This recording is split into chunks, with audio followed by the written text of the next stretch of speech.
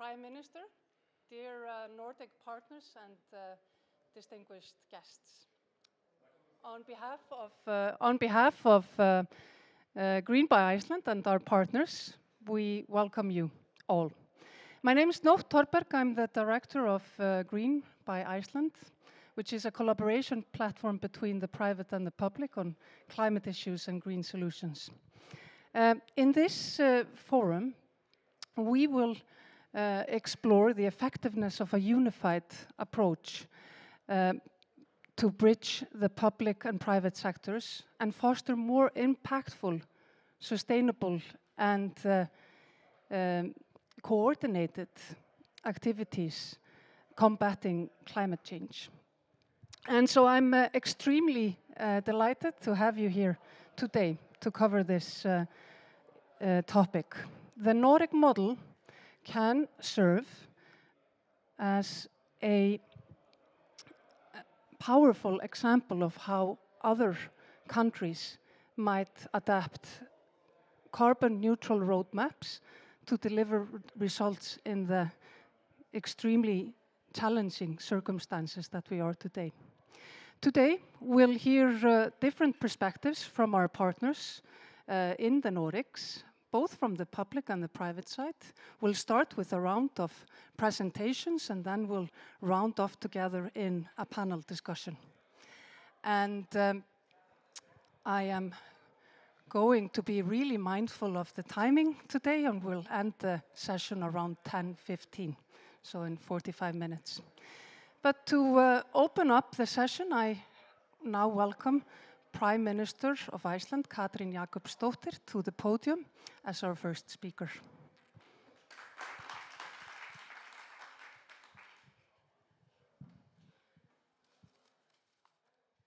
Thank you, Nótt.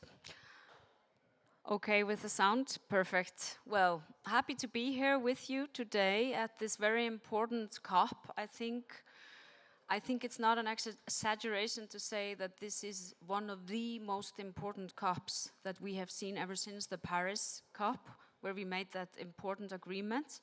Now we're actually coming to the end of a year where we have seen the climate crisis becoming extremely tangible everywhere in the world. We have seen droughts and floods and wildfires in forests.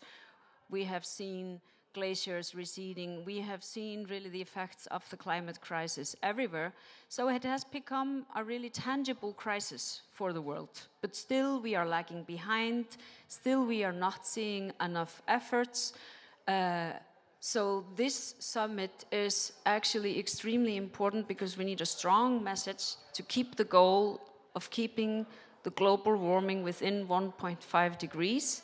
And we need a strong message to phase out fossil fuels and stop subsidizing fossil fuels. I think these are the most important messages that should come out of this summit. We need concerted efforts that foster more impactful, coordinated and sustainable measures and deliver results much faster towards carbon neutrality. To fulfill our shared long-term commitments, we must transform societies and systems and ensure collaboration across borders, different sectors, sciences, and all stakeholders. And the UN SDG 17 embodies this approach. The cooperation has many dimensions, but it's necessary if we really want to achieve the SDGs. We need collaboration and cooperation. And here we're going to talk about cooperation between governments and industries. Only through the powerful alignment of public and private strategies we can have a chance of success. Another aspect of that cooperation is the cooperation between countries. By aligning the strengths of each country, we can overcome the weaknesses in the systems. And by sharing our knowledge and experience, we can avoid unnecessary mistakes and accelerate progress. So the third dimension is also the cooperation with the global scientific communities, which is the basis for technological process and finding the best solutions to counter the climate crisis. And it's interesting to note really that when we really listen to the scientists, we hear a very strong message but still we are seeing governments, corporations, all sorts of actors around the world which at least are not listening very carefully to what the scientists are saying. And it's interesting to note the difference between the pandemic, which hit the world a few years ago, where at least many places in the world, people listened to the scientists, and doing that was actually the key to success. Still, we are finding, let's say, reluctance to listen to scientists, listen to data, and build our decisions on that. And that is true also of the politics around the world. And this is one of the great hindrances in achieving success and accelerating the progress that we really need to do. Now, we are here in the Nordic Pavilion, and in 2019, the Nordic Council of Ministers decided to unite around the vision that the Nordics should become the most sustainable and the most integrated region in the world in 2030. We actually made that decision in Iceland.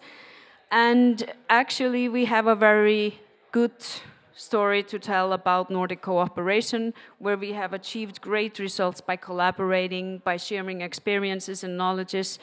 And we have had a very similar message to all the Nordic countries, that gender equality, strong public welfare system, active participation in democracy are really the precondition to ensure a dynamic labor markets and economic well-being.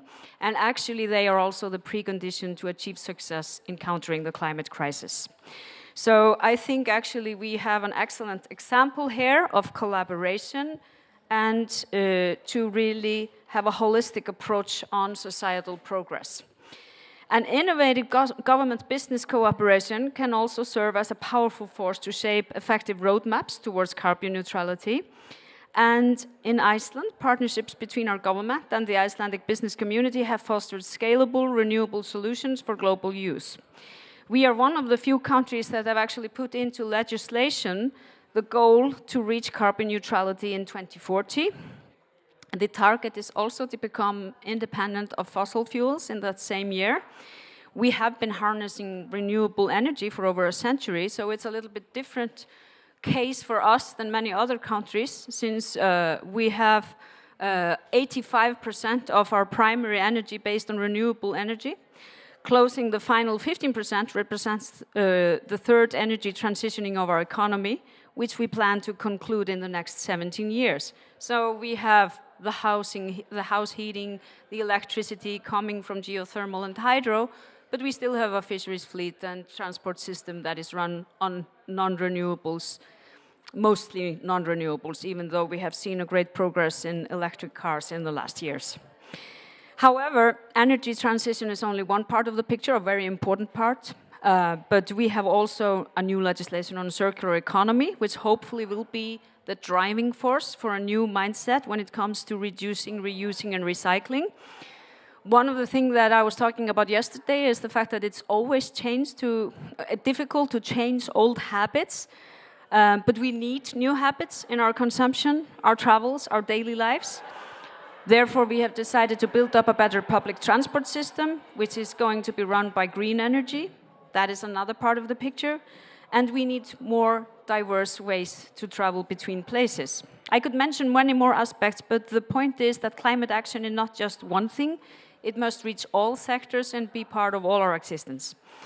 Now, an important part, as I said, lies in the shared commitment of collaboration and innovation towards collective actions. In Iceland, 11 business sectors in cooperation with the government have recently put forward their climate roadmaps. We are now updating our climate action plan, and we are going to base many proposals on the recommendations that came from the sectors. Maintaining an active dialogue and bringing stakeholders together are some of the key components to achieve results quicker.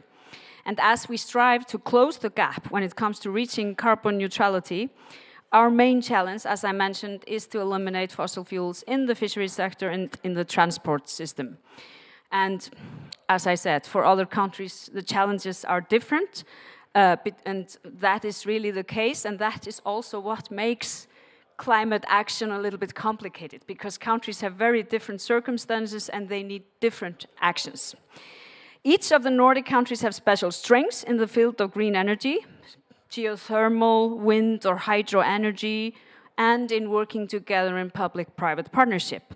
Energy efficiency, energy transmission, and e-fuel production and utilization all require state-of-the-art high technology, which cannot be developed in each country separately or independently within the sectors. And I think the Nordics have actually understood that fact. Each country has developed a cooperation platform between the government and industry. And Green by Iceland is the platform in Iceland that is driving this cooperation. It's a public-private platform for cooperation on climate issues and green solutions between Iceland and international counterparts of the private and public sectors. Fruitful cooperation between the industry, academia, and government has led to the successful development of various scalable solutions. For example, the world's first CO2 mineral storage operator providing natural solution that transforms CO2 into stone, which is one of the most interesting innovations that we have seen in Iceland in the last few years. Development of technology to produce the world's first certified e-methanol, recycling hundreds of tons of CO2 annually, just to name two examples on how innovation and new technologies can actually help us to have meaningful climate action. Now, with partners across different sectors and the public, Green by Iceland supports and leverages renewable energy projects and green solutions in Iceland and provides the platform for knowledge sharing. It's therefore hosting this event and leading a delegation of 18 Icelandic companies to this COP, where they are offering their experience and know-how to accelerate our journey towards a greener future. Furthermore, Iceland launched last year the cooperation platform Sustainable Iceland. Its role is to coordinate and accelerate the work of the government and the society towards the Sustainable Development Goals and the national well-being indicators, because climate action must always be built on firm ground, where we ensure well-being for all, prosperous economy, gender equality, and human rights. Now, the challenges we face are enormous, and our plans for addressing them must be ambitious. We need a dynamic, innovative, and strong cooperation to have a chance of succeeding. And I think the examples we are seeing here at this COP give us hope that it's not too late. However, I am at least convinced after many years in working on climate within Icelandic politics. I actually was a member of parliament, member of opposition when the Paris Agreement was made, and I can remember the wave of optimism that swept over the world after that meeting. Since then, we haven't been really progressing fast enough. We really need to step up our game, and I think actually public-private partnerships are absolutely vital to achieve the results we need to achieve. Of course, governments must lead with policies and legislation, but we need that collaboration with the private sector to get the necessary speed in the progress we need to make if we are going to achieve the results we promised to get in Paris in 2015. So I hope this will be inspiring, but most of all, I hope that this COP will give us a new hope for progress in countering climate change. So thank you all.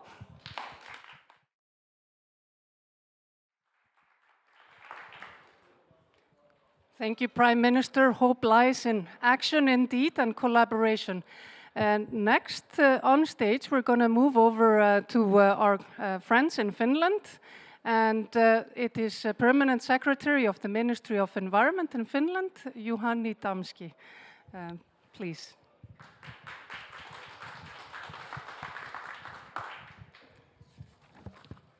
Thank you very much, and thank you very much, Madam Prime Minister, for very inspiring words. Excellent, thank you very much. It's a pleasure to be here with all of you to speak about public-private engagement, let me put it this way.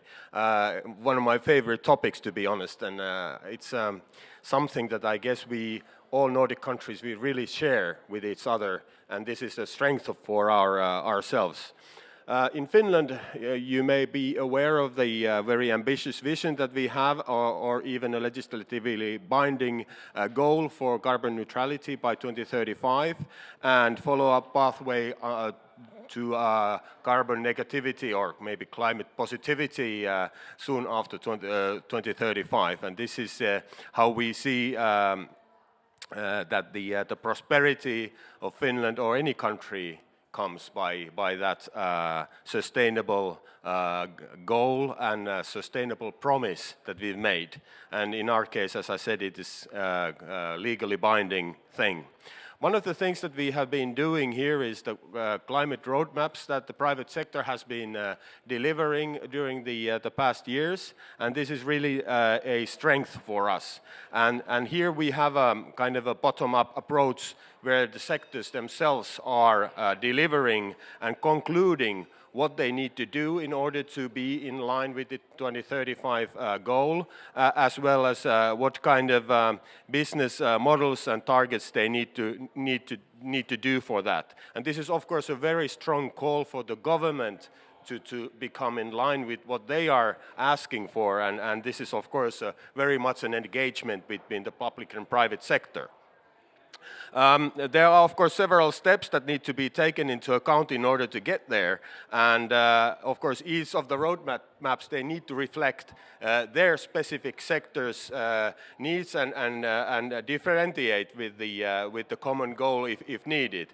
But there need to be a compatibility, and then it comes a common goal for all of us. And, of course, as a civil service civil servant for the government, we as a civil servant then need to be able to synthesize the different roadmaps in order to put them in a form that the political decisions are madeable, put it this way. But one thing that I would wish to underline is that the foundation of these climate roadmaps are based on the voluntarity, and that since they are done in a voluntary basis in different private sectors, they are need to be ambitious. But let me put it again this way, that the private sector is asking for much more ambitious goals from the public sector than what we are commonly talking about. And this is something that we are really trying to enhance ourselves once in the government sector and then in the private sector as well. And the cooperation that is needed there has to be very fluent. And in my experience, it has been very fluent. And of course, a number of sectors have already published their roadmaps so far. And this seems or is a grant for us in the public sector, then again, that they are having ambitious goals for their engagement for our common goal to become carbon neutral by 2035. Well, there are several benefits, of course, for the private sector, but also for the public sector. For the private sector, when they are telling the government what their plans are and what they need, we can, of course, then design our policy targets and policy programs to take their needs into account. But then again, it gives them a better view and more deterministic view of the future, where the policies are going. And of course, this will then give the private sector a guarantee that we are keeping our promises from the policy making point of view. And anyhow, the increased dialogue between the private sector and the public sector is, of course, a virtue of itself, but it also increases the different private sector places to talk more with each other, and therefore to find best practices how to get their goals and business models to become in line with the carbon neutrality target of the government. And increased dialogue is always gives you awareness of the matters, where we are going, where we are, and where we need to go. But also, usually that's a birthplace for new business opportunities, and this is, of course, very very typical Nordic thinking, I guess, in all of the Nordic countries.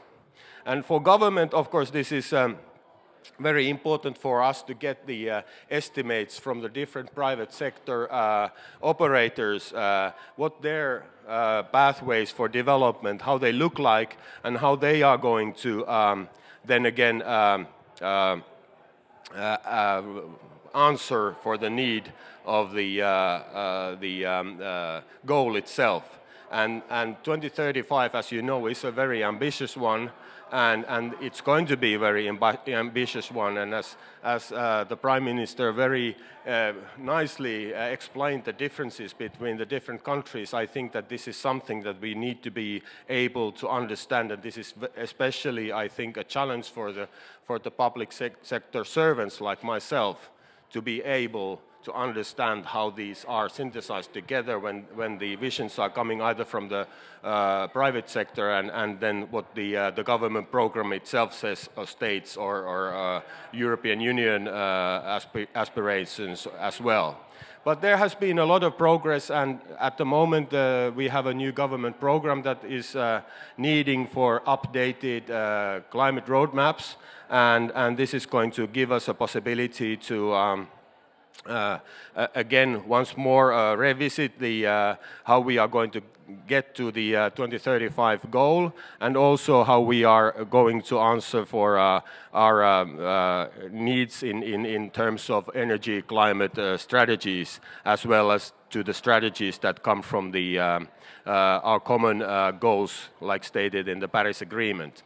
But of course, there need to be a willingness in the private sector to cooperate with us, and this willingness that we have seen in Finland really gives us a kind of a positive signal. So I don't want to take more of your time, but perhaps just by closing that, our climate roadmaps, I think they are really aiming to serve also for a broader audience and to become a benchmark for successful cooperation and collaboration between businesses and public sector. So I thank you very much for this possibility. I hope that I could give you a kind of a view what our climate roadmaps are and why they are very important, and why the public-private engagement is also important. Thank you. Thank you, Juhani Damski. Moving over to our friends in Denmark, my counterpart, Finn Mortensen, is going to share Denmark's climate-public partnerships.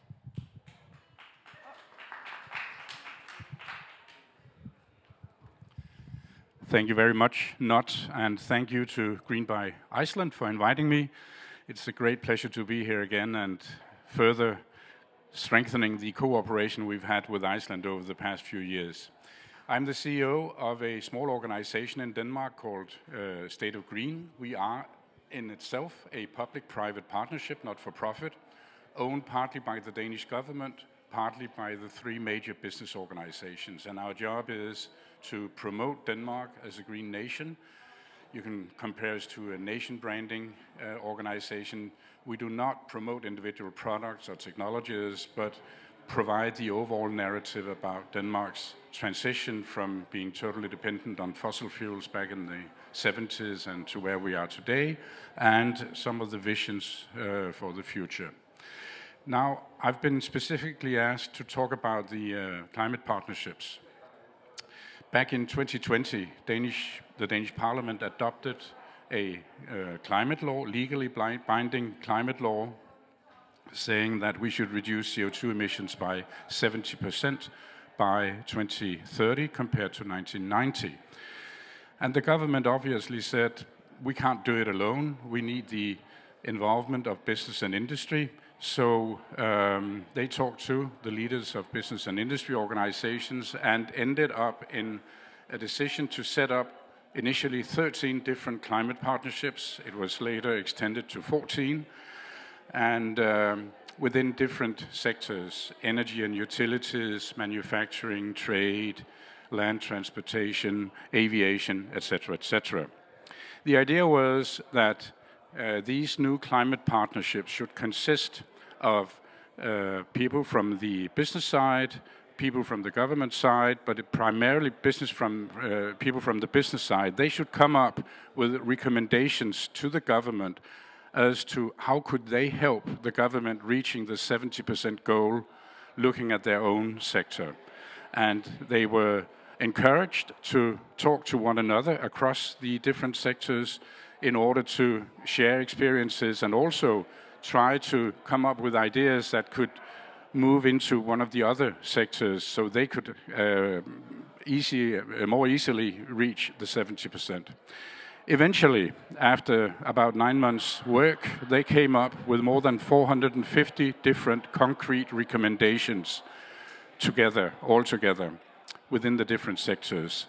And just to mention one, the energy and utilities sector actually came up with recommendations that could reduce their own CO2 footprint by 95%.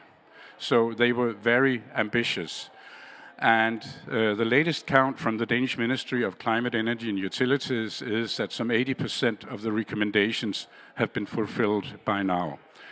And it was a combination of recommendations to the government, but the majority had to do with recommendations within their own sector. Obviously, they would need some government regulation, but it fell upon the industry itself to make most of the effort. So based on that, I think you can easily say that the concept of public-private partnership was successful. We have a decade-long tradition in Denmark for public-private partnerships in general, but this was very specific. And I think just to round off, I'll just mention some of the key takeaways, key learnings from the partnerships. First of all, I think it showed afterwards that it was very important to set ambitious targets from the outset. Scope the project, the individual work of the climate partnership, focus on good governance. And I think that's one of the key learnings, and was that they decided from the outset that there should be a CEO in charge of each and every one of the 14 climate partnerships, simply to drive this work. The business organizations in Denmark, they teamed up behind the climate partnerships and said, okay, we will take care of, we'll provide the secretariat for this concrete climate partnerships. For instance, the Danish industry, the largest business organization in Denmark, they hosted 5 of the climate partnerships. They provided the backup, they provided the necessary funding, they provided the manpower. So governance definitely was important. And then also, from the outset, set out a plan for how to follow up on the climate partnership work. Based on dialogue, once again, it was also decided to form a so-called Green Business Forum, where all the 14 different CEOs from the climate partnerships would be. There would be 3 or 4 different ministers. The labor unions would be represented. We had 1 or 2 NGOs and the Climate Council of Denmark. So this Green Business Forum met to discuss how to follow up on the recommendations. From State of Green side, what we have done, we have made a publication you can find on our website, stateofgreen.com. It's sort of a booklet, a short booklet giving the main results from the climate partnerships. That's one publication. The other one is called the Playbook, Climate Partnership Playbook. It serves as an inspiration to other countries who want to go ahead, seek and learn from the Danish experience. What were the pitfalls? What worked very well? But also, frankly, what should you not do in order to succeed in the climate partnerships? We know that you can't make a one-on-one comparison, but there is a lot of inspiration for other countries, and we try to promote that internationally from State of Green side. So I'm going to end here now. Thank you very much for your attention. Thank you, Finn. And now a representative from the private sector, Icelandic, as me, Haraldur Hallgrímsson from the National Power Company of Iceland, which just got the award for the Environment Company of the Year 2023, just a few days ago, from the Confederation of Companies of Employees in Iceland. So congratulations on that.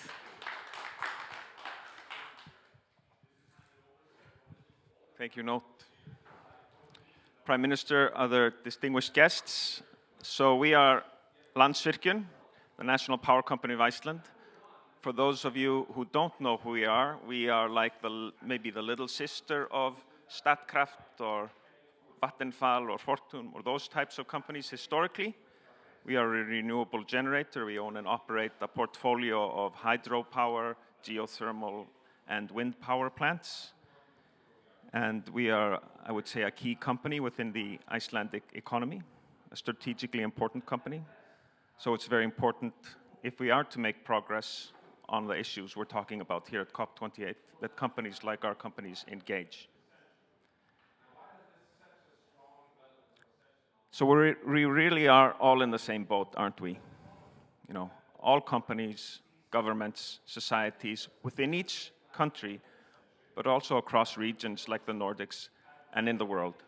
We all have a role to play, and if we don't coordinate and work together, take the right steps in the right tempo at the right time, we won't make the progress we need on energy efficiency, building out renewable energy, and stop the burning, decrease, and then ultimately stop the burning of fossil fuels.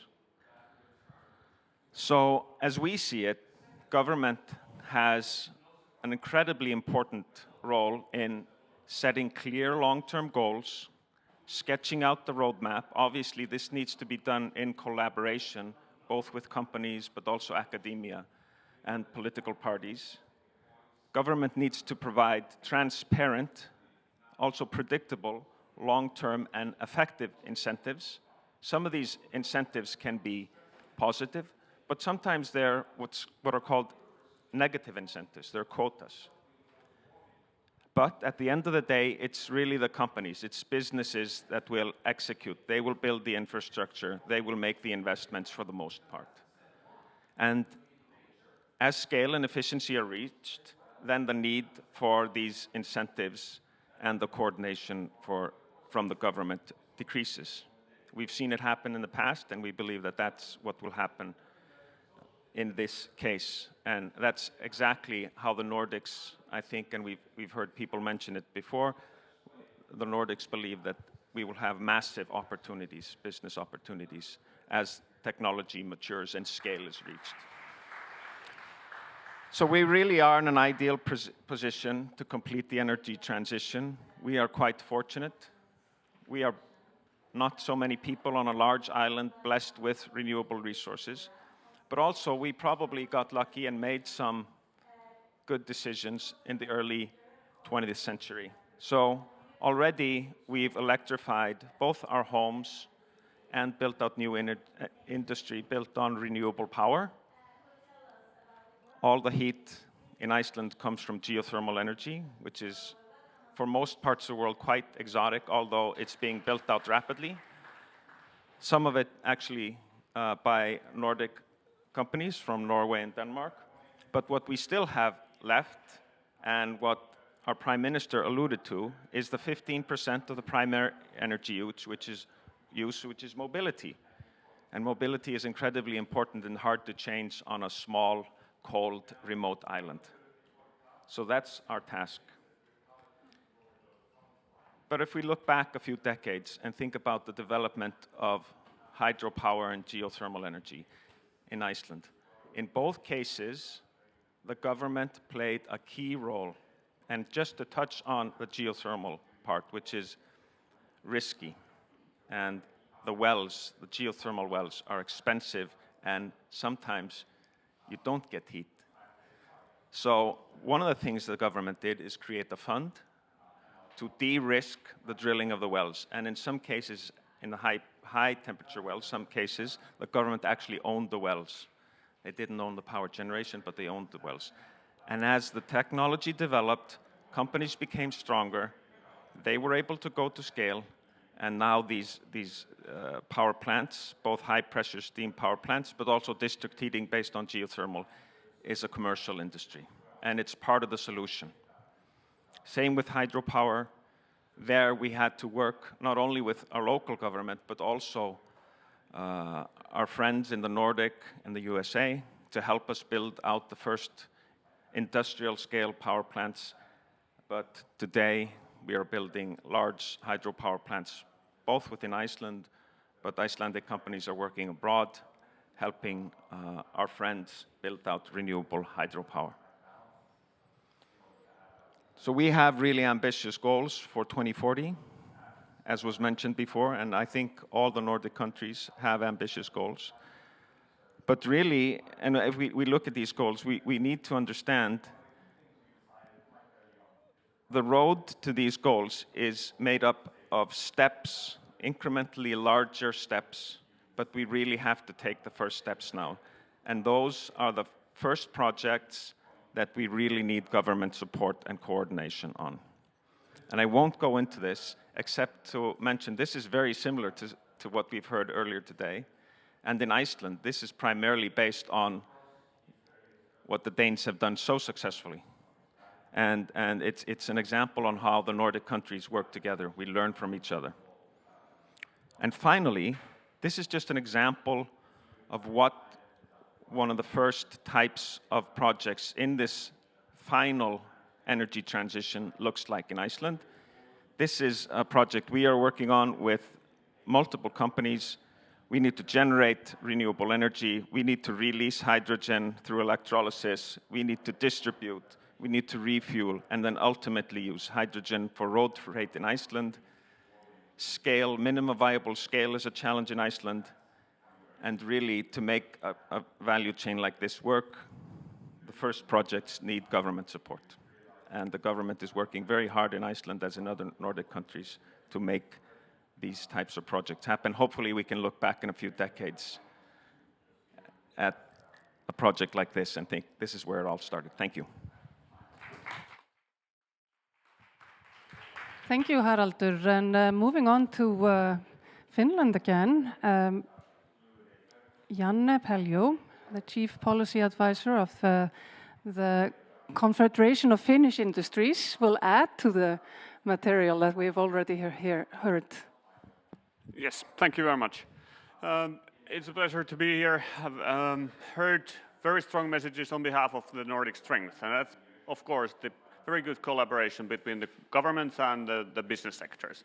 We've heard the examples from Iceland, we heard the examples by Permanent Secretary Damski from Finland, and we heard the colleagues from Denmark and Iceland drafting basically the similar types of roadmaps. But now I'll zoom into what we did in Finland, a bit more into the detail on top of the speech by Permanent Secretary. But basically, we are actually quite proud of our climate roadmaps. It was meant to be a small addition to the government target of 2035, but it actually overtook the whole design of how do we actually get there. So here we see how the interplay between businesses and then the government really plays out in the Nordics effectively and efficiently. So the government set the target of 2035 based on science, but then again, the businesses came together to see how to actually make it concrete. And kind of course, on the backdrop of it, it's important to know that businesses are very for climate action. Finnish businesses, they live from being very efficient in terms of use of resources. Their production, their facilities and their innovations are among the greenest in the world. So this is a huge opportunity for Finnish businesses to actually not only cut emissions, but drive their businesses forward. And that's where we came together to draft the climate roadmaps on 14 different sectors. Actually, it was meant to be started with only 4 sectors, the energy, heavy industries, chemical industry, and pulp and paper. But then when other sectors saw how important and effective an exercise that is, they joined on board. And finally, we ended up with 14 different roadmaps, drafting their ways towards carbon neutrality and even beyond. Just zooming in, what's really important in here is actually, of course, the interplay between government and businesses is one thing, but then there is the interplay between different sectors. So we started off with the energy sector because that's at the center of the energy transition, of course, but then other sectors then played their roadmaps to be compatible with the energy sector decarbonization roadmap. So as our energy sector decarbonizes, the inputs to our industrial processes in other sectors are less emission intensive. So it, of course, starts with the description of the current situation, understanding where you start from, and then understanding your emissions and their profile. But the important ones are, of course, the points 3 and 4. So actually, what are the most cost-efficient ways of reducing these emissions, and how do those measures interplay with other sectors? How are they linked in terms of time? What's the sequence of decarbonization in energy sector and the sequence of decarbonization, for example, in the steel sector or in the chemical sector? And then, of course, the scenarios, which was the most laborsome part of this effort in most of the sectors. So how does the future look like? What are the contingencies with different technologies and their cost-efficient development, or how bankable and investable these solutions can become? And then my favorite parts are at the end, 5 and 6, the preconditions. And this is how actually drafting a very analytical base turns into a communication exercise. So this is what our policymakers, of course, echoed as well. So this is where we tell from the industries, from the different sectors to the policymakers that what has to change, what kind of policies best support us to drive the change. And this is where the Nordic culture of good dialogue really comes into play. And then part 6, handprint, which is basically the opposite of a carbon footprint. So the avoided emissions that one's products and services enables others to do. So what's the export potential of our green solutions? How much can we actually help other countries, other businesses across the world to decarbonize, and how efficient we can be in that? So bringing these 3 parts or 6 items together really brings a holistic exercise. And it was so successful that when it was carried out over the past government term, now the new government has said in their program that we will redo it. Because actually reality has shown that we've been actually quite fast in some sectors to decarbonize. So some of the roadmaps have already been outdated because the progress in real life has been faster. So this is a very good exercise and an example of how the Nordics can really drive forward climate action both domestically and internationally. Thank you.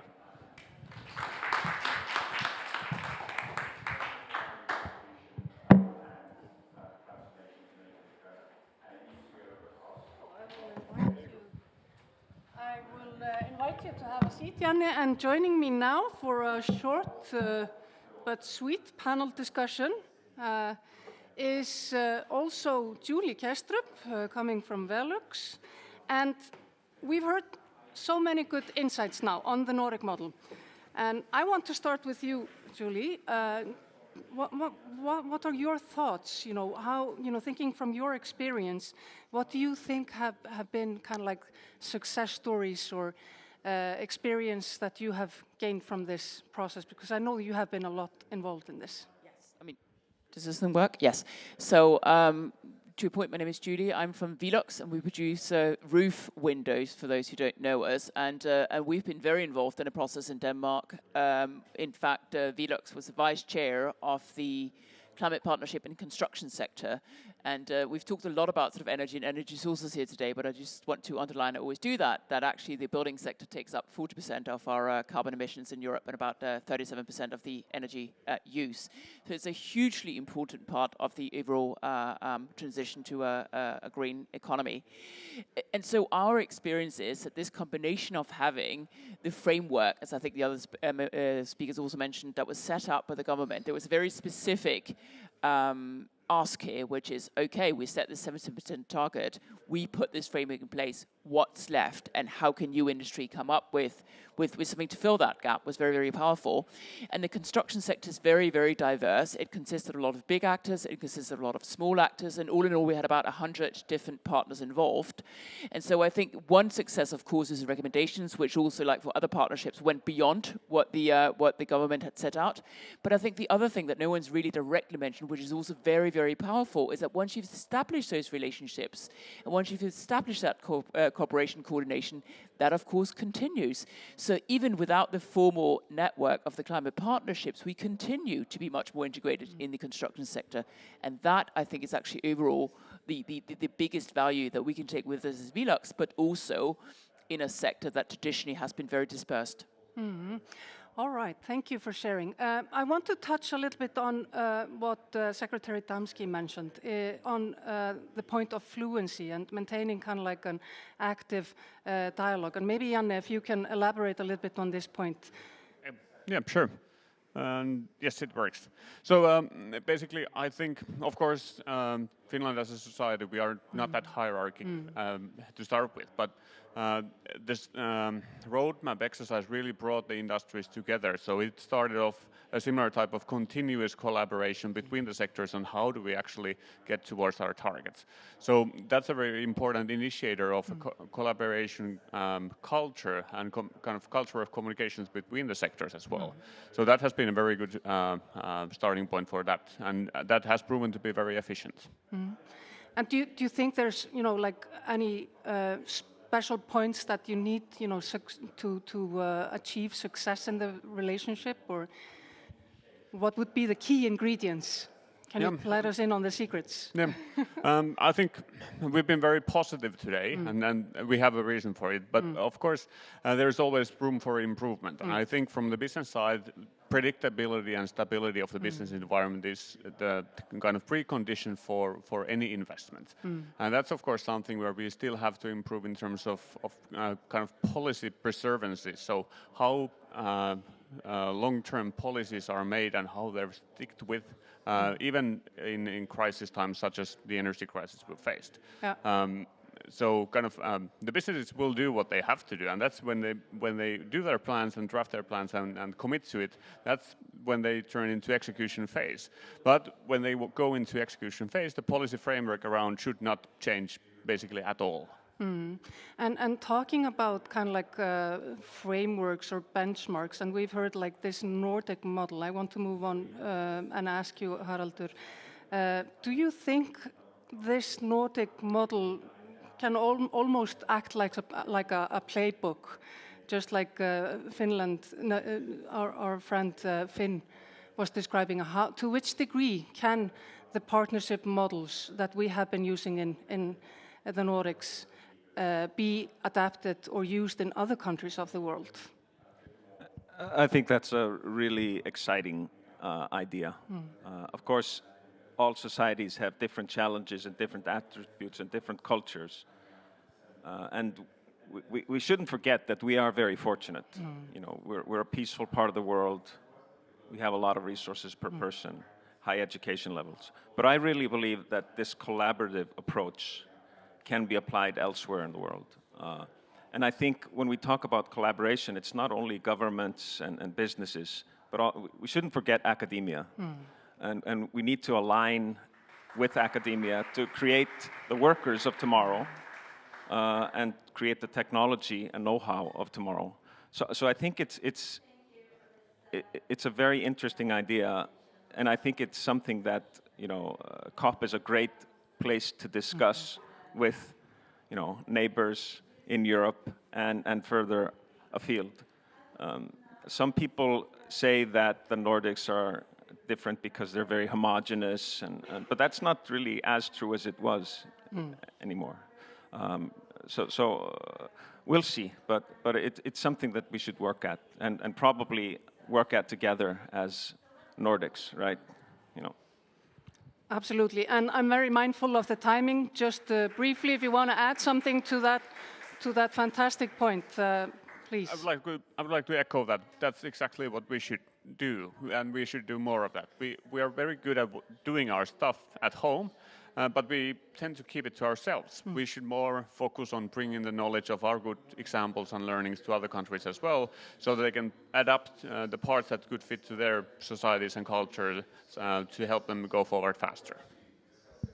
Well, I'm based out of Brussels, so I think if I'm thinking about what makes us different in the Nordics vis-a-vis the overall sort of a system across member states, where these ideas of cooperation are not new, right? It's the way we execute them that's different. And I think a good word that comes to mind is there's trust, first of all, between government and industry, and there's also a high degree of pragmatism, and I think that's actually one of the success factors, because you can create some very convoluted and heavy structures that kill the excitement and innovative sort of power. And I think that's what overall we've been really good at in the Nordics. And I'm speaking from a Danish example here, to create a space where there is a frame, there is a goal, it's clearly defined, but there's also enough space for the stakeholders in the process to be creative and therefore to reach beyond.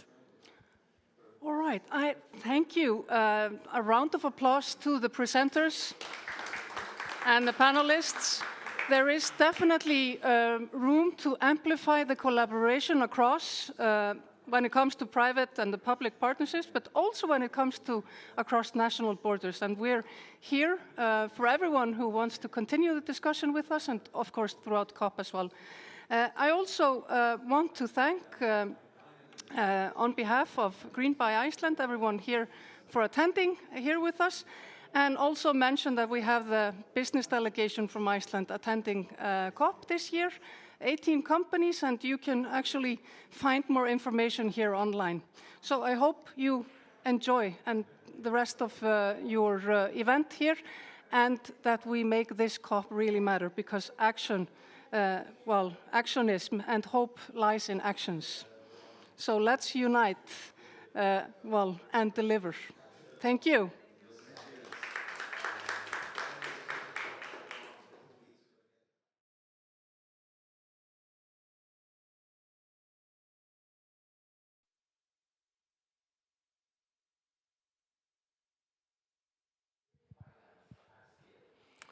Hello and welcome to this event.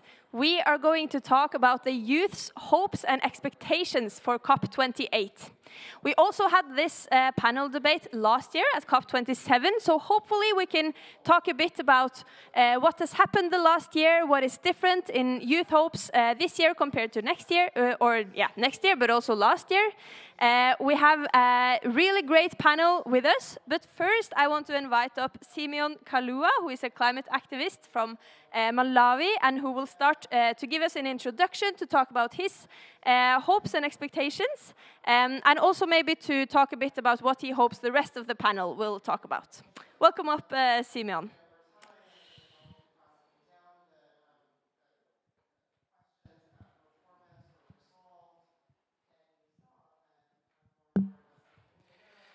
Hi everyone, my name is Simeon Kalua. I'm from Malawi. I'm one of 100 delegates for COP28 by Youth Climate Champions.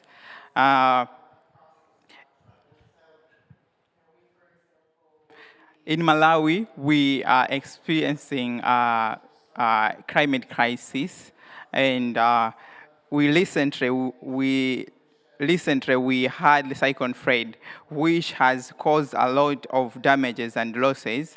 And youth, we are the ones who are most affected by this climate crisis. For example, in our country, during the Cyclone Fred, we closed the schools whereby the right to education was being affected. And it was very bad for youth, as I am, and the children themselves and children. And we are here at COP28 to demand climate justice for the communities that are most affected by climate crisis in Africa and the global. And I congratulate, and as countries in the global south, we are much targeting on adapting and even recovering from these climate crises, such as loss and damages. And I congratulate parties for coming up with a global bucket for loss and damage, whereby it will help us as countries that are most affected by climate crisis to adapt and even recover from the losses and the damages that has been caused by climate change. And this is not enough, but because we need these funds to be accessible to all the communities on the ground that are most affected by climate change. And we also need that these funds, they should reach to the youth-led initiative that are on the grassroots level, so that they should facilitate the projects that are there to to adapt and even recover from loss and damages. Therefore, my hope and our hope as the youth for this COP28, we need like loss and damages to be in action. These funds, they should be accessible, and there should be even transparency on each and everything that is being done. And we also hope that the COP28 should empower and build capacity of young people to be more innovative by coming up with actions and solutions to fight climate change. Thank you very much.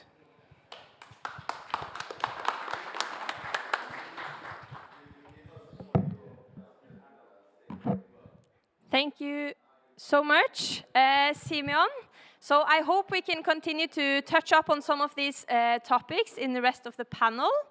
And now I want to invite up our exquisite panel of youth here at COP. First, Farzana from Bangladesh, Lise from Denmark, and Finnur from Iceland. So please take your seats.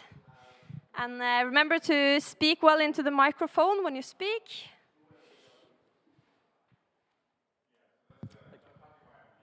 All right. Doesn't work. Okay. I will take this from you then, Finnur. All right. Some of you were at COP last year. Some of you were not. Either way, I think all of us are quite into this field and trying to see what has happened and what we expect to happen. So before we start talking about expectations for this year, I want you to reflect a little bit on what was our expectations from the climate movement and the youth movement last year, and how far have we come this year. So I would like everyone to answer this question, and maybe Farzana can start. And please just also introduce yourself briefly, because I just said your names and countries. Is it working? Okay, it's working. Okay. Hello, everyone. I'm Farzana Farooq Jhumo, youth advocate from UNICEF Bangladesh. So my mandate is to talk about children's right in terms of climate change. And last year when I was at COP, I also was with the UNICEF delegation. And being in the UNICEF delegation, we always try to talk about children who is currently here, but also who will be in this catastrophe for 5 or 10 years, maybe 50 years from here. And the question you asked is like what expectation we had last year. So when we came to COP last year, the expectation was like, as always, very high that there will be strong fossil fuel language. They will talk about phasing out of fossil fuel. We wanted loss and damage funds to operationalize, but at least they actually talk about like loss and damage fund. And when the movement started, we saw that there is a huge demand for loss and damage, but there was not enough expectation that they will actually come up with a loss and damage fund. At the same time, there was a huge expectation from youth movement in the grassroots that we make sure loss and damage doesn't go with and merge with another fund so that like they distract us. So that was one of the main focus, and last COP, I think that we got that loss and damage was a different fund rather than like any other fund. They didn't merge it with like adaptation or green climate fund. So it was like one of the highlight what youth movement wanted, and then we got. My name is Lise Kjørman Nygaard, and I'm the Danish youth delegate, and I'm the junior youth delegate, you can say. So I was not at COP last year, but this is my first COP. But of course, I still followed everything last year as well. And I think that you kind of said, maybe not all of it, but a lot of it. I think one thing to add to that is also that Of course, last year the COP was at the African continent, so I think that there was a lot of expectations coming from that, and a lot of hope that that would press the loss and damage agenda to be pushed forward. So I think the loss and damage was a big thing, a big expectations last year for the COP. Hi everyone, my name is Finnur. I'm the chairperson of the Icelandic Young Environmentalist Association, and also I was a youth delegate at COP last year.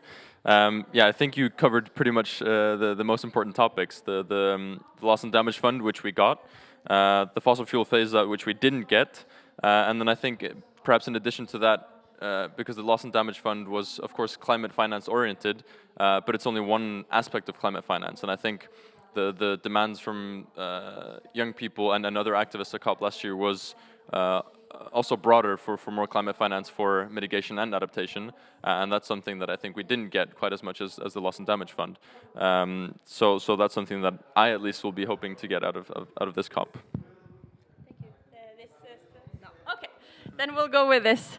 Thank you for this. I think you pointed out to really the most essential things, and like you've touched upon, we've come a long way, right? Like last year when we had this talk, we weren't even sure if loss and damage would be on the agenda. That was where the fight was at, and now we have a loss and damage fund, and there is actually money in it. We are talking about fossil fuels, and youth is to a greater extent than ever actually included. It doesn't mean that the work isn't finished, but we are getting there. So I am wondering now, what are your big expectations for this year? Of course, you've already touched a bit upon it, but I also want you to talk a bit about this is a youth panel, right? And of course, we're all in civil society and so on, so we have some common demands. But what do you expect this year, and what do you expect this year as youth? What is it that the older generation doesn't understand yet? Who wants to start? Farzana? Feel free. You can start.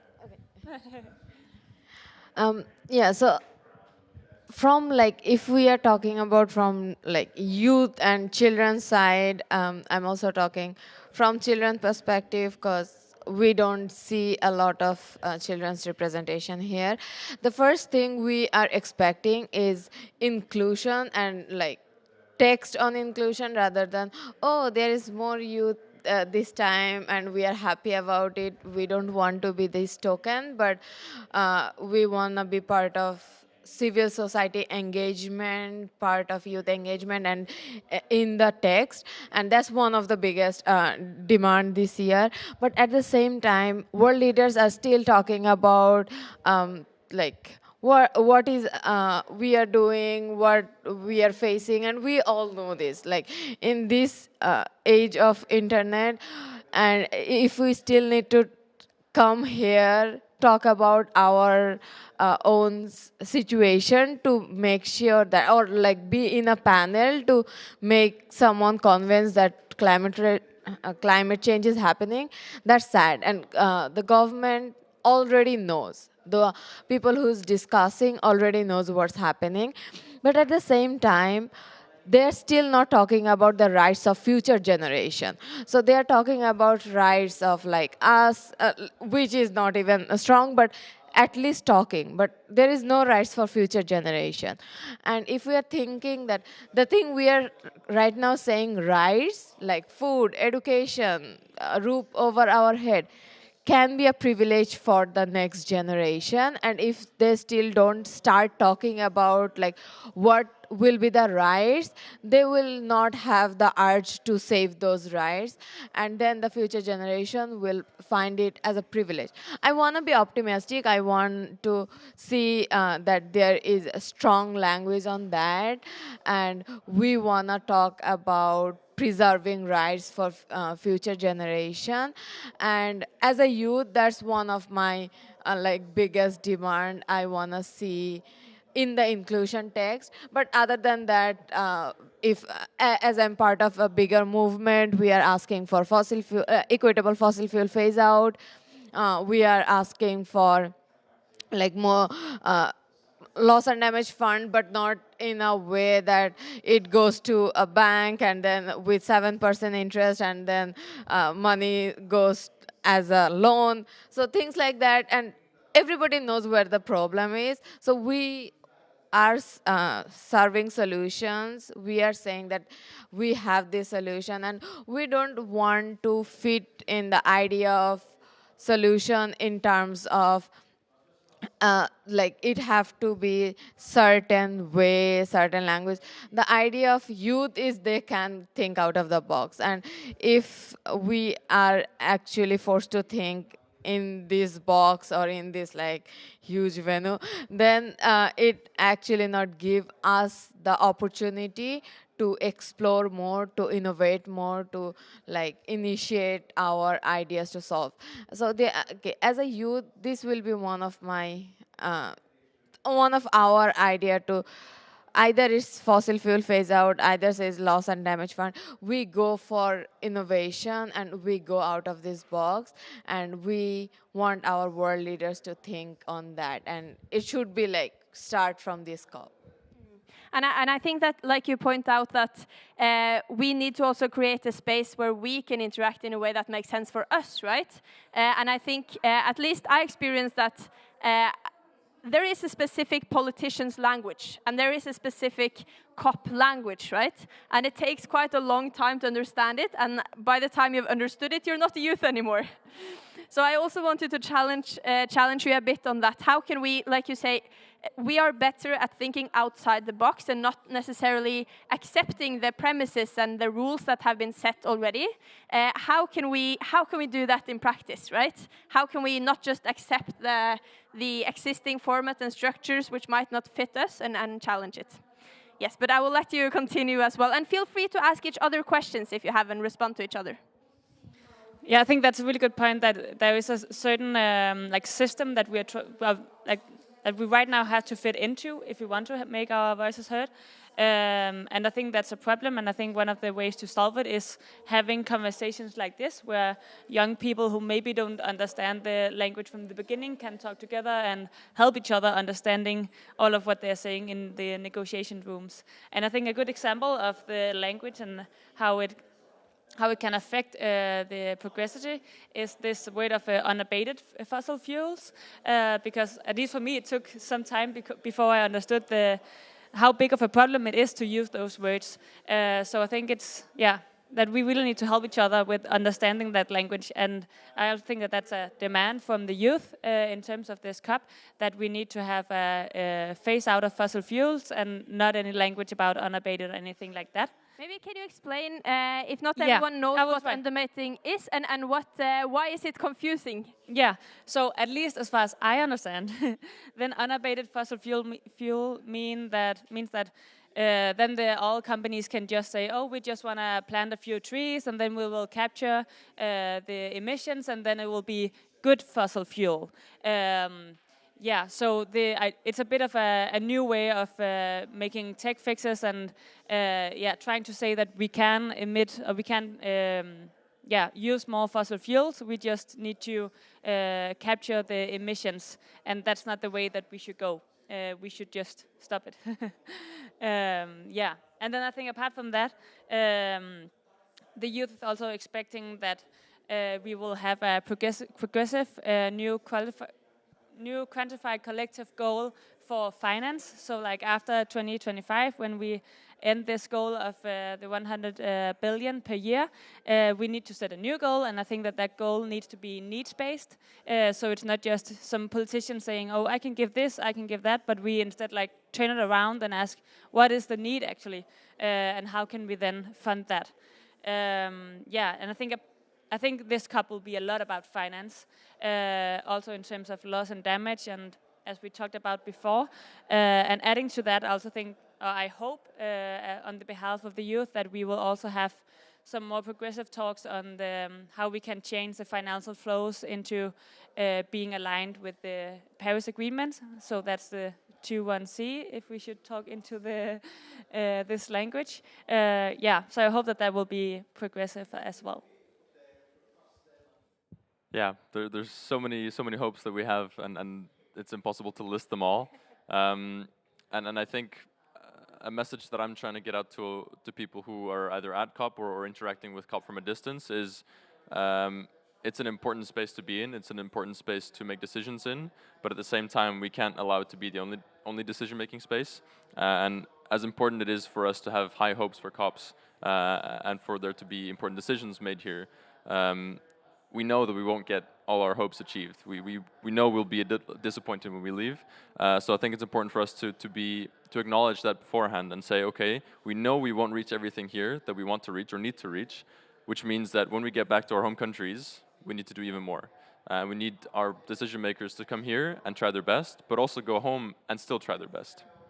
I'll personally be following the global stocktake quite a bit, and I think what's really important there, and this 5-year cycle is now at a culminating point for the first time, and I think it's important that we have clear, sharp, actionable messages that come out of this process, which will inspire further action, more ambitious action from both countries, but also other actors such as civil society and businesses. And I really, really hope that the messages will be clear and strong enough for countries to update their NDCs before next COP, or the COP after that, to actually align with our goals, because currently we know that the goals aren't aligned. So global stocktake is something that I have high hopes for. And then perhaps to go back to the loss and damage fund. Of course, it was great news that it was adopted unanimously and that we've got some hundreds of millions flowing into the fund already. But yeah, as you mentioned, needs-based finance is what we should be looking at. And there's an estimate that the need for loss and damage finance is about $400 billion annually, which means that the current funds that we're celebrating is 0.1% of the needs for loss and damage funding. So I think it's just important to put that in perspective and keep demanding more finance on that front. And yeah, I really hope, again, just as I hoped last year, that we can get clear language on a fossil fuel phase-out, and that it's an equitable fossil fuel phase-out. I think that's a really important point as well. Thank you. And I think you all point out something really important, and it's that it sounds so nice. All of the president's speeches here at COP, it sounds like they have it all figured out, right? We're gonna phase out, we're gonna blah blah, and then they have a lot of loopholes in there. And like you say, like we're gonna give 100 million to loss and damage. Okay, but what is actually the needs of loss and damage? So I think there's a lot of political language here that we have to point out as youth, because sometimes we are a bit better at not feeling restricted by the political environment, right? We have to look at what is the actual needs as a collective humanity, what is needed, what is required of us here at COP. Yeah, so I think, and also like you pointed out, that we don't give up, because it's very easy to come here and then, okay, maybe for example during the Fridays for Future school strikes, everyone went out in the streets, everyone demanded like lots of climate action, and then many politicians said, yeah, we'll do climate action, we'll do that. And then all of the youth are like, yeah, okay, cool. And then 5 years goes by, and we're like, okay, what happened? Emissions are still rising more than ever. Global temperatures are still rising, right? So it's difficult to see what is meant by what is said, right? Now we've talked a lot about hopes and expectations. Since we are young, I hope we will all live for many, many decades still and be alive in 50 years. So I want us to talk a little bit about that long perspective, 50 years in the future. Of course, we will all have been presidents by that time and made these decisions ourselves. But other than that, how do you expect the world to look like? So we will talk about our positive visions later, because it's better to round off on a positive note. But we will start with your fears. So what do you really, I expect that you are here both because of your fears and your hopes. Let's start with the fears. What are the consequences of the decisions we make or don't make here today? And how will we look back at this year in the future? You want to start this time to spice it up?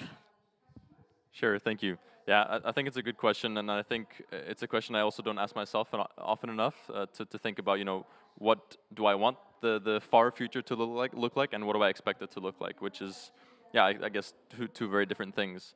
I'm quite concerned, and I think this is my general view for the long-term future. I'm quite concerned that we have woken up, that we will, in the end, survive as a species. I think that's where I've come to at least in where I think the future is going to come. Because in the end, when we start feeling the impacts on our own skin, we will act. So the matter that I think I'm working towards now, the reason why I'm still a climate activist, despite believing that we will survive as a species, is because it's about minimizing suffering to me. It's about, you know, how many millions of lives will be lost before we realize, oh, okay, we got to do something more, you know? So I unfortunately think that in the coming decades we'll have lots of loss of life, lots of decline in populations in certain areas of the world because of the impacts of climate change. And that's a very harsh truth to think about. But it also gives me hope that, you know, what I do every single day might save one person's life. It's about sort of damage control, if you can look at it that way. And every fraction of a degree is worth fighting for, because it's 100,000 people who are not displaced or who don't die because of famine. So I think even though the future might not be so bright in my eyes, I think it's still worth fighting for. Thank you. Yeah, I think that you're really true that this is a lot about damage control. And the good thing about that is that every reduction in emission counts. But yeah, I think my fear for the future is that even though we as the Nordic countries will maybe do okay in the future, it will just, like everything that's happening with the climate crisis, is just enhancing all the inequality in the world, not equality. So I think that that's a big problem, because I think the rich countries will always be able to find new ways and find other structures to do the things, but the world will just be not a world that I would like to live in, because we can just see that, of course, everything that we are doing are the things that will harm others. So I think it will just be a world with even more inequalities than what we have today. And I'm quite scared of thinking, like, putting children into the world and knowing that all the things that I'm doing when I'm doing my life as a wealthy citizen is harming whatever will happen in the future. So I think, we really need to turn that, because if that's the view that I would wake up with every day, then I wouldn't be able to be here and I wouldn't be able to act, because that would be way too depressing. But I think that we still need to remember that, and we still need to tell that to all the ones who hasn't been like working up, because I think that as soon as we hit all of these tipping points, of course we will act more. I think the humanity will always act when something bad is happening, but the problem is if we wake up too late, and that like we are overcoming these tipping points. Yeah, for me, hope and fear comes like together, so that's why it's very hard for me to only talk about fear without hope. So when you said 50 years, the first thought in my mind was, 50 years, will my country be there?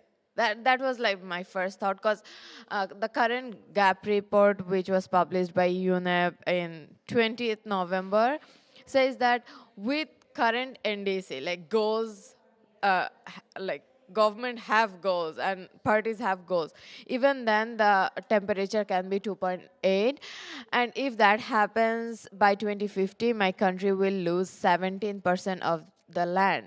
And if that happens, Bangladesh is one of the very populated country, so these people have to move to another city, and the people who move within the country are not refugees, so they can't get any refugee status, they can't get any support being a refugee. What will happen to those people is my very first concern and fear. And my second concern is kind of opposite of what you said.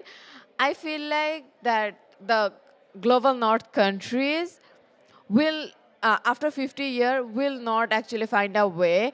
They will panic. They will panic even more, because so far, those countries didn't had to face the idea of resilience. My country is doing this for a decade or more.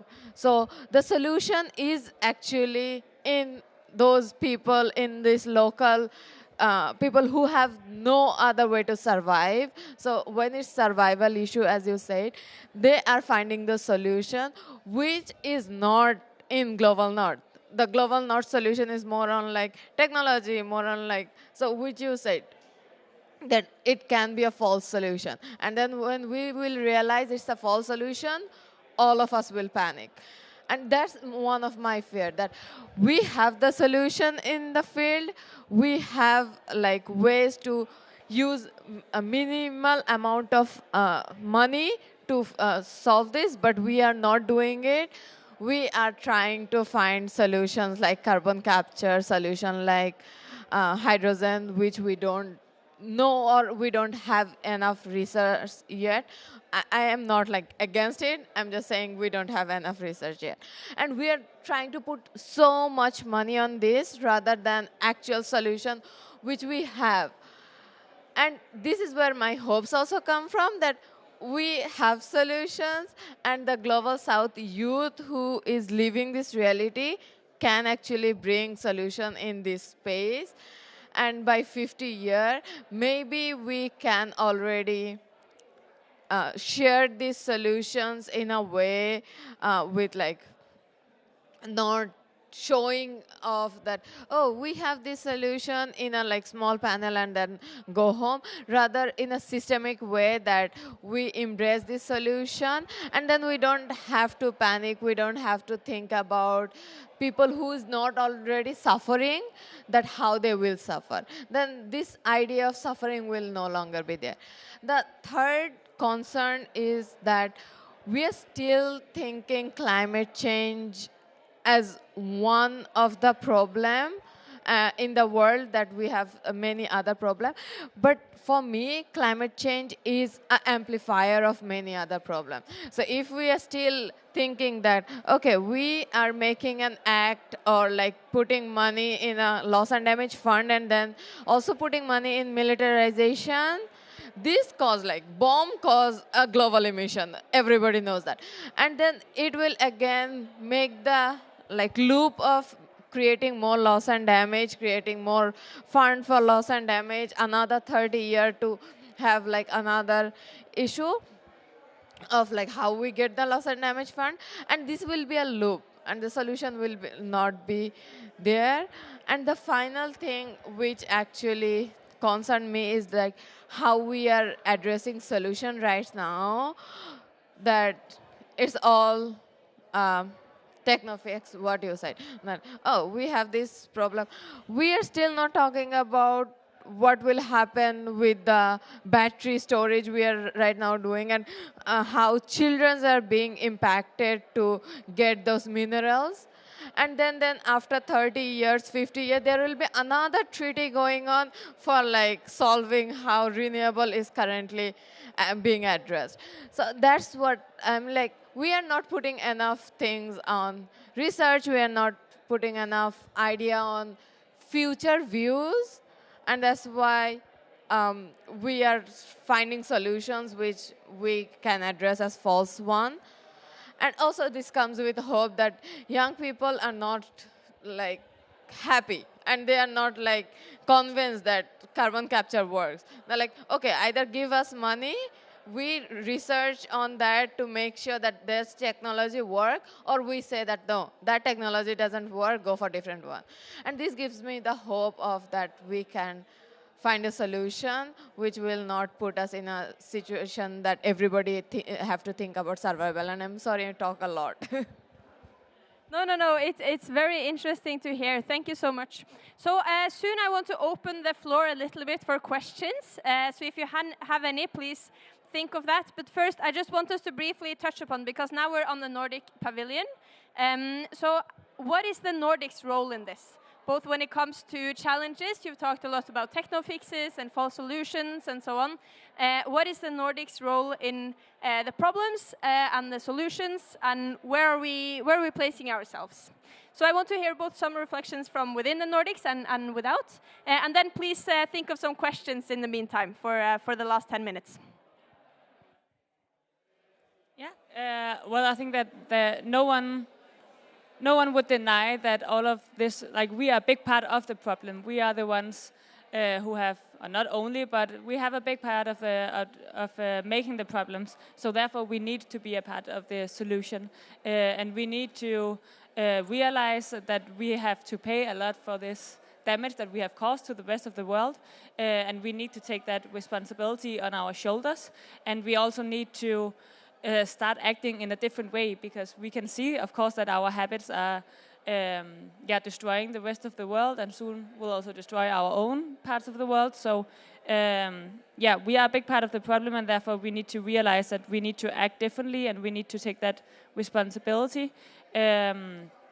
And that's both, of course, on the political level, like giving funds to all the things that's needed, but also in like everyday life of how we live our life in the Nordics, because we are just some of the worst, and we need to realize that and stop telling ourselves that we are green ambassadors, or like we are leading the transition, because we are not. Yeah, I think the Nordic countries have to do a lot. We bear great responsibility, and I think everything that the Nordic countries have to do when it comes to solving the climate crisis is based on two principles. I think the first is recognizing historical responsibility, which is what you were saying, and second is increasing intentional empathy towards the countries and communities who are experiencing the worst impacts. I think if those two principles were to be implemented in every single policy in the Nordic countries today, we'd be doing a lot better. And perhaps to take a concrete example, I think, 'cause you mentioned earlier the disappearing islands, or islands that are losing lots of their mass. It's such a physical, visual impact of climate change that countries in the Nordics and the Western countries in general should be realizing and should be empathizing with much more than they are actually doing. So I think if we can spread more empathy in the Nordic countries towards those who are feeling the worst impacts of climate change, it would be much easier for the Nordic governments to be here at COPs and negotiate for proper loss and damage finance. I think if the populations, as well as the governments in the Nordic countries, would bear more empathy towards those people, then we'd have, or we'd be able to achieve a lot more and be more fair and take responsibility for our historic actions as the Nordic countries. Yeah, so when we are talking about what's the responsibility, the first thing I need to really address that we don't expect any like civilian or any regular person to be in a cold to stop like all their emissions. That's not what any of us is asking. But the first thing is the money you are putting in your bank, if this is going to another country and to build a fossil fuel, your money is causing it. So the people from Nordic have more responsibility to make sure that their government is not putting money in like other people's suffering. Their banks are not putting money which cause other people's suffering. And then their government is putting money for minimizing other people's suffering, because also need to address that this is actually happening because of this, what you said, historical emission, and we can't just say that, oh. And again, I'm not saying to stop development, but at the same time, if we want to empower someone, we need to give up some power. We still want to have power and then empowering someone, it doesn't work. So then we need to understand that what we can give up, what is luxury for us, because what actually rights for us is privilege for someone. So what is luxury for us, we don't deserve it. And then we need to actually, if there is like idea of power shifting from like Nordic, from any country who's like currently have the money, have the opportunity, or have the like historical responsibility, if they give up power or give up money, which actually comes with power, so then we can solve this climate change. And as a Nordic countries actually so far did quite good at that, I will say, with some other countries. So continue addressing that, continue saying that, okay, we know where we stand and we want to stand with the people of like most affected areas. Thank you. So we have to stop giving money to bad stuff and start giving more money to good stuff. And I think you pointed out something very important, that our countries are democratic. So the responsibility also lies on us as a people to raise awareness and to vote for the parties that take this historic responsibility seriously and so on. And also that just everyone must do what they can. we have to realize maybe that our living standard, the way it is today, is not sustainable. I want to open the floor a little bit if there's any questions. Any reflections or comments? Yes, two. Okay, Aron first. But just say it and I'll repeat it.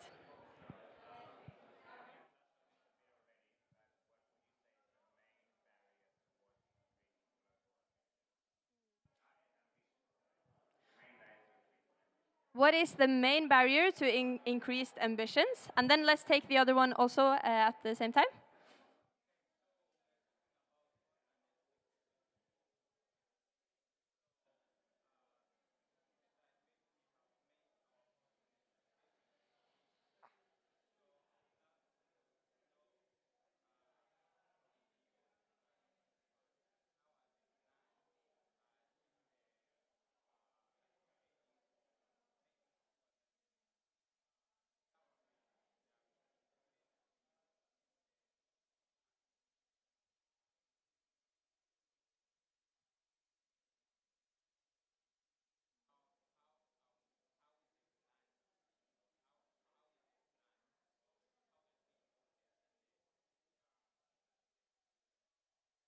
Thank you. So the second question was, here we have our hopes and expectations and so on, but how do we follow them up?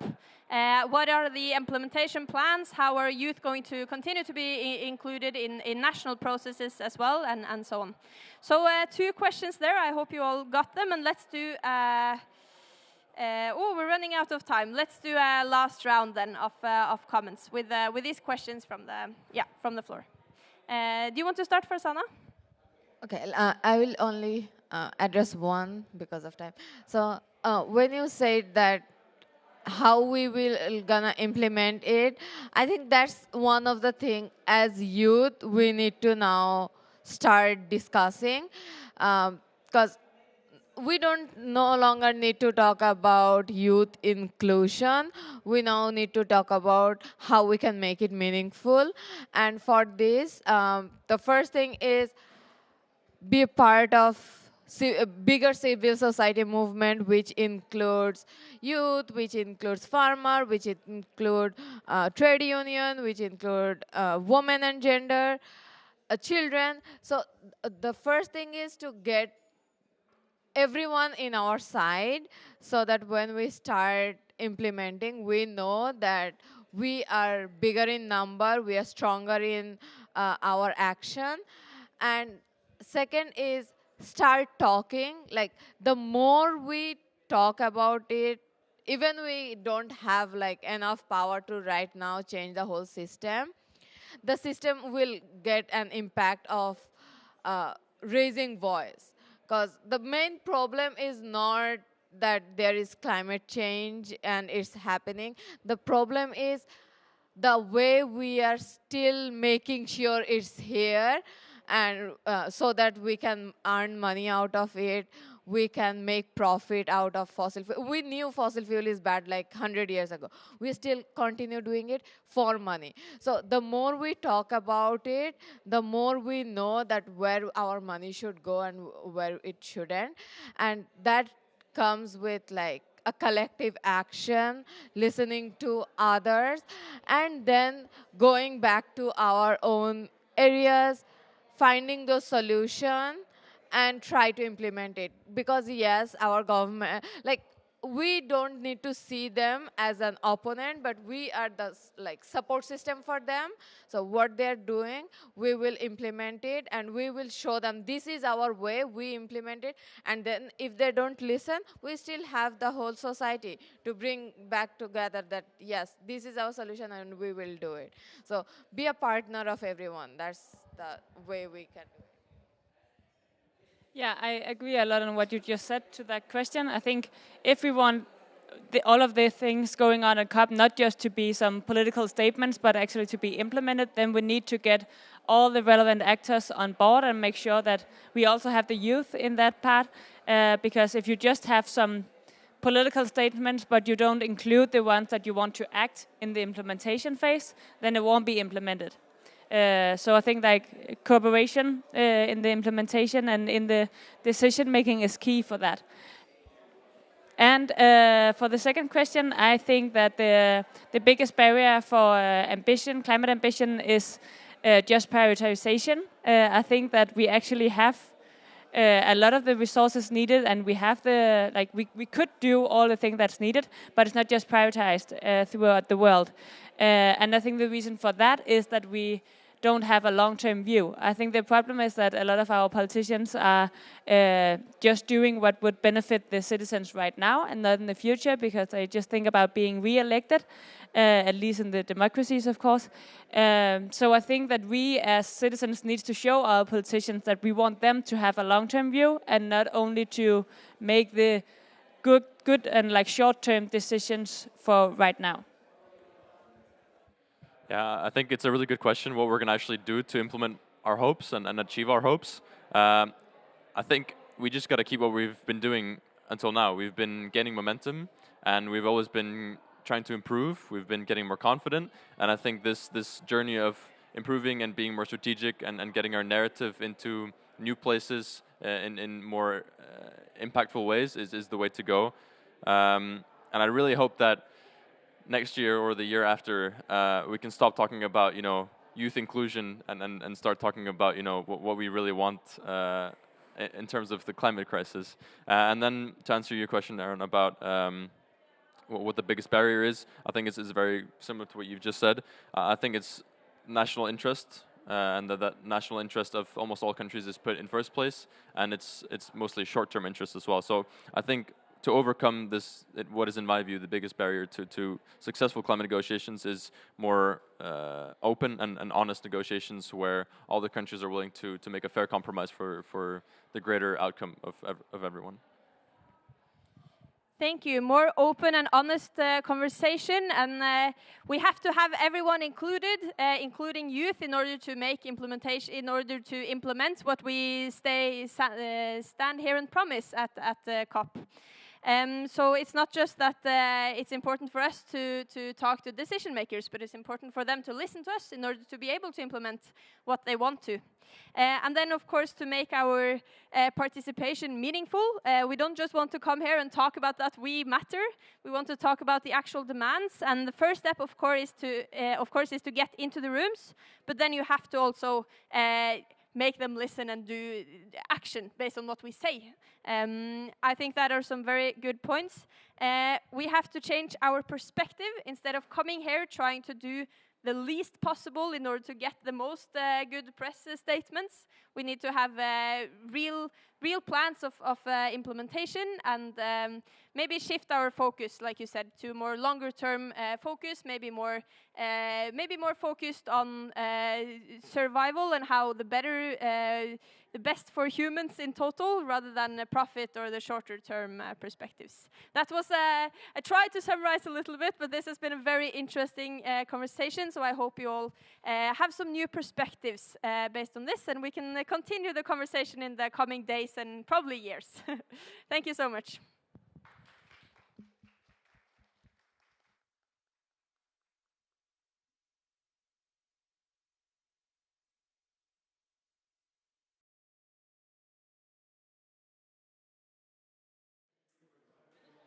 So welcome everyone to this Nordic Talk with me, Alice, and Rose. And we will be talking about the triple planetary crisis. So I'll start with introducing myself. My name is Alice. I'm one of the two youth delegates for Sweden in the Swedish delegation, but I'm also for a long time been active in climate activism in Fridays for Future, Climate Live, and other groups, grassroots organizations in Sweden.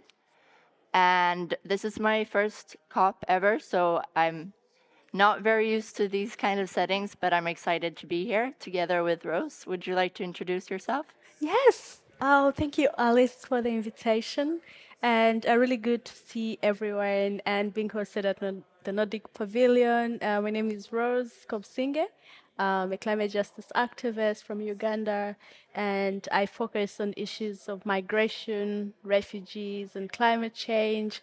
But my education background, all throughout from my undergraduate, my master's, and now my PhD is in climate change.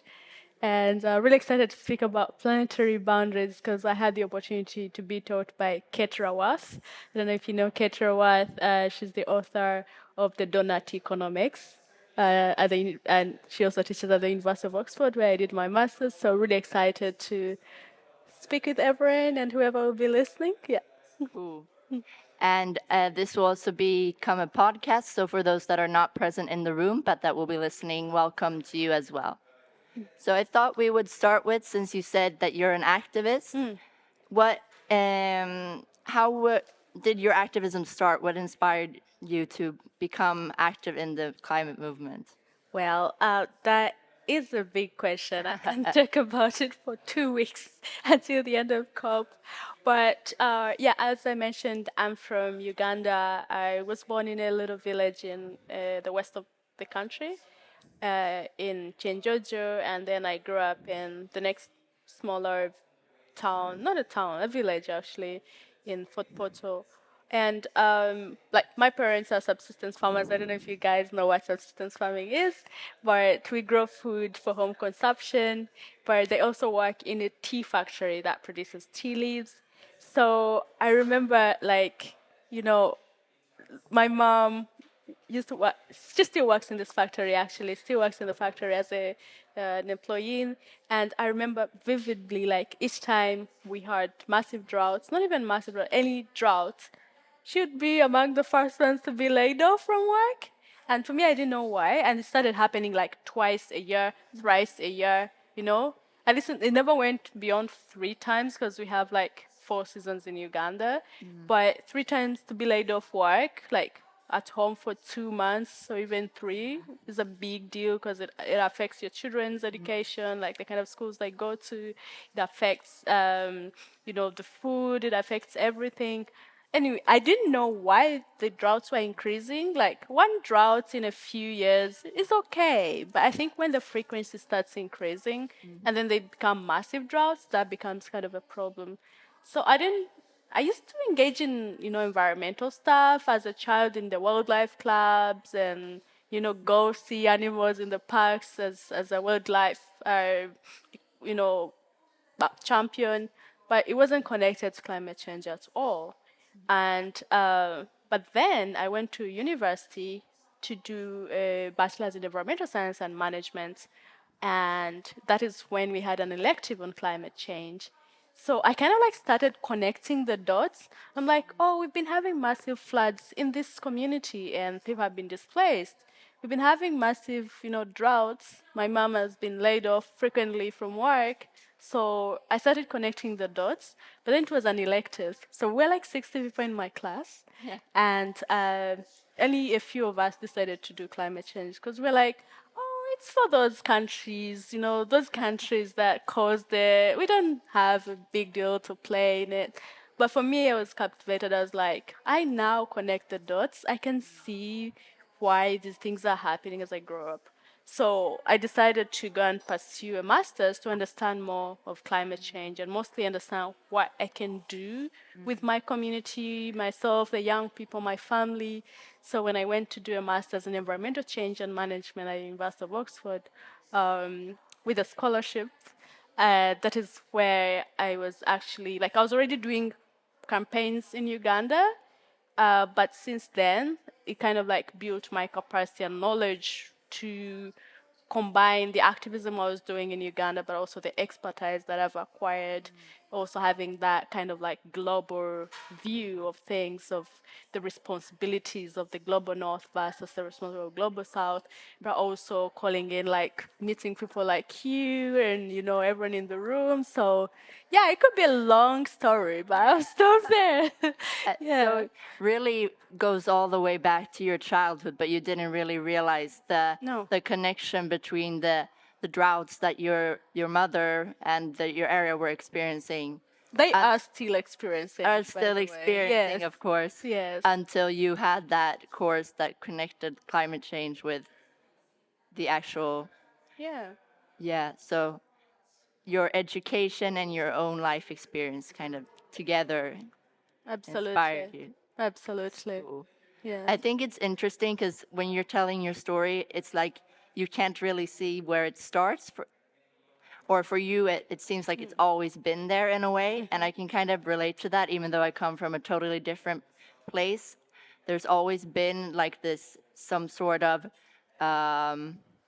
knowledge about that something in our world is not going right, and a feeling of unease about that, but not really until being older, realizing what tools do I have to actually do something about this. Absolutely. Actually, like during my undergraduate, I did research on climate knowledge, but also connecting it to food security in rural areas in Uganda. And I found like 90% of the people that I talked to knew that something was off. They could see the droughts, they could see the pests increasing, they could see the heat getting, you know, unbelievably, you know, serious, especially the older generation. They could tell you, like, we knew we're supposed to start planting today. Yeah. But now we have no idea. Actually, I used to think my grandmother had magic, because she would tell you, like 3 months before, she would tell you it's going to rain on 14th March. And then it rains. And then I was always amazed. I'm like, how do you do that? She never told me the trick. Like, I used to keep thinking, we have magic in the family, we have magic. Yet it's because that is how things were for generation and generations. They knew it was either -1 + 1 day for the rainy season to begin. So they knew. But right now it's not possible. And we do not have the technology to predict these seasons, predict the disasters and stuff. And that is why one point of my advocacy is more investment in early warning systems, more like modern, high-level, accurate data to be produced for people to prepare. Because right now, in where I come from, in some of the people in the audience where they come from, is you just plant hoping like, okay, let's see what's going to happen. Yeah. If luck finds you and the rain starts, well and good. Because sometimes the rain will start and all of a sudden it disappears and it's gone. The drought starts and then... Yeah, so the 90% of the people say there was something off. It's either God punishing us, you know? So, and the 5% were like, they have heard about climate change from different, like on the radio or something. Yeah. And the other 5%, they were like, we just don't understand what's happening. We have no control over it. Which brings to what we know when I just finished saying, it's like the most affected people are the most unaware, but the most experienced in terms of they have the personal experience of the actual climate change. Some of them even know what to do. Yes. Yeah. Yes. So do you think that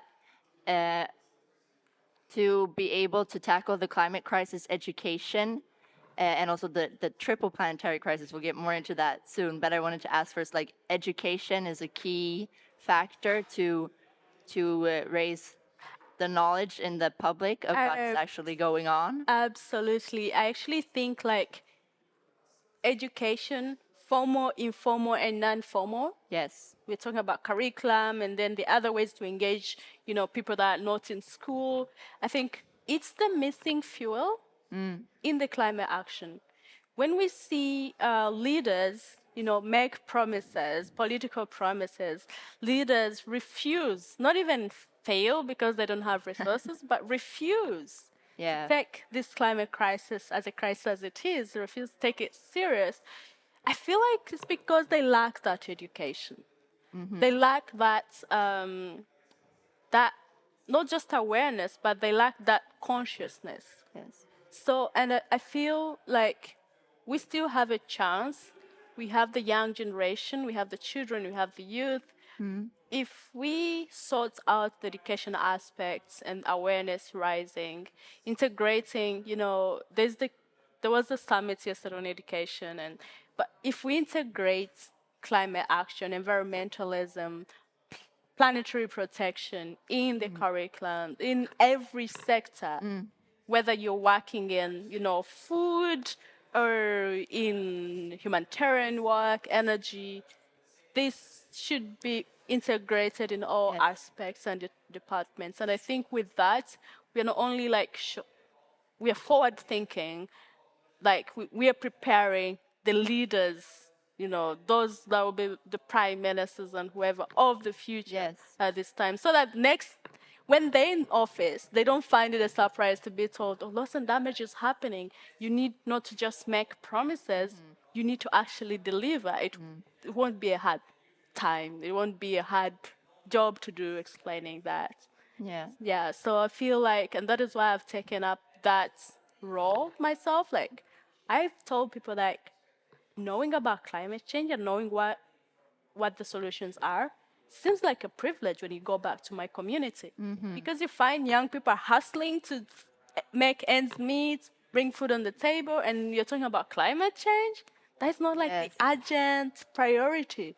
So, but I, who has had that privilege to know, I have to integrate it in ways that they can access, in ways that connect to their life, but most importantly in ways that help them in their lives. And that is why discussions on green jobs and green skills are very important. I think that's a really interesting point. Also, how often groups that are the most affected, the most marginalized, do not have the circumstances to be able to put time and effort into doing climate activism or climate advocacy, because you're already dealing with the acute consequences of that and everyday life survival. I think that's a really interesting and important point, and also that you brought up that climate education should not only be directed to school students, we also have to educate our leaders, we have to educate our board rooms in every company, in every country, because climate change and climate adaptation to the climate crisis has to happen on every level, in every setting. I think that's a really, really important point. But I wanted to get a bit more into, so we talked about the climate crisis, but the triple planetary crisis has two more elements, right? Do you want to tell us a bit more about them and like how they're interlinked? Well, so actually, like before, I don't know if I was scribbling some notes. I was scribbling some notes, and I just wanted to like share that there are many planetary boundaries, right? They are 9, at least those ones that are recognized. They could be more, or they could be even, we have climate change, which is one of them, but we have the biodiversity loss, and we have the ozone depletion, which I think there's a bit of progress in terms of, closing the ozone hole, and that shows the power that humanity has if we just decide to get serious, if we decide to treat a problem as the problem as it is. And we can see that progress, from the Kyoto Protocol. And then we have ocean acidification, and we have land use issues, we have water issues, the boundary, we have atmospheric aerosols, but when you look at those, I think I've mentioned like 8 or something. I may have forgotten one, which usually disturbs me, but they're totally all interconnected, right? You talk about climate, it's connected with biodiversity, it's connected with acidification, it's connected with fresh water, so, they're all interconnected. And that is why, like, it's really important to not just kind of like focus on one aspect, because the fact that they're interconnected, failure to correct the other boundaries, then we're not going to make any serious progress on even the climate aspect. So, because I look at the CBD, the biodiversity COP, right? There's very little focus on the biodiversity COP. And yes, I'm so much in the climate COP, but I feel like the biodiversity COP doesn't get the same attention, right? No. So it doesn't. So that is why, like, when I come to the triple planetary crisis, we're talking about biodiversity loss, we're talking about pollution, you know, and we're talking about climate. Yes. And pollution, I think we are so familiar, I think most of us here listening or in the room are familiar with pollution. Different types of pollution. Like in my country, for example, the contexts are very different. In my country, the most damages, the most pollution comes from, it's not industry, because we don't have those many industries, right? But it comes from agriculture, right? But also agriculture, mostly crop production. But also it's not as massive because we are not yet, we never used to use lots of fertilizers, mostly because our soils are fertile, but also the capacity to afford the fertilizers is generally low. And the animal sector is quite okay-ish. But when you go to Europe, for example, That's a different thing. There's a difference, exactly. Yes. And we also have pollution from plastic. For example, in Uganda, massive plastic pollution problem. And that is why the treaty is very important. The Global Treaty on Plastic is very important. The Global Pact is very important. And I could talk about plastic forever, but we cannot recycle our way out of the plastic problem. We cannot just rely on recycling. We just need to change systems. We just need to change the way we package, the way we consume, but also what we use to package and what we use to consume.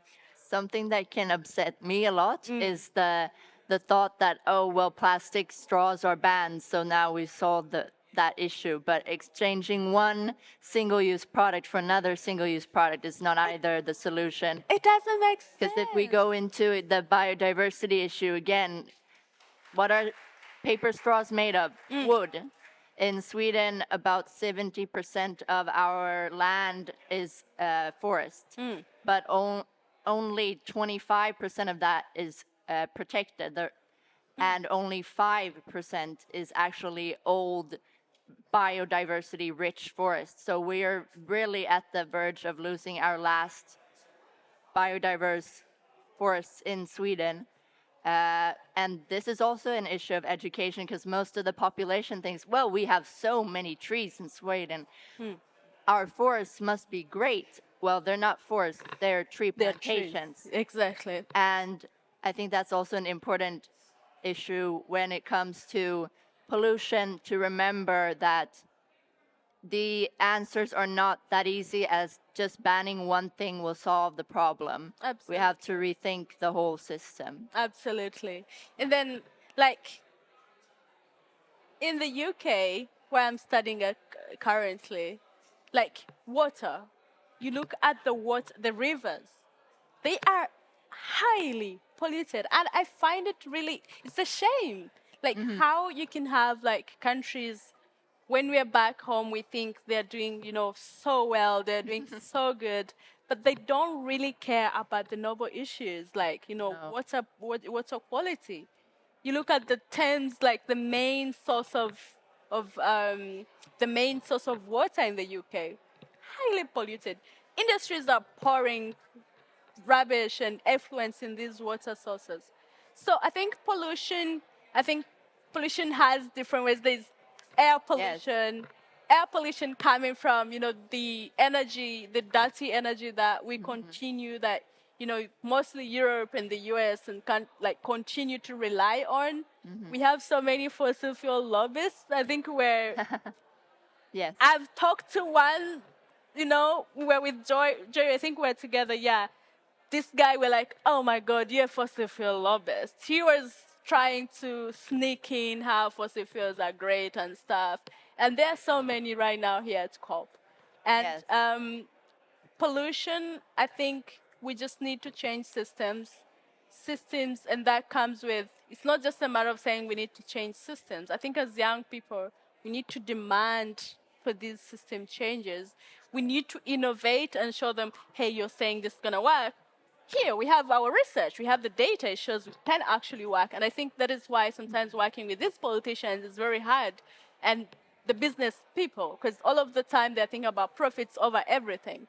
So that is why we need to come up with, sometimes we need to show the solution, like, trust me, this is going to work. Let's try it out, and kind of like inspire them. Yeah. And coming back to biodiversity loss, I think I'd already started that. The ecological crisis, I'd already talked about it when I was talking about, the COP, the biodiversity COP. And you also talked about it when you were talking about forestry. I think without a diverse world, this is not planet Earth.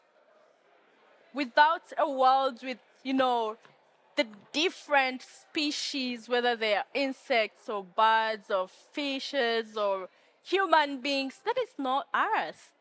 Yes. So, and exactly, without the biodiversity, it doesn't matter if we keep below 1.5 because the systems will crash. The ecosystems will crash without biological diversity. Exactly. So that is why I think when we are taking on the climate action agenda, we need to integrate these major planetary crises that are happening at the same time. Yes. Because with pollution increasing, we'll see more biodiversity loss. We see fish dying because of eating plastic, right? And we see animals, like even domestic animals, cows and whatever, dying from consuming water that is highly polluted with fertilizers and pesticides. Yes.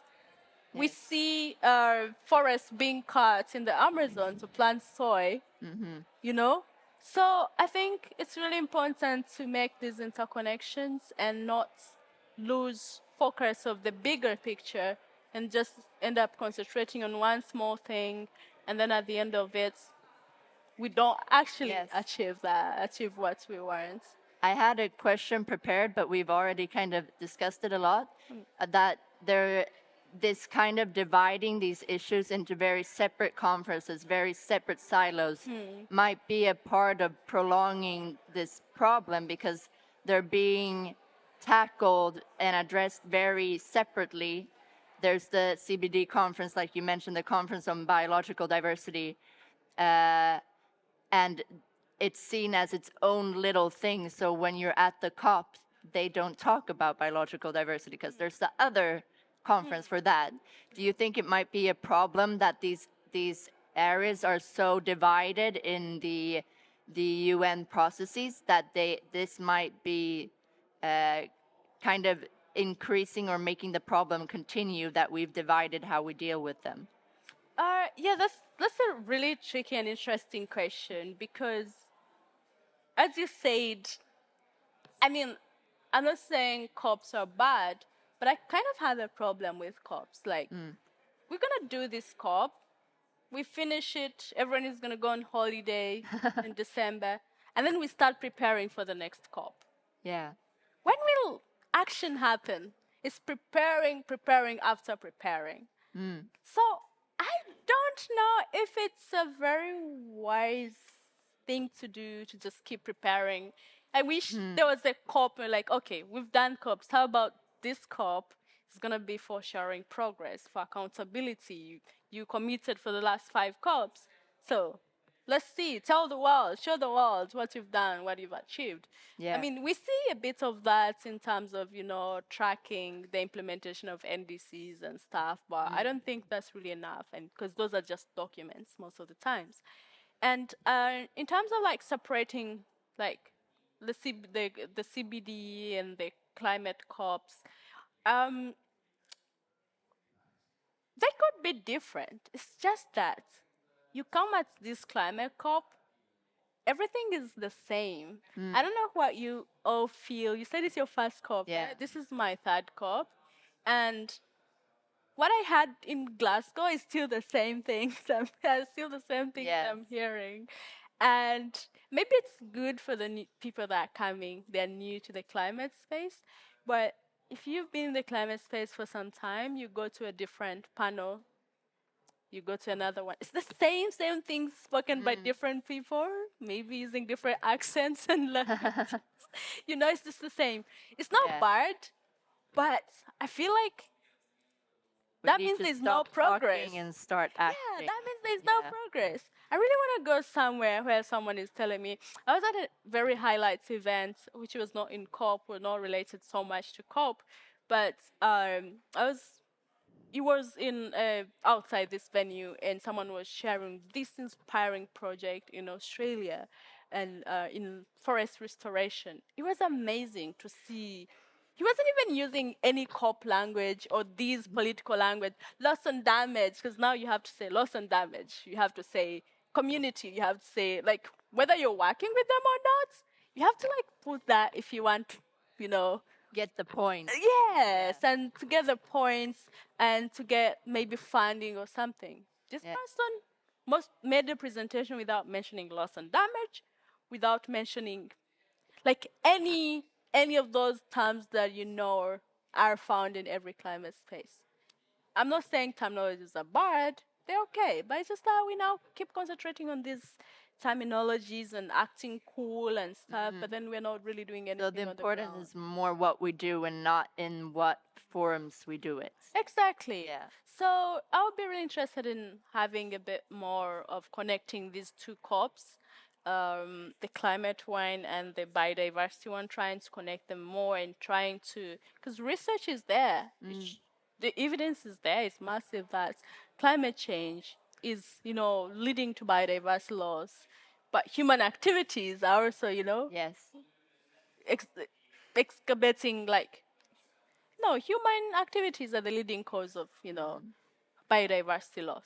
And human activities are the leading cause of climate crisis. And of pollution. Of pollution. Yes. And so that is why more coordination is needed. We cannot just have, the UNFCCC, and then we have the, everyone just doing their own silos, and we just need to get back to the bigger picture, I guess. Exactly. And I think that leads us to a great spot for a final question. So we've talked about the triple planetary crisis, a bit about climate change, a bit about pollution and biodiversity loss, and a bit about some other stuff too.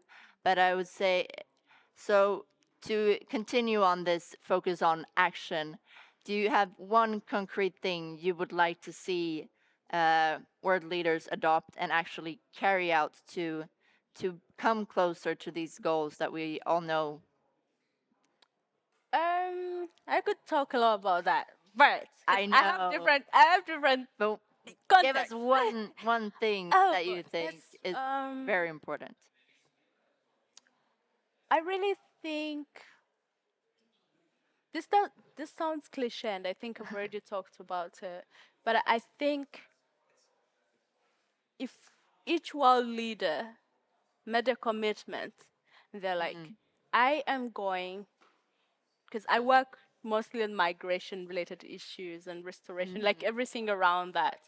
If someone came and they're like, okay, I've made a commitment, all these documents we are doing are great, fine, but I am going to implement this project at the grassroots, in this community.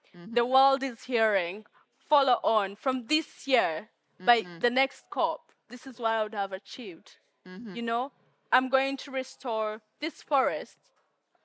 Let's say I'll talk about, I'm doing some work with in Ghana, landscape restoration, and we are combining natural forest restoration and agroforestry, but mostly doing fruit trees. So such community are connected to real action. On the community level. On the community level, where real action matters, where real impact is, where communities are actually on the front line. So I think that would make me more excited. And for the countries that are committing, including the Nordic countries, because we're in the Nordic Pavilion, that are committing, you know, the loss and damage fund, their contributions, I would really be more interested in them actually making a commitment like by next year would have delivered this, to the fund. Because they're saying, we're giving 100 million. Like, when? When are we receiving it? And, and because let me say 100 million is for the next 20 years. And we don't know the actual. So I want like different commitments from different. I don't want everyone to commit to one like thing. No. I want the difference. So I want the country to come and commit. They're like, we are going to increase our renewable energy mix by this percentage before we come back to the next COP. So I want those actionable commitments because they're the ones that are giving like hope rather than saying, oh, we're going to do these. Are we phasing? I'm not sure if that word is going to even appear this time. But actionable commitments are the ones that I'm looking for. I think that's a great way to end this. And I totally agree. Actionable commitments that are actually realized and carried out in practice. I mentioned this in a different panel yesterday. And I would say that's my number one hope and demand too, that if world leaders just start doing what they've already promised to do for so long, we would get so much further than just getting stuck in these negotiations year after year after year. Promise after promise, empty after empty promise. So time to get to work and stop talking. Yes. Thank you all for listening, and hope you have a continued good time at this COP and that we get to see some action. Thank you so much.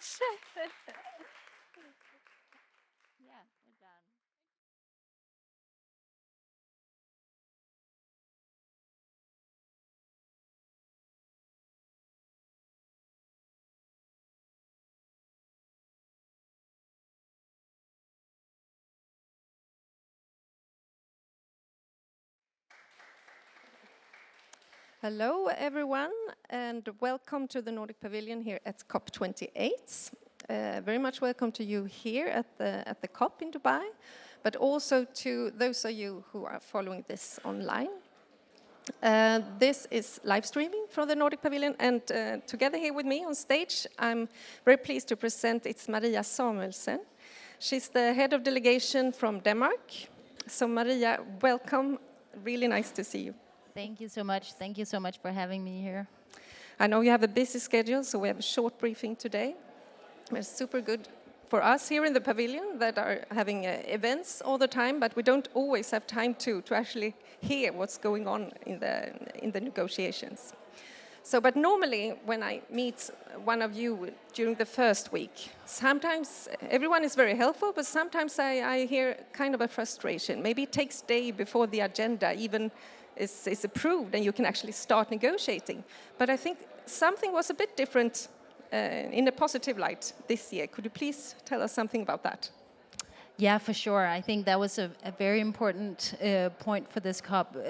Prior to the COP start, about 10 new agenda items were submitted to the presidency and the secretariat, which were parties wanted to see on the agenda for this COP. And we had already quite an extensive agenda. So the presidency has been working with parties before the COP to find compromise on this, which I think was obviously, I mean, I haven't spoken to the presidency directly about it, but I'm assuming that it was a lot of negotiations to make sure that we could find a compromise.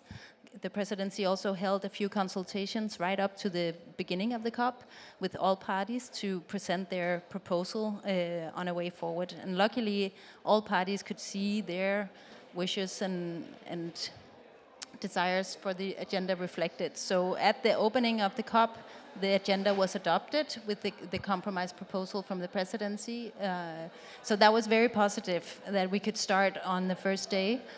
We have a busy schedule here, many agenda items, and a lot of sessions for this first week at the technical level. So if we had to wait for a day or two before we get started, we would lose a lot of really valuable time. Thank you. So this COP, I mean, I think that the last COP was what was big in media for everyone also at home was the decision on loss and damage. And here we start on the 30th, and we get this decision on a loss and damage fund. Could you please develop on that? What is it, and where are we? What's next? Yeah, so last year we got that decision to establish a fund for for addressing loss and damage for the most vulnerable, and we also decided to establish a transitional committee that were to work on recommendations for how this fund should look like, who should receive money, who should give money, where should the fund be hosted. All these things needs to be decided at a political level or at the COP. And this technical committee have been working all year very hard. They had scheduled 4 meetings. I think they've had, or 3 meetings in the beginning. Then they extended to 4. Then they extended to 5. It's been a lot of technical negotiations to reach that compromise on the recommendations. And for the first time ever, those recommendations and the decisions proposed was actually agreed at the opening of the COP. I don't think we've ever seen that before, a decision made on the very first day of the COP. And I think that has also a lot to do with the presidency wanting this decision, and also the expectation that this was the best compromise. I mean, parties have been involved, it's been discussed extensively, so another 2 weeks at this COP would not necessarily be beneficial. So I think it was a really good start to this COP, and it also allowed for heads of state, as you may have seen throughout the past few days in the media, to make donations to this fund, to get it up and running as quickly as possible, which was also one of the primary motivations for getting this decision gavelled through on the very first day. And Denmark, you had a contribution too to this. Yeah, so our Prime Minister announced yesterday that Denmark gives 25 million to the fund and 25 million to the broader funding arrangements. Excellent. So a positive, optimistic start when it comes to compromise and cooperation. For sure. We'll see if that optimistic sense is following through in the coming days. We definitely hope so. So what are your expectations? I mean, what's at stake here? What kind of cover decision would you like to see? So I don't think it's a secret to anyone that the global stocktake that we will have this year, the first time we evaluate the progress on meeting the goals of the Paris Agreement, but also come up with recommendations as to how to get on track. That will be the big decision coming out of this COP, and it's definitely something that we have a special attention to from the Danish side, but also from the EU side in general. And I think it's too early to say what we can expect from the global stocktake, but we do hope that it doesn't only take stock, but that it also lays a path on the way forward, so we can, so we have some kind of tools to bring us closer to where we want to be, where we need to be in order to keep the Paris Agreement goals alive. Okay, so the world is taking stock right now, and also actually here the Nordic region, the Nordic Council of Ministers has commissioned their own report, a Nordic Stocktake report, which is not a formal submission of the Nordics, but an independent report. And how can these kind of initiatives, regional initiatives, support the overall global process that's going on right now? I think the report made by the Nordic Council of Ministers is a very good example of how you can look at your own efforts and say, are we doing enough? Do we need to do more? How do we What possible ways are there? And I think we need to do that all around the world. Now we doing it at a global level. Of course, though, that will also be a global evaluation. Some areas of the world are quite far ahead in some areas, like the green transition, but not perhaps on adaptation and finance. So we need to keep focusing on how can we move this process along. I mean, the Paris Agreement is made on the basis that we have some common objectives, and we, as a party to the agreement, contribute with what we can. But it's also made in a way that we need to keep enhancing our ambitions. That's also one of the conditions of the Paris Agreement. So we need to have that cycle of looking at what we're doing, pointing forward, and then following up with implementation. Yeah. So speaking of ambition, fossil fuel, phase out, phase down, all of them. Where do we stand, and what do we hope for and expect? I think, where do we stand? Well, I think there's so many different views on this, and it's definitely going to be difficult to agree on anything on this. But for the first time, we're discussing it. We're actually having a conversation about what's needed. We're looking at the science. We're also looking at the technologies that we need.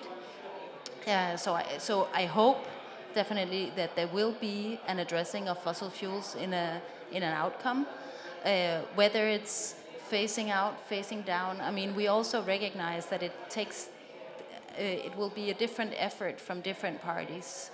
So we can't have anyone kind of living up to the same trajectories. We need to differentiate. We need to recognize that it takes a different time depending on your national circumstances. So I think, I mean, all of that you will need to take into account, and it's obviously very difficult to get something that applies to everyone. But hopefully we will be addressing this and get something out of it that will send the right signals to the world that this is where we're headed. So I understand that. I mean, you're extremely busy because you have many ministers during these weeks. And when it comes to the global stocktake, Denmark has had a specific role, I could say, or has, during the COP. Could you maybe explain something about that? Yeah, so in July, the presidency asked Minister Dan Jørgensen from Denmark, the Minister of Development, Cooperation and Global Climate Policy, to conduct consultations together with South Africa, his South African counterpart, on expectations for the outcome of the global stocktake. And I think the global stocktake has been a 2-year process. It's been at a technical level. There have been a lot of technical discussions, evaluating where we are, looking at different solutions, stuff like that. So all of this has been going on at a technical level, but ministers haven't had that much time to discuss this, actually. So already in July, Minister Jørgensen and Barbara Minister Creasy from South Africa started having consultations with parties. There's also been some ministerial roundtables at meetings throughout the fall, both at UNGA in New York and also at the pre-COP just a little more than a month ago.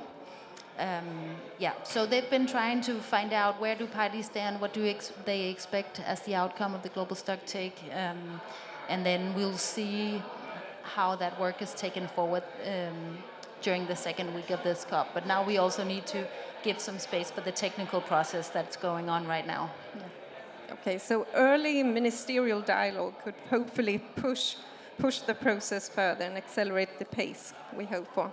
Actually, the Nordic ministers of environment and climate, they met I think today, a month ago in Oslo.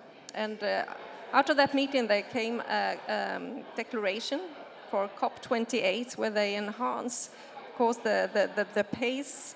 We need to speed up. We need to also to listen to what science tells us, and also a paragraph on how we co-Nordically could help to lift the agenda. So now, being in the Nordic Pavilion, how can the Nordics, since we are not in the same negotiation group, how do you in the Nordics help and cooperate here behind the scenes, maybe even?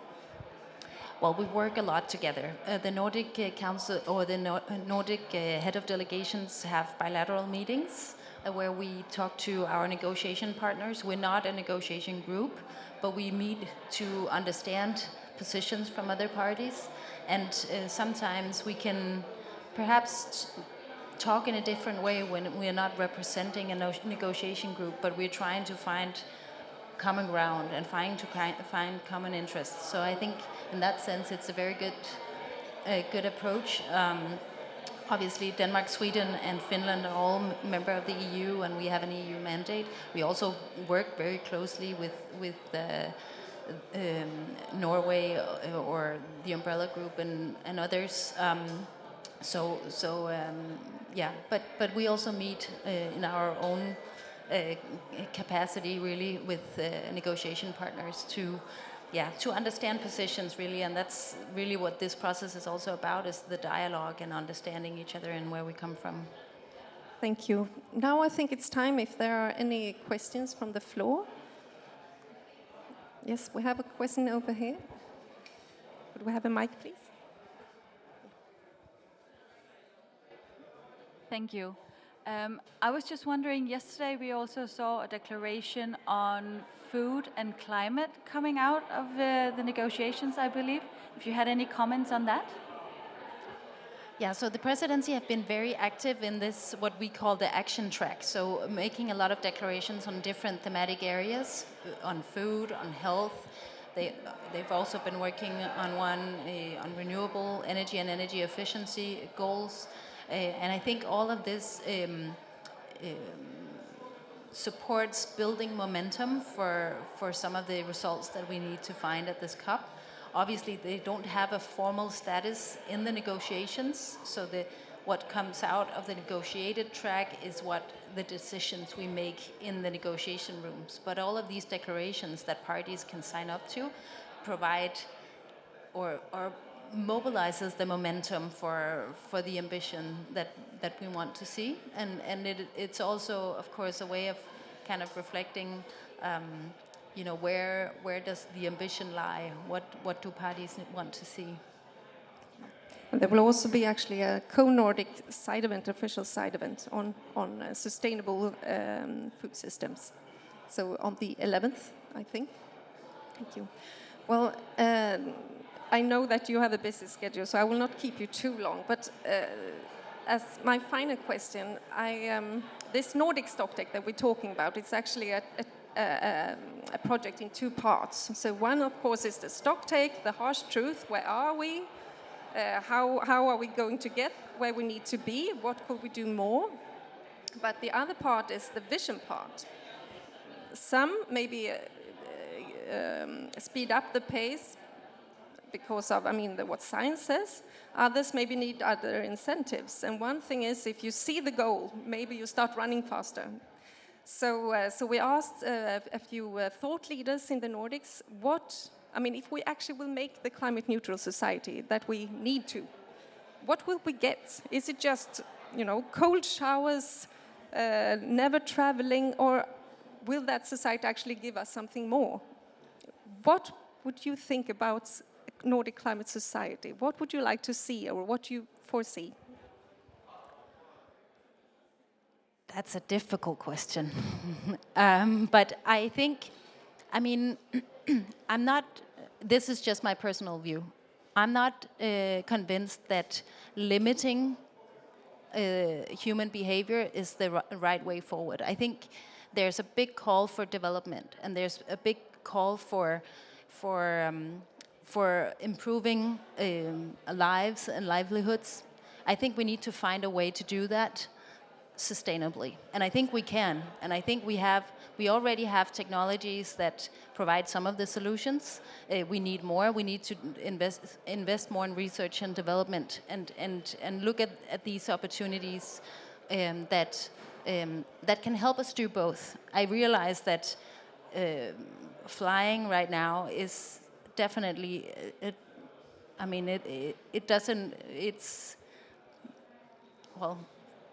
right now we don't have alternatives, so we need to fly down here, for example. But we need to invest in these technologies that can help us ensure both development and that goes hand in hand with the climate neutral society that we want. Yeah. So both technology and changing behavior hand in hand.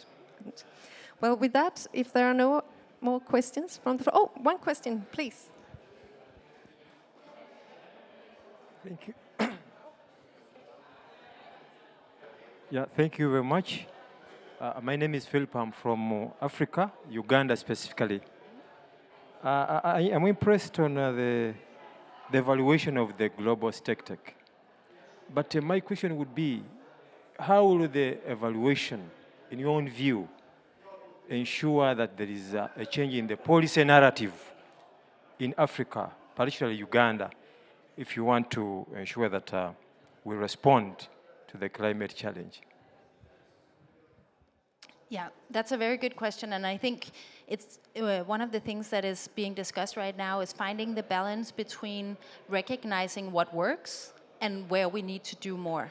Because we do have a Paris Agreement that actually, in many respects, work. We have a system which is very good, but not perfect. So I think we need to recognize what has actually worked, and making the national determined contributions, the climate plans for each country is one of the tools that is actually working. We can see that parties do make national climate plans, and then we need to make sure that we also have the ability to implement them, of course. But these tools that we have in the Paris Agreement, they actually do work. And we need a global stocktake that also points to those elements of the agreement that are effective. We need national adaptation plans. These planning tools are so important for us to really enhance implementation. So I think having a stocktake that doesn't only point to all the bad things, which it of course has to, because we do see that we're not far enough in what we need to do, but also points to the things that work and that we need to do even more of. And that will be the right approach, in my view, at least.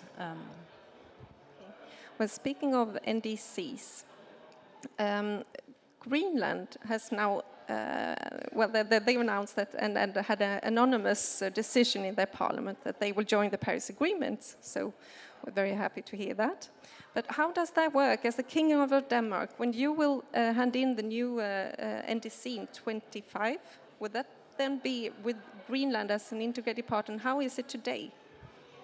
Yeah, so right now there's a territorial reservation to Greenland, but Denmark is also part of the EU and a part of the EU NDC, and Greenland is not part of the EU. So we need to work that out. It's a very positive decision, and we welcome it very much, and we need to find out the details. I think it would probably be something with Greenland handing in their own NDC. That's also a wish that they had with the decision, so that will need to be accommodated, and then we will hand in the Danish NDC as part of the EU. And talking about NDCs in 25 and the EU, I think there's an upcoming EU presidency in 25. Yes, that's for sure. Yes, I'm already being a bit nervous, or getting a bit nervous about that. You blocked your calendar, I guess. Sorry? You blocked the calendar. Yes. The second half of 2025, I'm not going to be doing anything else. I still hope that we will be able to use you, or use your time for 20 minutes in maybe a Nordic Pavilion or something the like in 2025. Thank you so much, Maria. I think we should give her a hand. Thank you. Thank you so much for having me.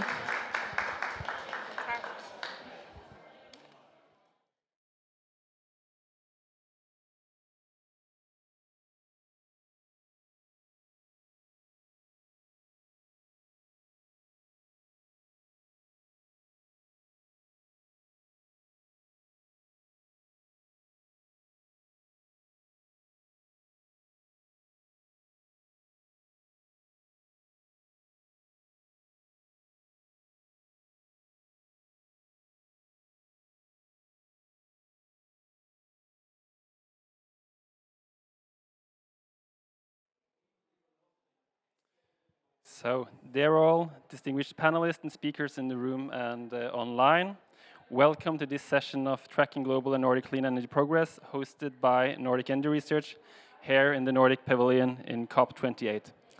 My name is Kevin Johnson. I'm the COO at Nordic Energy Research, and I will be your moderator today.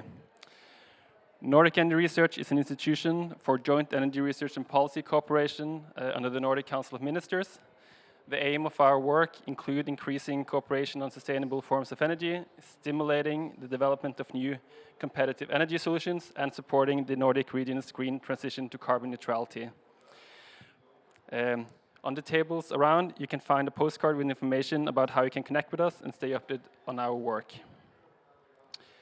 In 2021, we launched Nordic Clean Energy Scenarios. It's an energy system analysis of the Nordic region's energy systems and how the different countries can achieve the Nordic Vision 2030 to become the most sustainable and integrated energy region in the world by realizing the green transition. Since then, the landscape of the energy sector has changed rapidly. Technological developments, Russia's invasion of Ukraine, and other geopolitical challenges have altered the prospect for certain technologies and conditions for the Nordic and global energy systems that have changed. Today, you will get to know more about where the world's energy systems are headed, the status for different clean energy technologies, and take a look into market developments in the Nordics and on the global scale from Victoria Karlsberg, Christian Rynning Tønnesen, and Dean Cooper. With this scope, we hope to illustrate, to give you a stock take on the global and Nordic progress towards a carbon-neutral society. Which technologies and key parameters will be decisive? Where do we see progress in technology penetration? And what remain for markets to be on track for delivering on or close to the 1.5-degree targets? First up is our first speaker, Victoria Karlsberg. Let's welcome her to the stage. Victoria has over 20 years of experience in organizations ranging from the global steel industry to international FMCG, or fast-moving consumer goods companies. She has worked with IPO readiness, been a communications consultant, and also a journalist, and she has an executive MBA from Stockholm School of Economics. Today, she is the head of corporate identity and group communications at SSAB, a global steel company with the aim to be the first provider of fossil-free steel to the market. And part of that work is to tell the world about hybrid and fossil-free steel, for which we are eagerly awaiting to hear more. Welcome.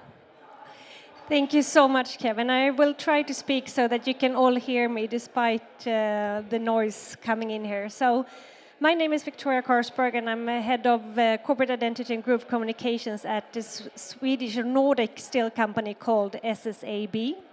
Just to give you a very short introduction to our company. So we have production units in Sweden, Finland, but also in the US. We're around 15,000 employees, and we're a rather small company with a production capacity of 8.8 million, but we are specialized in high-strength steels, which give us access to the global market. So we're actually present in more than 50 markets around the world. In Sweden and Finland, we have our production based on blast furnaces, and this, of course, means that we are emitting a lot of CO2 emissions from our production, while as in the US, we're scrap-based. For a long time, we thought that we were a solution to our customers, helping them to reduce the weight of their products by providing them a stronger and lighter steel. But in 2016, we realized, and also with the Paris Agreement in place, that this will not be enough. So we started on a journey together with two partners, LKAB and Vattenfall, that you might know, to find a path to fossil-free steelmaking. And in 2021, we were able to show that we had actually broken the code of how to do this. We had actually found how to make fossil-free sponge iron, which is then the raw material into fossil-free steel. And last year, we were able to provide our customers with 500 tons of fossil-free steel. And of course, this is just pilot scale still. So we are cooperating with our customers on research and development also in their part of the value chain. But I would say that this has really been the key for us in order to be able to develop this, to work with our suppliers the iron ore maker, and then also work a lot with our customers. And we start to see now that the demand for these kind of products, they are really there. So for us, it's about, how quickly can we come to the market? And that is also why we have looked upon another journey when it comes to the scrap-based and recycled steel to see how we can also make that CO2-free. And this spring, we were able to launch another product called SSAB Zero, which has no emissions in Scope 1 and Scope 2. But of course, in order to be able to do this, today we stand for, as I said, 10% of Sweden's CO2 emissions. We need to transform to an electrification. That is how this process goes, using green energy, which becomes then green hydrogen, and that's how we can produce this fossil-free steel. And this will require around 10% of Sweden's electricity system. So when doing this, we really need to work hand in hand with society. I would say that is the key to succeed, and also to see what is the best energy mix, how can we continue to have a fossil-free electricity system, how can we continue to have competitive prices, and so on. So I'm looking forward to talk more about that.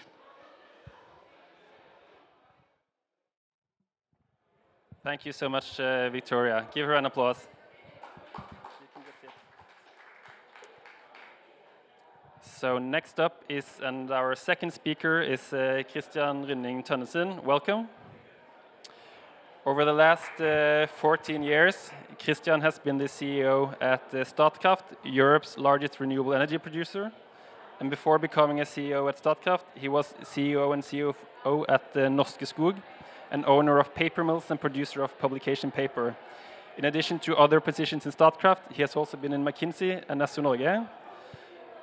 This year is the 8th consecutive year that Statkraft has presented your low emission scenarios, an analysis of the global energy system towards 2050, and we look forward to getting to know more on where the global and the Nordic energy system might be heading. Welcome. Thank you, and thanks for showing up. I hope this will increase your knowledge. Statkraft today is the largest producer of renewable energy in Europe. And we have geared up to be one of the largest developers of renewable energy in the world. So our plans is to construct 30 to 40 power plants per year from 2025 onwards. We will construct an equivalent amount of new renewable electricity, offsetting around 20 million tons per year of fossil emissions by 2030. That is equivalent to 40% of all the emissions from the country of Norway. So, but we do this in 21 countries and not only in Norway. The Nordic region is in a very well position for developing more renewable energy. We already have a close to emission-free renewable electricity system in Norway and Sweden, and also quite low emissions in Finland and Denmark. And combined, we have some of the best wind resources in Europe, and also both Norway and Sweden, and to some extent Finland, has hydro resources that can balance out the intermittency of the wind. So this combination of wind and hydropower makes the Nordic region unique. We are also very well connected electricity-wise. So Norway, Sweden, also Finland and Iceland have already developed most of the hydropower that we can develop, but it can still be upgraded. We could add 10 to 15,000 megawatt of more capacity, more one-way flow of energy, so to produce in a shorter while, and it can also be pump storage in Norway, and there's also a large potential in Sweden. It is needed with more green, more renewable electricity to drive the development in all other parts of society. In sectors like heating, where, for instance, heat pumps is a very effective way of heating buildings and other buildings, and gradually also in transport. However, access to resources has not been enough. That means we are struggling to get enough concessions and access to the grid. So in the Nordic region, there is enough wind, it is profitable, but we don't have access to develop it fast enough. So local acceptance and grid access is critical.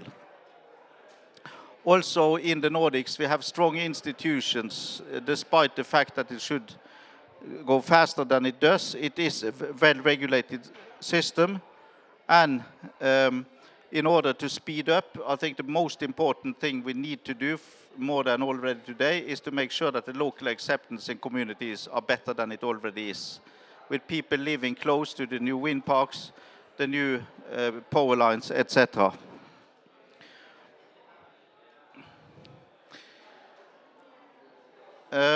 Further, the Nordics will use green electricity to produce green hydrogen. And in Norway, we also have plans for some blue hydrogen coming from gas with CCS. And this hydrogen will be used to have a deeper decarbonization of societies than electricity alone can do. We recently conducted an in-depth study in the energy transition in Norway, and where we looked at 3 scenarios with a different level of industrial growth and speed in the energy transition. And even in a scenario where Norway does not reach our climate targets in time, and there's no industrial growth, it will still be a large growth in electricity and in hydrogen. The growth of electricity demand in Norway is forecasted to be between 30 and 90% compared to today. And to which extent this will happen, to a large extent, is dependent on the development in the energy-intensive industry. If you look at Sweden, there is a national climate target to achieve net zero greenhouse gas emissions by 2045. And in order to achieve those climate ambitions, remaining fossil fuel use in the industry needs to be replaced, that we just heard about. And there is a large consensus from both the energy industry, the users in the industry, and the politicians in Sweden that there is a need for a planning target for the electricity system corresponding to 300 terawatt hours around the world by 2045.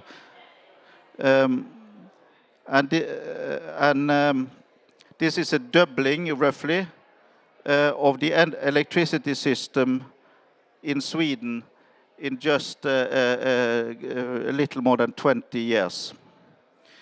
To meet this demand, there is a need for more energy, and, as I mentioned, but also more flexibility to counterbalance the variation that comes from the wind. The electricity from a wind park is obviously only there when there is wind. And for that reason, we can upgrade our hydropower plants massively. We can even install more pump storage that can pump water up when there is abundant electricity in the system, and produce when there is a bigger need when there is little wind in Scandinavia and in Northern Europe.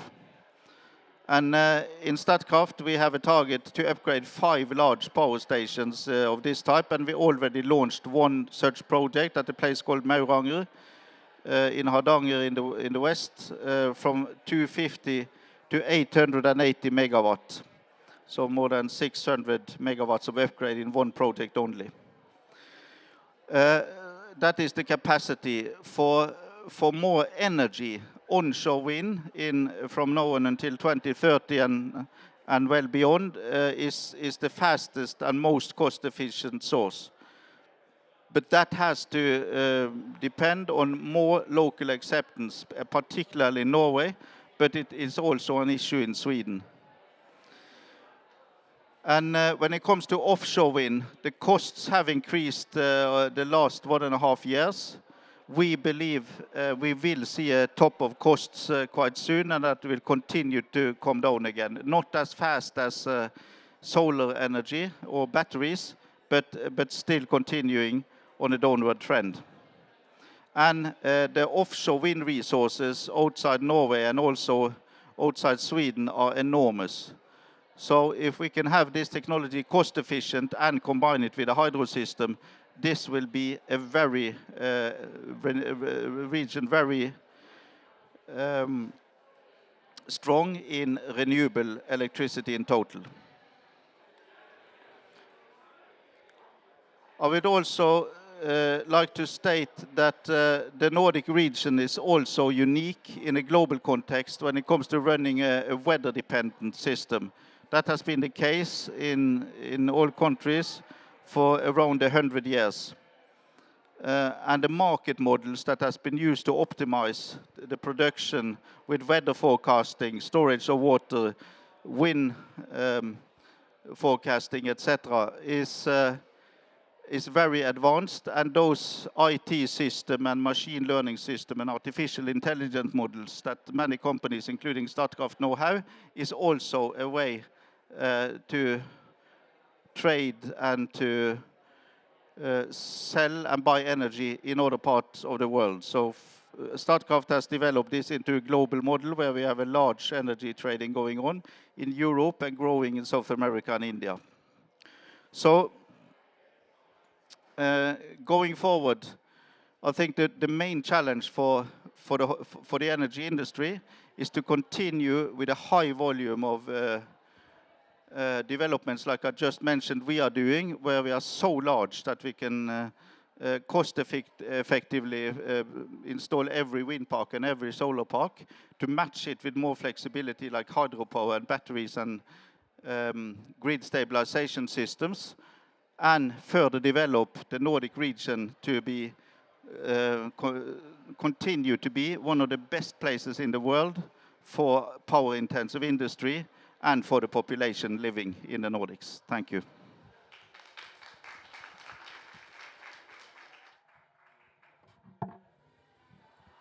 Thank you, Christian, for this insight into the Nordic energy system. I think if you could take a seat, and then we'll continue with the next speaker. For the audience, but also for the technicians. So we will have a slight change of schedule. So we will first have Dean, then we'll have Tiffany, and then we will have 2 panels. So no need to change the chairs, and I will change the microphones during Tiffany's speech. So next up is Dean Cooper. Please welcome to the stage. You have been working with energy for over 30 years in an impressive number of countries, ranging from the UK, Brussels, South Africa, Botswana, Paris, and the Netherlands, through various positions. Today, you are the global energy lead at World Wildlife Foundation, where you aim for a faster, greener, and fairer global energy transformation. And you will give us some perspectives on a just energy transformation and the links between energy and nature. Welcome. Great, thank you very much. Can you hear me okay? Great. So before I start, I just wanted to ask you a couple of questions. So firstly, in your organization or in your home, do you think about the link between energy and climate? Yeah, I mean, just give me a hand. Do you think about that link between energy and climate? Yeah, nods. Okay, so most of us, I think about that. Okay, so the second question is, when you're using energy at your organization or at home, do you think about the link to biodiversity? Well, that's not bad, actually. That's not bad. So this is 2 or 3 out of everybody from here.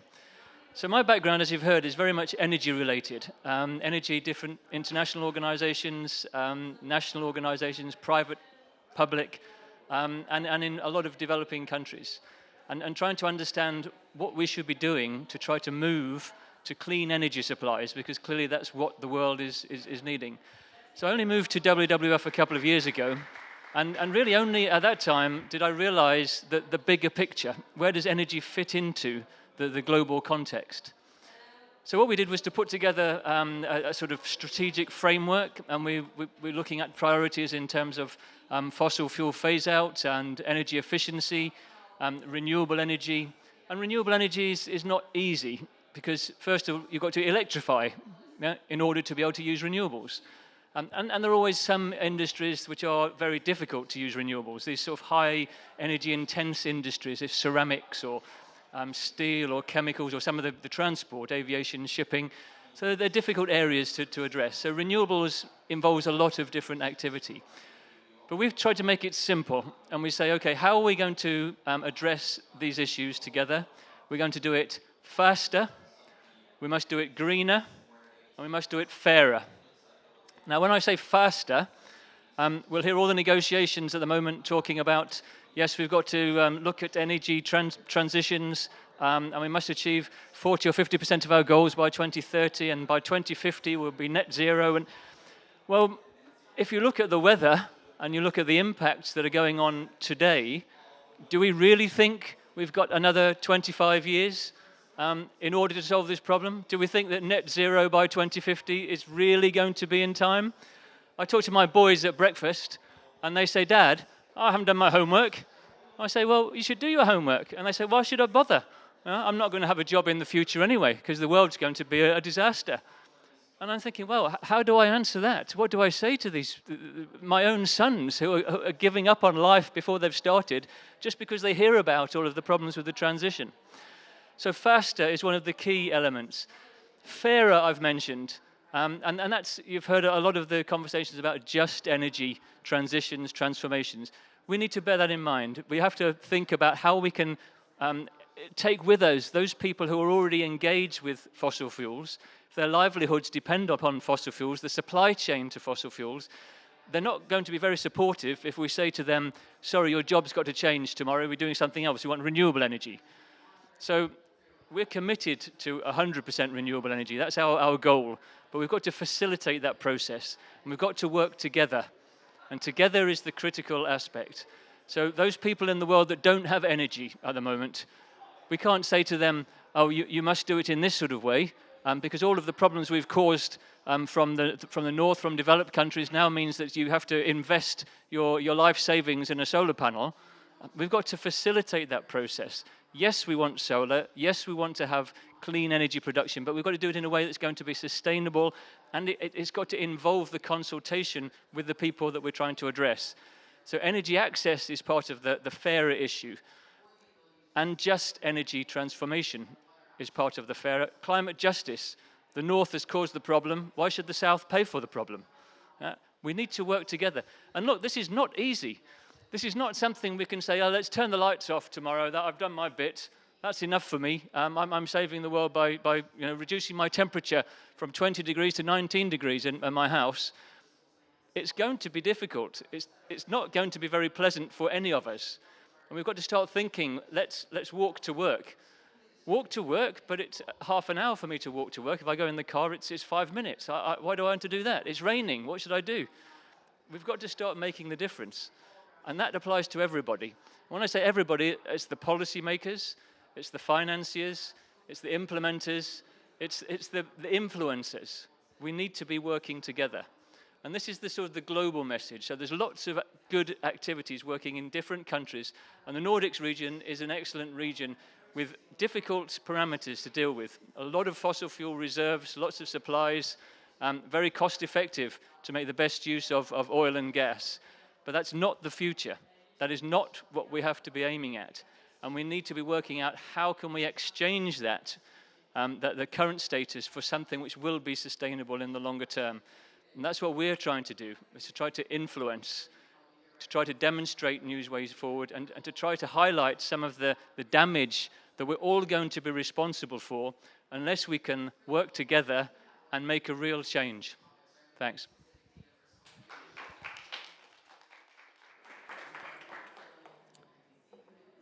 So next up is our speaker from IEA, Tiffany. Will you come to the stage? And let's see. If we have a, Yeah, we also have some slides here as well.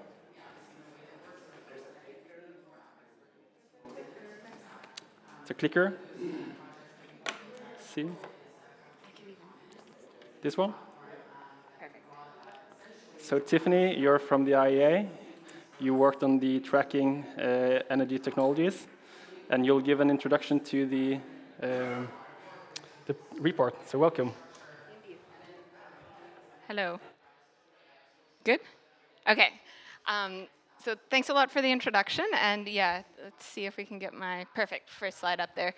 So today I'm going to be talking about the IEA's Tracking Clean Energy Progress Report. So this is one of our annual publications where we're looking at currently about 50 different technologies, sectors, components of the energy system.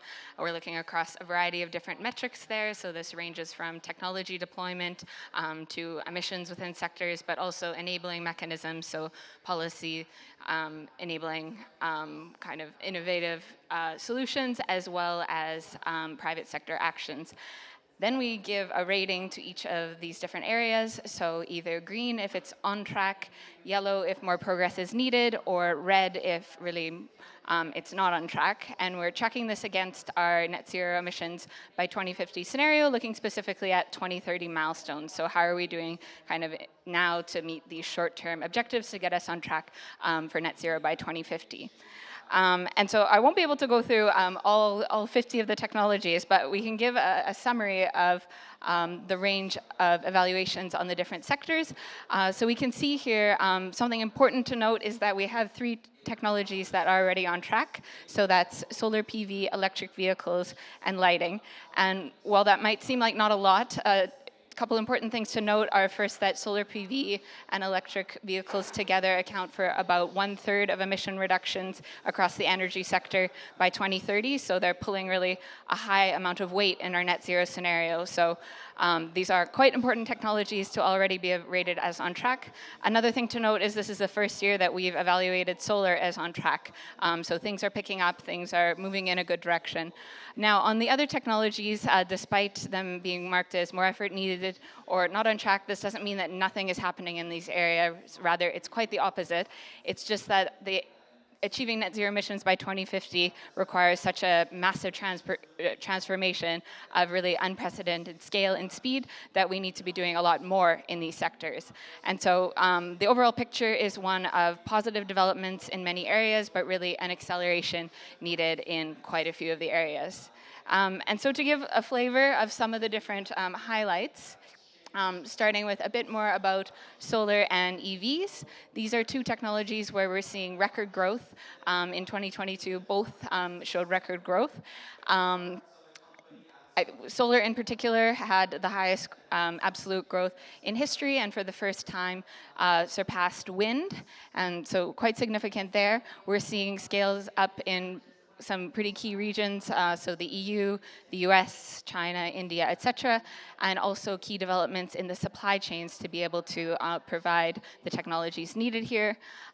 For electric vehicles as well, we're seeing record growth. 2022 had a 14% sales share and about 65% growth on the previous year, so quite significant. We need to, again, keep that growth going so that we can achieve about a 65% market share by 2030 already. And we need to expand that particularly in emerging markets as well as to other types of transport. So we're seeing good movement in passenger transport, but we need to move into buses, trucks, etc. Heat pumps is another area where we're seeing some key growth in particular markets such as the EU and the US. We're seeing, I think in 2022, it was 11% growth. We need to have about 15% growth on average per year by 2030. So we're getting close to the rate needed, but still need to keep accelerating a key technology for the building sector. Now hydrogen, so a key component of clean hydrogen, of course, will be electrolyzers.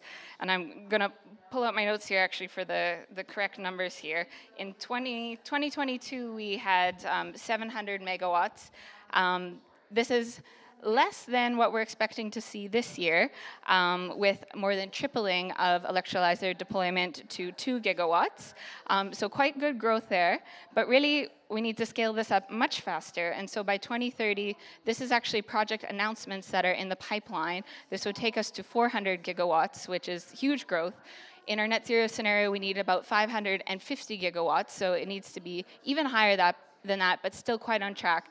Now, a key point there, though, is that we need to have all of that have a financial investment decision. Right now, of the announced projects, it's only about 3% that have reached FID.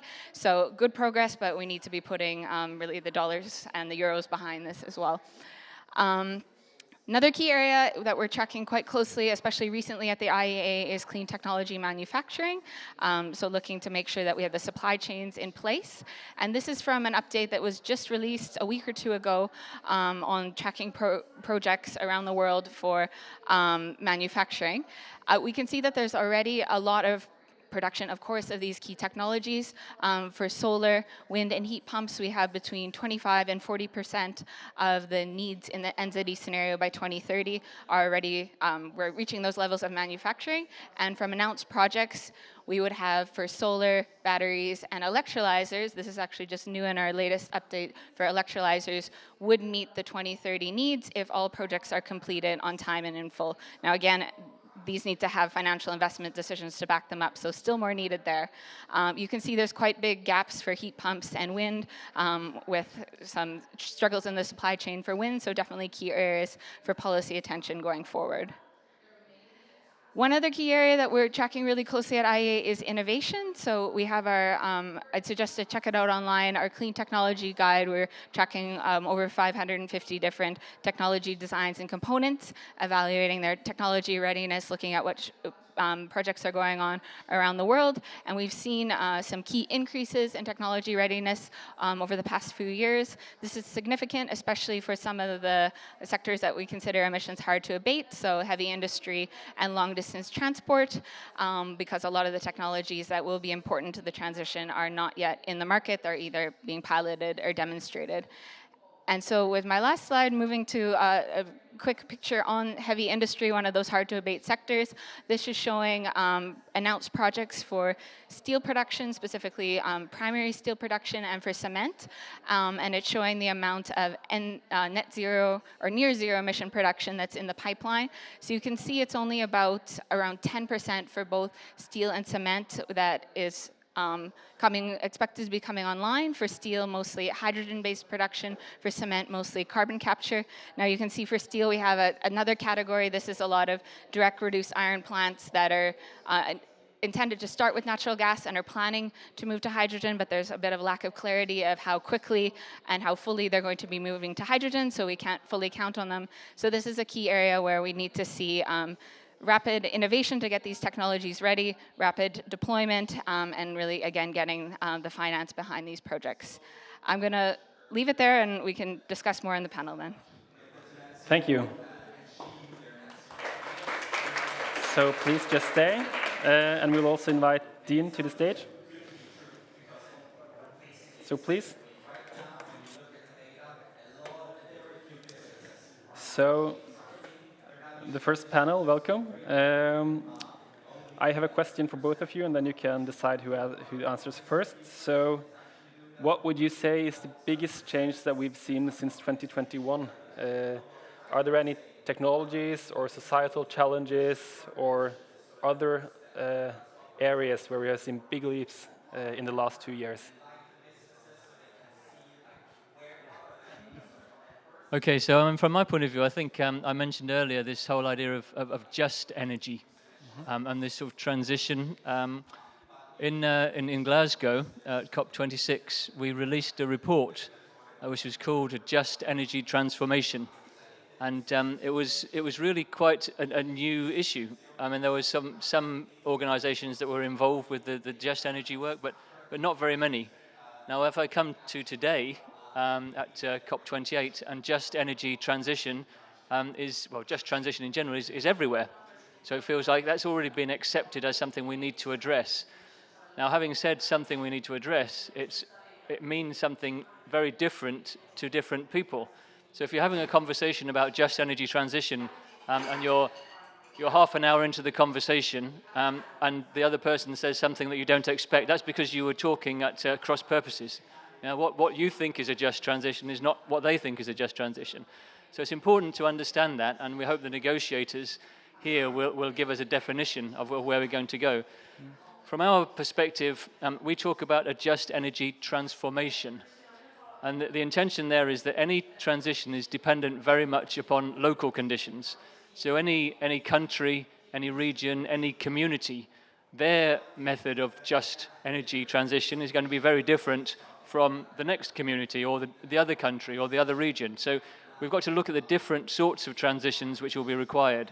But there will be common principles, and that's what we've tried to pull out in terms of a global transformation. So there's one transformation that we all need to make, and that will consist of the energy transitions that are controllable in your own environment. But I think that sort of awareness of that issue is something that I would say has at least elevated. We now need to take it forward to something we can implement. All right. Good? Okay. Yeah. So yeah, I guess from the IEA perspective, we picked a good year because in 2021 we released our first net zero roadmap, and we've just released an update a couple of months ago. So we've been tracking closely kind of what's changed in those past 2 years, and I'd say there's kind of two trends. The first one is to say, unfortunately, emissions have gone up, whereas in our scenario 2 years ago, we would have hoped they would have started a path more going down at this point. Now, this is partially due to really what we're seeing in the world with the energy crisis, unexpected events like the Russian invasion on Ukraine, etc. So this is, I guess, one of the less positive areas, but then in the meantime, there's a lot of positive things happening. We're seeing, as I mentioned, skyrocketing deployment of some of the key technologies, solar, EVs, etc.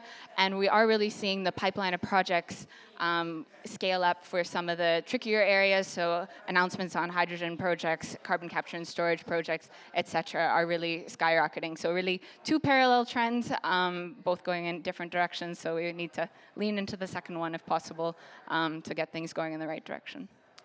So following up on that, what would you say is the number one area where more attention is needed to get more energy technologies on track? This one for me? Yeah. All right. So it's a tough question because I think we all know there's thousands of things that we all need to be doing and contributing to. But if I had to pick kind of one area to really focus attention on, it really is getting the transition moving in emerging and developing economies. We need to be getting it moving faster everywhere, but a lot of the deployment that we've seen, for example, since the Paris Agreement, looking at different technologies, but 85% plus has been in advanced economies as well as China. So we need to look at how we can be spreading that across the world. A few key things are key there. So finance, of course, looking at how the global community can be helping to accelerate that transition.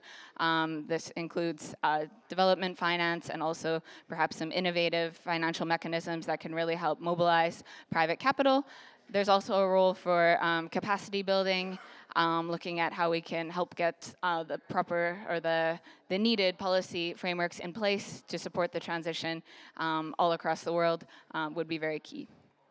Thank you. And you, Dean, working both in the energy sector and now at WWF, would you say that will there always be a conflict between nature conservation and energy production? And how do we manage, and if it is, how do we manage those conflicts? Well, I guess the answer is hopefully there won't always be, and people will be aware of the link. But certainly that's something that I only realized after coming to WWF was the impact of energy applications on the natural environment. So clearly we want to transition from fossil fuels to renewable energy. And we want everything, as I said before, to be powered through renewable energy, which is going to be a challenge. But it's important for us to realize that we can do renewable energy well, and we can do renewable energy not so well. And when I say not so well, it's just about planning, siting the renewable energy.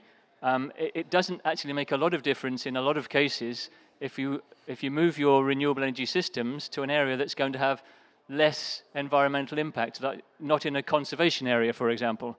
We take that out. Hearing about the wind systems, and that's critical as well. It's not just on land, it's also offshore. So we've just released a position on offshore renewable energy in order to take account of the impact.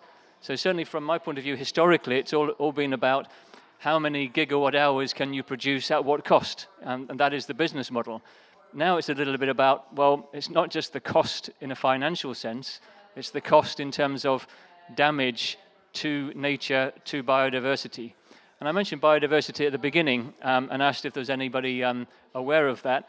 One of the first things I learned when I came to WWF was that in the last 50 years, we've had a 70% loss of biodiversity. Now, I'm just pausing there to see the reaction. That's a 70% loss of nature in 50 years. If I was a business owner and I've just been told I've made a 70% loss, well, I'd be out of business very quickly. So it's not just a climate crisis and an energy crisis, there's also a nature crisis.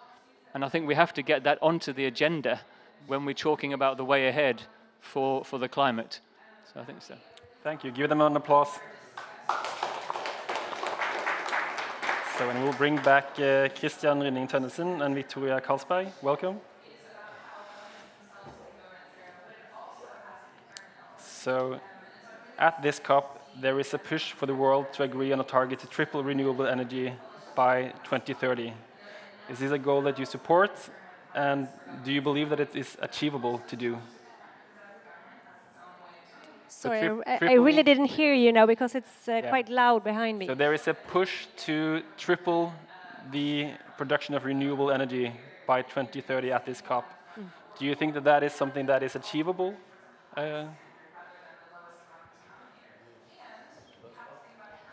Please. It represents new electricity on the size of 11,000 megawatts in 7 years. So it is very ambitious. I mean, my company will be able to construct 20,000 or 20 out of those 11,000.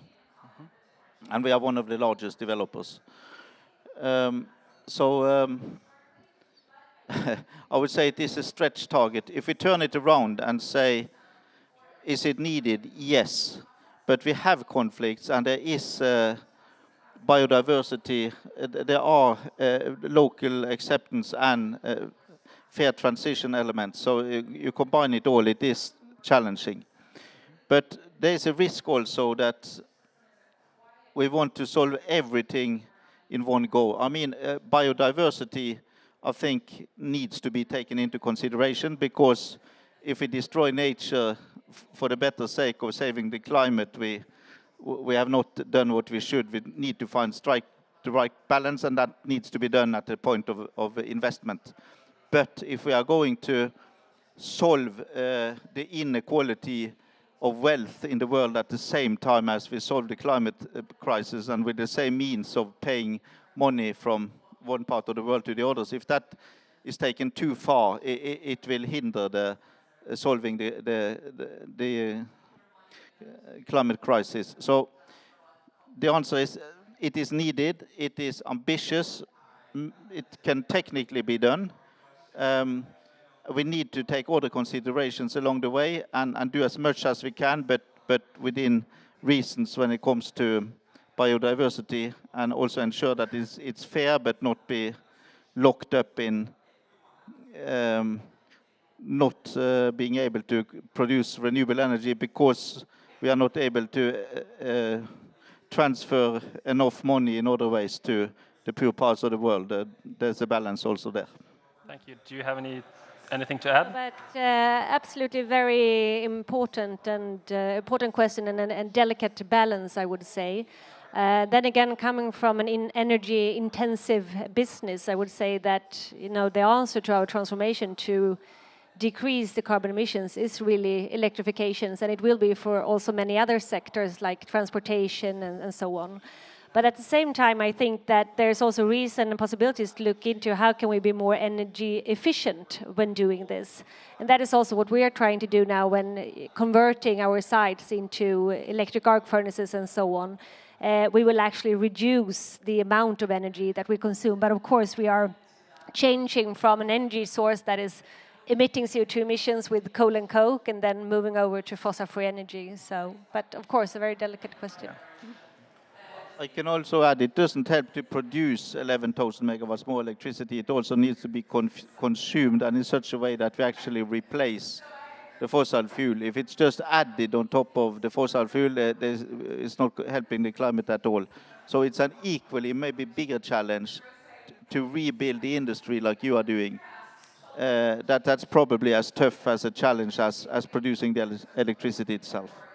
I noticed that steel was marked red in IEA's, that steel was marked as a red sector in the IEA report. How can you change that? Yeah, exactly. And I thought I needed to talk to Vanessa after this, perhaps to explain a little bit on what we're doing. But I give you right in the sense that last year we were only able to produce 500 tons of fossil-free steel. So that's, of course, a very, very small part of the full steel that is provided in the world. But I would like to still come with a positive message that we now know that there is a technique for decarbonizing the steel industry. And now it's about how quickly we can move forward, but also that there is a market for this. I could absolutely say that if we had converted more of our sites, we would definitely have a take on this. And for the 40,000 tons of SSAB Zero that we were able to produce for this year, we have definitely had customers and an interest for that. But now it's very much to work together with the society, to work together with the energy industry, because we cannot do this alone. We need to work in this in value chains. We need to work together with the society. This is truly a shift, a paradigm shift. And that's not for single companies to solve by themselves. We need to find the ways together. And I could just give you an interesting number, actually. If you just look at the need for EU to rebuild the renewable energy sources that they're looking for in their plans. So that will actually require 74 million tons of steel. And let's hope that that could be then fossil-free steel rather than steel that is emitting. So thank you. I think we need to wrap up. And I think it's good to do that on a positive note where we know that what we can do it, but we need to speed up the pace. In Statkraft, we have modeled the whole energy system in the whole world until 2050 with all countries. And in our modeling, it is possible to reach 2-degree warming. It is not as good as 1.5, and every decimal we can get below 2 is needed. But 2 is much, much better than 3 or 4. So we are moderately optimistic on a 2050 perspective that the world can actually get there.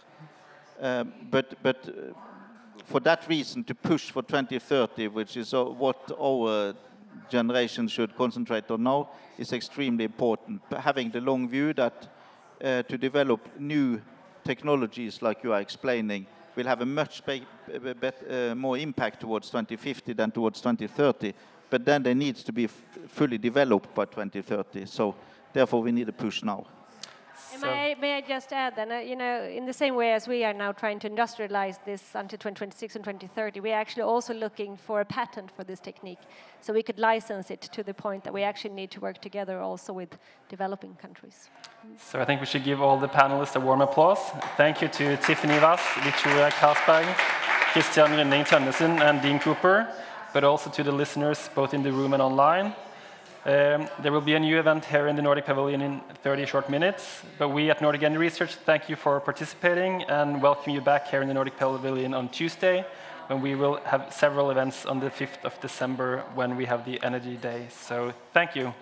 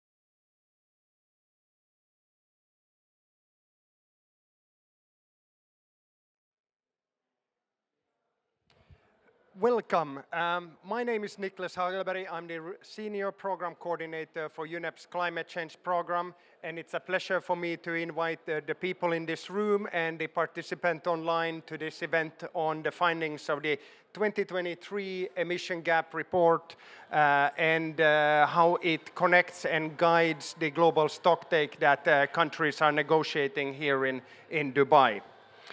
UNEP's Emission Gap Report is in its 14th edition, and it has built up a decisive role in the negotiation in taking stock of the collective ambition towards the Paris Agreement temperature goals. The Emission Gap Report has found a place in many of the interventions that countries, heads of state and negotiators are taking in the negotiation rooms, and we have heard it featured multiple times over the 2 days in the World Climate Action Summit here in Dubai. I would like to take this opportunity to also point out that the Emission Gap Report is a major collaborative effort where about 80 scientists put in their data, their insight into building this report. It would not come together with just buying the brilliance. It has to be in the heart as well. And big thank you to all of those authors for contributing to this report. And it indeed is a regular stocktake of where we are in implementing the Paris Agreement. I will do a quick introduction of our speakers, and then one by one they will come up to the podium and present their part of the findings of the report. So first, in the middle, I would like to introduce Anne Ulhoff, who is the Chief Scientific Editor and also the conductor of the entire Emission Gap Report team, and Anne also works with Concito. Here next to me we have Jory Rolsch, who is a lead author and also a director of research at the Grantham Institute and also a professor of climate science and policy at the Centre for Environmental Policy at the Imperial College of London. Greg Muttit, next to Anne, is also a lead author and a senior associate at the IISD. Jakob Mulugeta, furthest to my left, is again a lead author and a professor of energy and development policy at the University College of London. Oliver Gedden, to the right of Anne, is also a lead author and a senior fellow and head of research cluster for climate policy and politics at the German Institute for International and Security Affairs. And with that, I would like to hand over for Anne. We have about, in total, 45 minutes. We'll see if we get to taking questions from the audience. Otherwise, if there's no questions, I got a few twisty ones for the authors. Thanks very much, Niklas. And it's great to be here. It's always nice when we get to this stage of actually presenting the findings, and it's always super nice when we have so many lead authors to help out on the presentations. So as Niklas mentioned, this is the 14th Emissions Gap Report, and each year we release them just ahead of the COPs to inform the discussions here. And in terms of the process and the setup of the report, it's an assessment report. So it's an annual independent science-based report building on all the major new studies and modeling undergoing. We've had 79 authors involved this year from 47 different institutions across 22 countries. And as you can see here, here's the whole series of the report coming out every year before the COP. So what's special this year? Of course, it's the first global stocktake, and we really wanted to focus on some messaging and findings that could feed into the discussions here in Dubai. And here you can see all the main questions asked in the report. We always look into the key trends in global emissions. We look at the the progress in ambition and also in action since last year and this year also since the adoption of the Paris Agreement. And then, of course, we look at the implications both for the emissions gap in 2030, which is basically the difference between where we will be in terms of global emissions if countries implement their current pledges for 2030 on mitigation, and where science tells us we need to be to have a likely, that's at least 66% chance of reaching or achieving the temperature goal of the Paris Agreement of keeping temperatures well below 2 degrees and preferably 1.5 degrees. We look at the global warming implications, and then this year we dive into two areas that are increasingly important, and one is energy transitions, both globally, but also this year we have a special focus on low and middle income countries because trends are changing also in terms of emissions, and by now low and middle income countries account for 69% of global emissions. But transitions in these countries obviously have to take place alongside development and other goals being fulfilled. And then finally, we have a chapter on carbon dioxide removal, which is basically necessary in all the scenarios to keep global temperature to below 2 degrees and preferably 1.5 degrees. Good. So I'll just get us started with some of the key findings from the first two chapters of the report, and then I'll hand over to Yuri for chapter 4 on the emissions gap. So if we look at global emissions, they actually increased by 1.2% from 2021 to 2022. And we also see that by now all sectors apart from transport have fully recovered from the drop in emissions induced by the COVID-19 pandemic and now exceed the previous record high of 2019. At the same time, we also see that emissions of methane, nitrous oxide, and fluorinated gases increase, and these have larger or much more heavy global warming potentials than other greenhouse gases.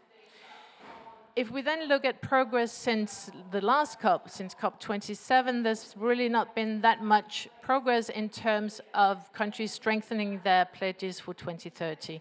We've seen that only 9 countries have responded to the call to strengthen their 2030 pledges since last year, and if fully implemented, these pledges are only estimated to reduce global emissions in 2030 by 0.1 gigaton of CO2 equivalents annually.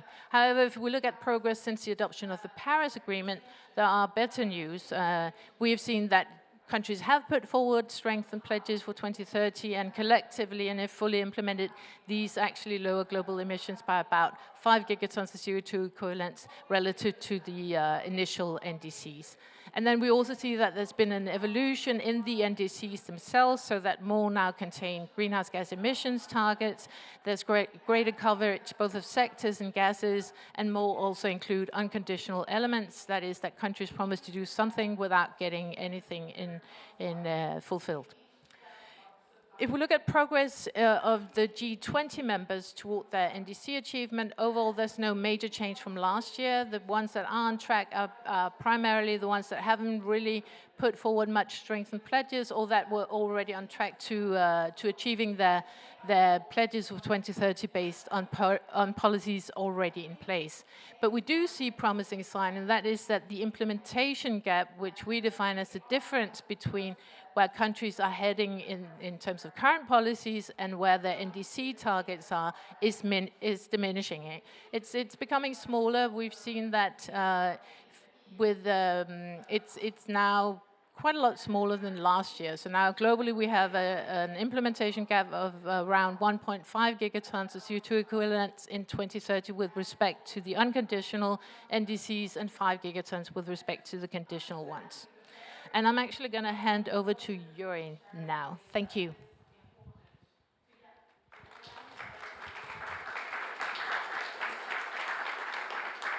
Yeah, thank you, Anne, for setting us up so nicely. Now coming to the graph that the report is named after, the emissions gap, looking at, again, where emissions are heading if we implement all the pledges that countries have put forward, or all the policies that they're actually implementing, and the levels of emissions that we actually need to be in line with 1.5 or 2 degrees. In the report, we also have a 1.8 level, which is not shown here, just for clarity. And we can see that The emission gap is still very large. We have not seen a large, or we haven't seen any movement in ambition of pledges since the last report. So the ambition gap, so the difference between the pledges and the 1.5 and 2 degree ranges, remains the same. It's of a size of more than 10 gigatons of CO2 equivalent emissions in 2030 for 2 degrees and around 20 gigatons of CO2 for CO2 equivalent for the 1.5 degrees. The only good news here, as Anne already mentioned, is that the discrepancy between what current policies are delivering and the NDCs has been reduced over the past year. If we then look beyond 2030, this is the first time that the emissions gap report actually has looked at time periods beyond 2030. And that is really to inform where we should be heading with the next round of NDCs. We can see that if we continue forward what is pledged and the policies for 2030, we end up with a gap of around 18 gigatons CO2 equivalents for 2 degrees and 29 gigatons CO2 equivalents for the 1.5 degree goals. That really highlights that what we do for 2030 and what we fail to do for 2030 has ramifications for what comes afterwards. We can pull that even further and look at 2050, and there you can see that this gap, of course, becomes even more dramatic. What are the temperature implications of this? For current policies, we avoid around 3 degrees of warming. For the NDCs, 2.5 to 2.9. If we, in our most optimistic scenario, where we take into account what current countries have pledged, including the long-term net zero targets, we avoid 2 degrees. That is the most optimistic interpretation of what countries have put on the table, not the most optimistic of what can still happen. A last point I want to highlight is what the implications are of these temperature levels. We only, in the high-level messages, we only show one number, be it 3 degrees or 2.5 degrees. But of course, there is a large uncertainty around this. Under current policies, warming more than 4 degrees is far from excluded. The same so under the most optimistic case, we see roughly 1 in 6 chance that warming ends up below 1.5 degrees, but equally so, we see an important chance that warming still ends up above 2 degrees. And with that, I would like to hand over to the next speaker.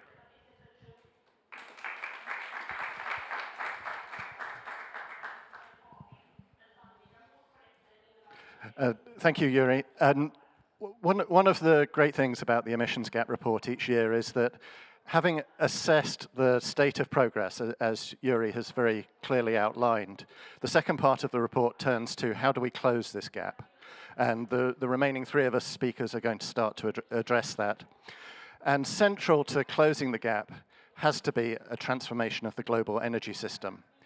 It has to be central because approaching 90% of global CO2 emissions come from the burning of coal, oil, and gas.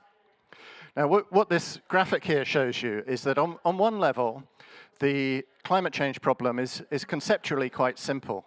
It's a problem of too much fossil fuels.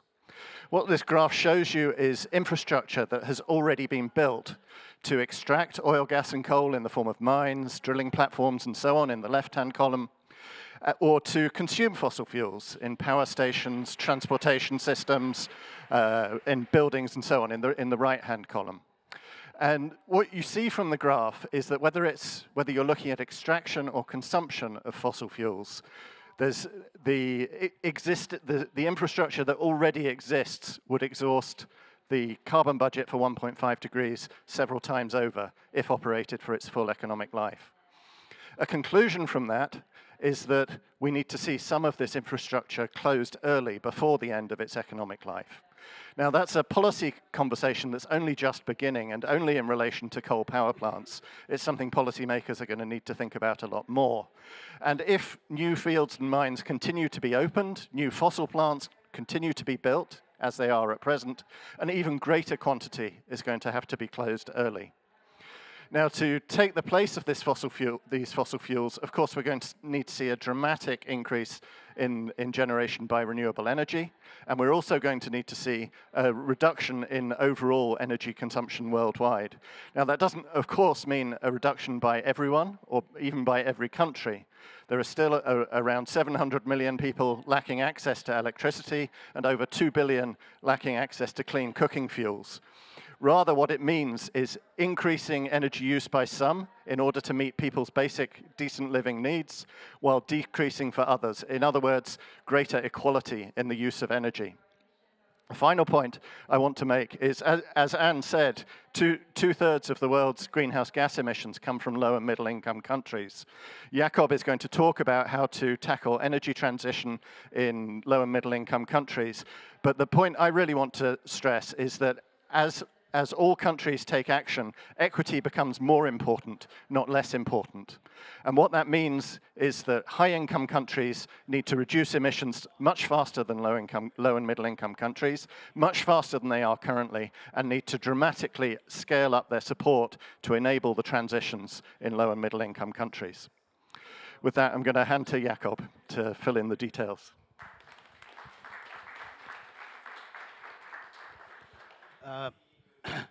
Thanks, Greg. And if I like this, is this better? Yeah.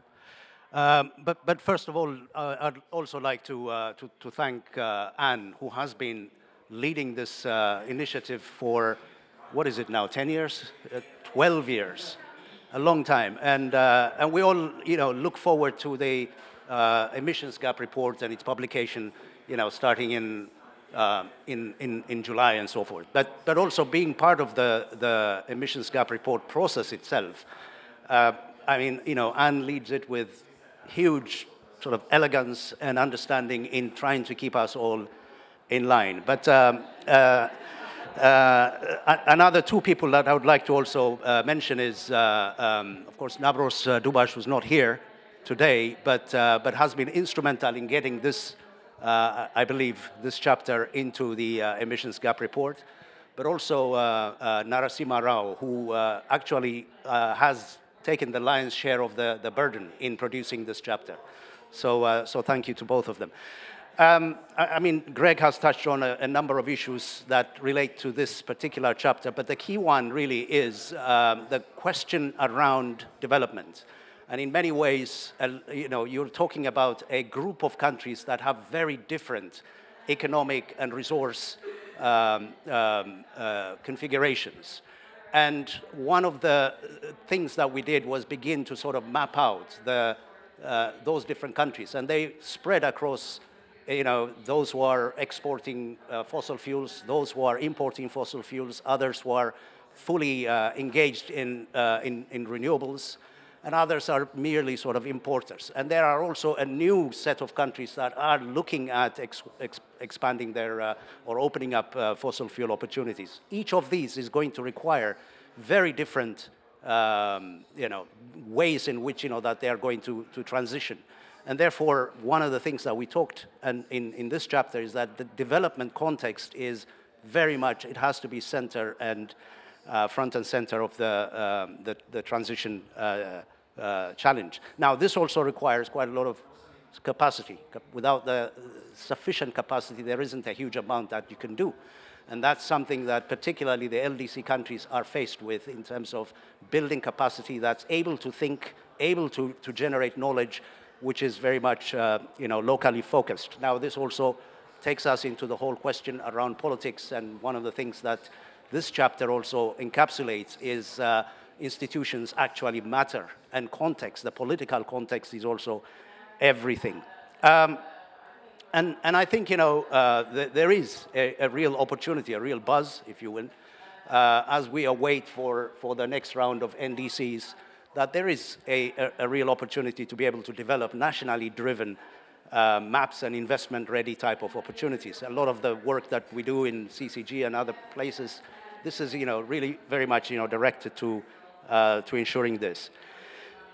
But the big elephant in the room really is finance. I mean, in the past, when we talked about energy, for example, we talked about energy, but every conversation on energy, on leads us to finance. And access to affordable finance is absolutely dire when it comes, to LMIC countries.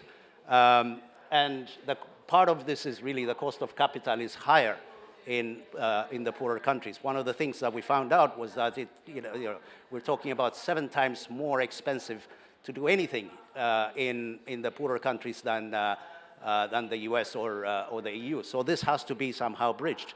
Now this requires both internal as well as external adjustments that would need to be done. And the quantity that we're talking is quite significant, orders of magnitude. But also the key area is also the issue of mature markets. For example, if you're talking about the EU transition, a lot of that depends on domestic or mature domestic markets. The challenge for particularly the poorer countries in the LMIC category is that they have to access that finance from international markets that tend to be very fidgety when it comes to resources, partly because they are putting in quite a lot of thinking in terms of the risk that each country represents. When you factor that in, then the cost of capital for the poorest countries is too expensive.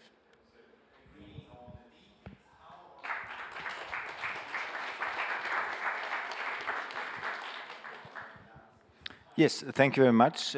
So last but not least, carbon dioxide removal, which can be sometimes a quite contentious topic, but I think it's now more and more accepted that it is needed at some scale, simply because we talk a lot about net zero emissions, and the net part already indicates that we will have some residual emissions left from hard-to-abate sectors that need to be covered by carbon dioxide removal. So you've often seen probably overview slides how which kind of, let's say, methods we have, how they can be clustered. I think to not get lost into it, it's important to actually ask ourselves how carbon is captured, where it is stored, and maybe most importantly, how long it is stored for. And the most durable options, storage in the lithosphere, in minerals, and in geological formations. So what's here in the middle, often where you combine a certain form of capture, for example, from bioenergy or direct air capture with CCS. And in the scenarios, in the global scenarios that also are being evaluated in the UNEP emissions gap report, it's usually BECCS, bioenergy, CCS, direct air capture with CCS, increasingly enhanced weathering, but traditionally the most of it comes from afforestation and reforestation, where you of course run into many issues and trade-offs with land use. And afforestation and reforestation, if you cluster that as one method, I think it's more than one, then of course this is the method we have experience with already. And in line with other reports, we cluster afforestation, reforestation as traditional or conventional CDR. The others are a novel CDR method. And there's often the assumption, okay, if we talk about CDR, then we shift the attention away from emissions reductions. But if you look at what the scenarios do, the scenarios the UNEP emissions gap report assesses, then it's clear that until 2035, there's not much of a substitution of emissions reductions with carbon dioxide removal. And if you go to net zero CO2 being at the point where warming or additional warming should end, then you see that in 1.5 scenarios, but also in 2-degree scenarios, 80% and more of the effort come from reducing emissions. And then with different shares between conventional or land-based CDR and novel CDR. So over time, the novel methods, bioenergy with CCS, direct air capture with CCS, will take a much larger share. That's also because of limits to land use, but also to limits to the effectiveness of forestry-based methods under a warming climate. So the achievement of this gigaton level over time is uncertain. It can be seen, rightly so, as a problem that we already assume it's going to be done. But regarding government plans, they are lacking. One thing that always needs to be taken into account is that we need robust measurement, reporting, and verification to do it in a credible way. And for some methods, that will not be particularly easy to do it like that.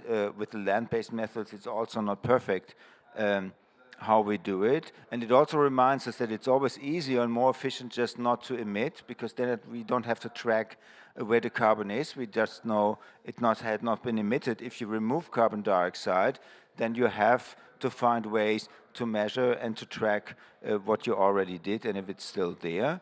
And specifically novel CDR, where you need new technologies, you can, if you compare it to other early stage phases of new technologies, for example, in renewable electricity, they will go through a formative phase and will need a lot of government support in that formative phase to become available at larger scales in, let's say, 20 years from now. And you could say, although we say that quite often now, it's a critical decade, but if we want to deliver on what is already in scenarios, this would be the critical decade for novel CDR methods. Thank you.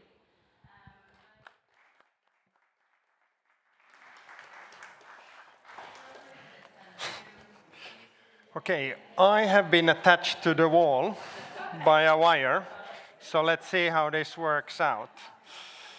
All right, so I can't move from here.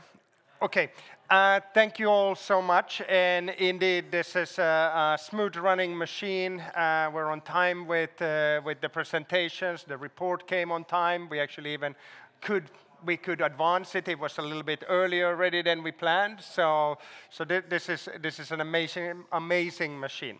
We got about 20 minutes left, and I have a couple of questions, but I would like to see if the audience, any burning questions. Excellent. And now we have a little bit of then the question that how do we get all these wires out? And if you could kindly introduce yourself and tell from which organization you are at. For sure. My name is Angela Carter. I'm at the Memorial University of Newfoundland and Labrador and also the International Institute for Sustainable Development. I work with those folks too. So I'm from Canada, and my question for you is about CCS or CCUS. I'd love your help in understanding this and communicating it, because I see it listed here as a solution with caveats. But in the Canadian context, CCS is drawing a lot of subsidies by the oil and gas sector that is using CCS primarily as an enhanced oil recovery method, but yet arguing that this is a climate solution. So I would love some of your feedback on how to navigate the complexity of that solution or not. Also thinking about the International Energy Agency with the recent report saying that this is an illusion solution for the oil and gas. Help me communicate about this, please. Excellent. Thank you for that. Oliver, you probably know that that microphone is coming to you next. So we start with Oliver. Not necessarily. Is it working? Yeah. Not necessarily, because CCS is in general not carbon dioxide removal. So there are two things to think about. Where does the CO2 come from? If it's fossil CO2, it cannot lead to carbon dioxide removal, but fossil fuel CO2 is carbon capture and storage can of course help to reduce your residual emissions. Then the question is it useful to do that? And for oil and gas, the scenarios show there's only little CCS on gas and coal. I mean, it does not make much sense to combine it with oil when burning oil. Then, of course, enhanced oil recovery is then the only business case that is right now there. What to do with that CO2? Governments could incentivize just storing it beyond enhanced oil recovery. Where it's basically discussed right now is for industrial installations where you don't have other options, like in cement plants, at least not in the medium to short term. For a long time, I think it's important to keep that in mind, it has been discussed as the primary options for steel plants until we then went into the hydrogen route. So it's not a given that in cement you definitely need it in 50 or 100 years. It depends on just the production process. But for the time being, I guess cement is the prime candidate for using CCS for process-based emissions because it's independent of the energy input. But as the IEA showed, trying to do that just to prolong the business as usual in coal and gas it does not make sense even from a macroeconomic point of view. But, and then now the last sentence on CDR, combining it with bioenergy, when the bioenergy feedstock is sustainable, and combining it with direct air capture could then generate negative emissions. So I would say it is not the CCS as such, that is a component of something bigger, and then the question is what are the other components in that chain? Thank you. Do we have another question? That felt almost like an auction. Do we have another offer? Yes. Hello, my name is Oliver. I'm from ActionAid Denmark. I was interested in the part about capital costs for low and middle income countries and being part of the transition. Are you seeing any examples about when it becomes possible for them to get the finance that they need? Like what is necessary? Is it that you need to bundle projects together in order to reduce the risk of the institutions giving the finance, or is there other ways where you're seeing what does it take to do that? Jakob, I think that's coming to you. Can I use that? Yeah. I think it's a good question. It's a question we can discuss, in great detail. I think there is certainly something that countries can do, and one of the things that we are talking about in terms of capacity is strengthening the national capacity in terms of being able to produce the knowledge, but also the kind of projects that could be funded. That's at the national level. Of course, fixing your regulations and so forth. But the other aspect of it is also persuading the investors.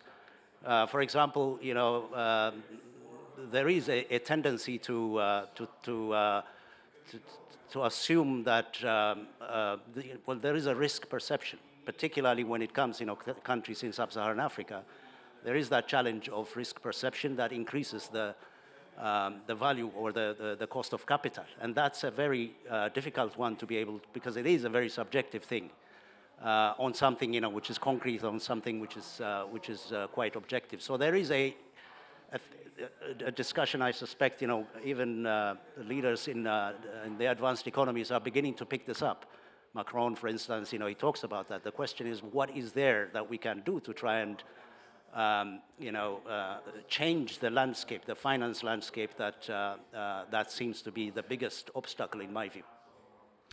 I may add there, so you may remember that in September, Kenya organized an African climate summit in Nairobi, and one of the key findings was just 14% of climate investments in Africa come from private sector, whereas in US it's above 90%. So there's clearly an issue there, and we can't get up to the level of investments unless we figure that one out. And the message from that summit was very clear. Capital has to become cheaper, and I believe that I've heard, especially from the Nordic countries, that they want to invest their resources in lowering that capital and that perceived risk in terms of private sector investment in climate action. So perhaps there's the recognition of the issue has definitely gone up, and I would say some early progress there as well. Before I open up again for the floor, I would like to look at Jory and Anne. You've been part of this report for quite a while, and you know the situation. It doesn't look too good. What are the recommendations? What kind of outcomes would you like to see from the global stocktake based on this expansive experience you have? What are the 2-3 things that you would like to see coming out at the end of the next 2 weeks? Thank you, Anne. Yeah, indeed. So this was a 15th year? 14th, yes. 2010 was the first time we did this exercise. I think for the global stocktake, first and foremost, I would like the outcome to reflect the scientific facts and the scientific assessment of the situation we are in an accurate and honest way. That is just for the technical part of the global stocktake, but in itself, that's already a challenge. If you look at the various discussions, including in Substa and so on. A second one, of course, is that the political implications of that shortfall that is the logical outcome of the global stocktake, or of the assessment of the global stocktake, of what the political implications are for that. And thinking just about a small chapter that I'm part of every year at the global level, I think a really interesting signal, or a really good and powerful signal, would be to kind of define more clearly what Article 4 of the Paris Agreement, 4.1 of the Paris Agreement, already hints to, is that we need to reach a peak of global greenhouse gas emissions as soon as possible, and decline thereafter. I think if the COP can actually translate that in naming the year in which we should be aiming for that peak, that would be great. Of course, that's really just a symbol, but the idea would be that that we get then the actions in the next coming years with the updated pledges and the new NDCs for 2025 to make that then also a reality, or closer to reality. Excellent. Anne, anything to? Yeah, no, I would like to see, and this is like my Christmas wish list of all times.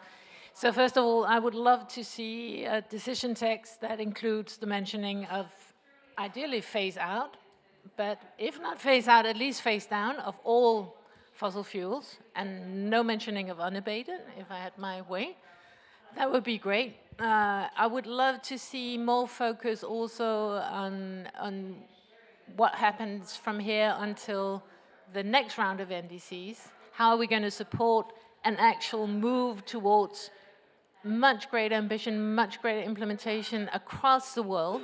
Of course, still, as you also pointed out, Greg, focusing on faster action in high-income and high-emitting countries, but also in getting all the rest of the world along the green transition way, and making it possible to really integrate and unite development and green transition goals. So that would be nice to see that coming up more directly, also providing the support that some countries may be needing to develop much more concrete and much more ambitious NDCs, where they could attach real investment plans and opportunities to these. So. Excellent.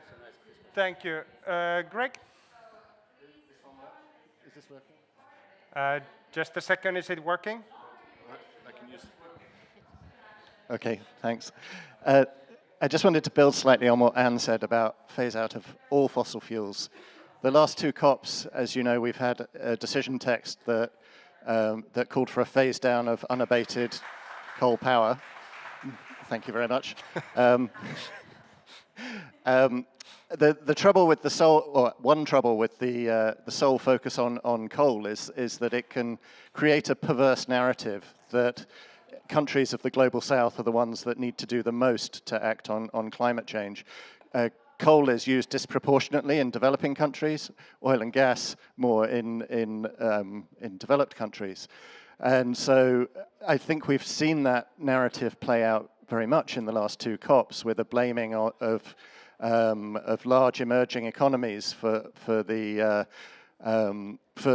resisting that sole focus on coal. So I'm really, like Anne, I'm really hopeful that the GST will call for a phase out of all fossil fuels. And I just want to add one other thing to that, which is I'd really like to see the GST call for the kind of scale up of finance that we need to see. As Jakob was saying, we need to be talking about an order of magnitude. And I think, as I look at it, the lack of provision of the serious kinds of finance on the scale that's required is perhaps the biggest barrier we are facing to action on climate change.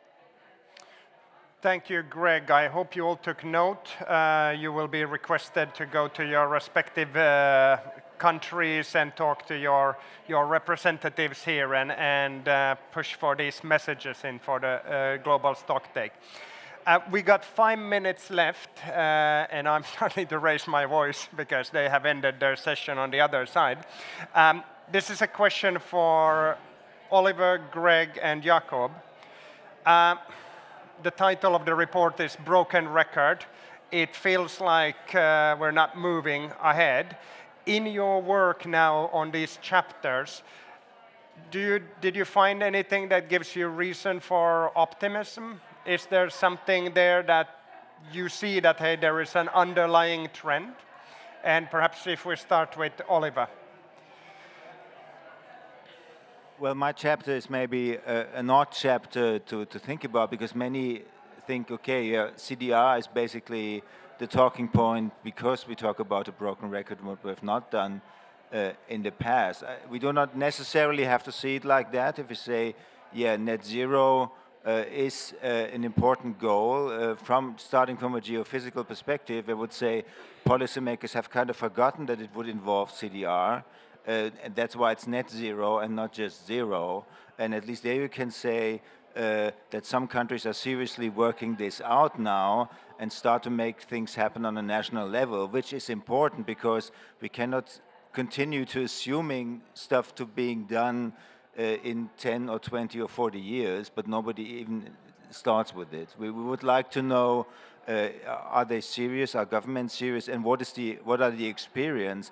And they can be very tricky in the detail in how to do biochar in Denmark and get it on the national accounts and get rewarded for this. So many tricky questions, technical questions that countries now start get into it. At the same time, it's worrying that CDR sometimes it's used as an excuse by just saying, yeah, we're going to deal, we basically do business as usual and going to deal with it via CDR. But I think if you force governments to have national plans, you can at least scrutinize what exactly are you doing here. Just assuming, we don't need to do that many emissions reductions, we will still have CDR, and not quantifying it, I think, is the bigger problem. Okay, I didn't see too much optimism quite yet, but there's still... They did not bring me in for that, yeah. Okay, excellent.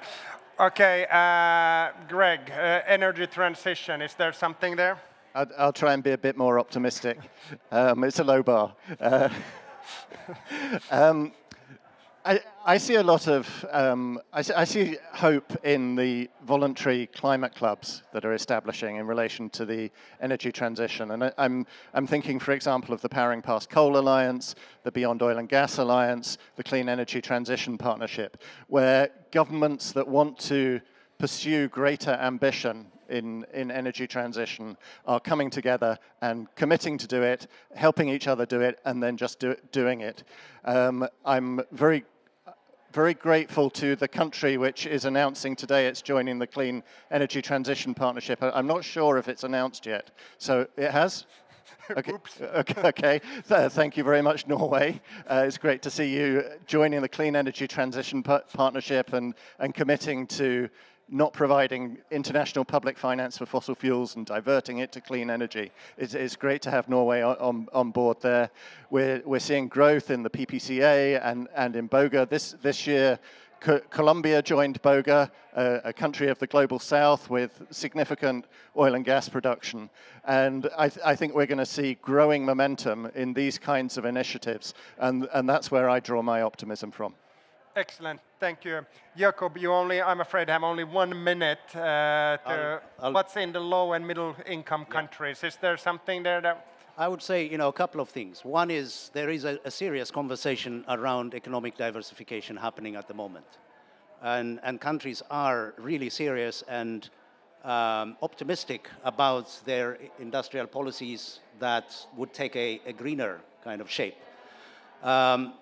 Where that's going to lead us, it's for us to see, but it's also for us to support that effort. And these are countries that are very much, oil and fossil fuel based, who are having these discussions. The other one, which until recently was a bit a nebulous discussion, is the just transition debate, and often it had been framed around the north and the south. Of course, there is that inequality at a global level. But I think also the inequalities that have led us to energy access in some countries, being 80% non-access in a number of countries, is now entering into the policy sphere. And I think this is something quite positive and quite. I'm optimistic about that. That we will close the gap in a short period of time, I would say. Okay, thank you, Jakob. That was, I feel we did end on a little bit of a positive note there. So first I would like to thank the team here, and there's a much bigger team also behind the group that you see in front of you here. But I would also like to thank the Nordic Cooperation Pavilion for hosting this event here today. And with that, we're on the minute of ending this show. So thank you so much for joining us today.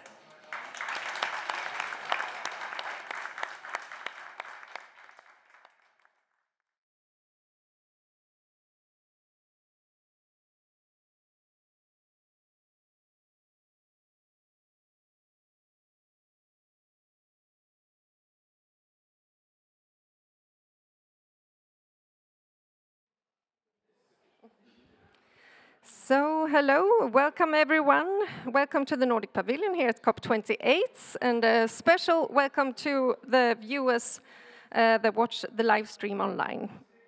This event on the Nordic Stocktake ambitions was commissioned by the Nordic Council of Ministers, and the ones performing it is a coalition of different think tanks and research institutions of the Nordics, led by Concito over here. And the project was actually already pre-launched in New York during New York Climate Week, and the Nordic launch was at the ministerial of the Nordic Ministers for Environment and Climate a month ago. And we are so lucky to have with us the Minister of Climate and Energy, Environment of Norway, Mr. Andreas Bjelland Eriksen, that will come later in the program. Thank you, Minister, to join us today. And after the meeting of the ministers, they come up with a declaration on COP28, and this project is actually mentioned concretely in this declaration. And the ministers, among many things, highlights we need to listen to science, why it's very, very timely that we have this event after the UNEP emissions gap report event. We have to increase the pace in countries like the Nordics that do have all the know-how and the institutional and financial capacity to increase the pace must do so. So before we start, I would like to introduce a moderator, but she will not come up until later. But we will have Anne Ålhoff from Concito, who's also the chief editor of the UNEP emissions gap reports, Anne. And then we go to the Stocktake, and the one who will guide us through that is the deputy director of Concito, Denmark's green think tank, Mr. Jarl Krausing. So Jarl. Thank you very much. And let me also just start by thanking the Nordic Council ministers for making this report feasible, and also right away start off saying this is the report which has been done with a group of Nordic think tanks and knowledge institutions across the 5 Nordic countries, and great gratitude to the collaboration we have had with them. And it's actually the program you're seeing here, so let me just go on right away to what I'm going to talk about. Maybe just touch upon very quickly what the key messages from the study that we did with our Nordic partners, including the institution that you see on the bottom of the screen. The key thing is, yes, we do have a very clear political goals in the Nordic regions, all aiming towards a net zero future. It's politically decided, it's totally understood what we are talking about here. But talk about implementation gap, it's very big. Normally we talk about it also at a global scale, but rest assured we do also have a very strong implementation gap in the Nordic countries, and we are going to come back to what that actually looks like in itself. There are also many ways in which the Nordic countries are aiming for carbon neutrality, especially in terms of how we're actually using also the LULCF sector, for instance, is one of the areas that we are going to have been looking into. What, on the other hand, we're also realizing it's not just a cost. if you're actually an early mover, there's also lots of opportunities coming with a fast pace in a green transition of the economies, both in terms of export, but also in terms of other societal benefits that you can get there with societies as you move forward. The final message, technology, yes, it can take you a long way, but it will not do it alone. You need to have a societal buy-in. You need to work with lifestyles and the aspirations for people as they look into a future which is a net zero. So if we take a little bit deep dive on what we actually have in the Nordic countries, we have these net zero targets. You see them here ranging from 2035 until 2050, and most of them are legally binding, others are inspirational indeed. Some of the targets that you have here are only domestic emissions that we are talking about. Others, it's possible to actually work with international credits, etc. But what is the key message is there are a set of goals across the region that will, if we are successful, being able to basically produce the first carbon neutral region of the world. And that is one of the aspirations of the Nordic Council of Ministers as we move forward. What we do see, however, when we actually look what has happened since 1990, how far have we gone towards this goal? And there you will note that if you actually combine the pathway that all of the Nordic countries have taken across the economic sectors, we do have a net zero, a reduction of only 26%. So we're very far away from where we were in terms of moving from 90 to carbon neutrality in the future. And we can see most of the gains have actually been, of course, not surprisingly, in the energy sector, whereas the other sectors are really, quite challenged. In particular, the transport sector, where you can see the emission reduction has only reached 5%, and actually in 3 of the Nordic countries, they have been increasing over the period. What we also see, which is notable, is that the zinc in the LULUCF has actually been decreasing a lot over the period. So you actually see a net contribution compared to 1990. And that explains very much why we are coming to a minus 26% only. And actually, if we look at the pace we have now, the Nordic countries will only reach a kind of a net zero situation when you come closer to 2080 or after 2080. So what this really tells us, you need to really step up and really cover the implementation gap with transformational decisions. And we still need to see transformational decisions in the Nordic economies as we move forward. And then we do have a blind spot. That's this one. What we're not counting is consumer-based emissions across the Nordic regions. Being very rich, we consume a lot. We have very material-intensive lifestyles across the Nordic countries.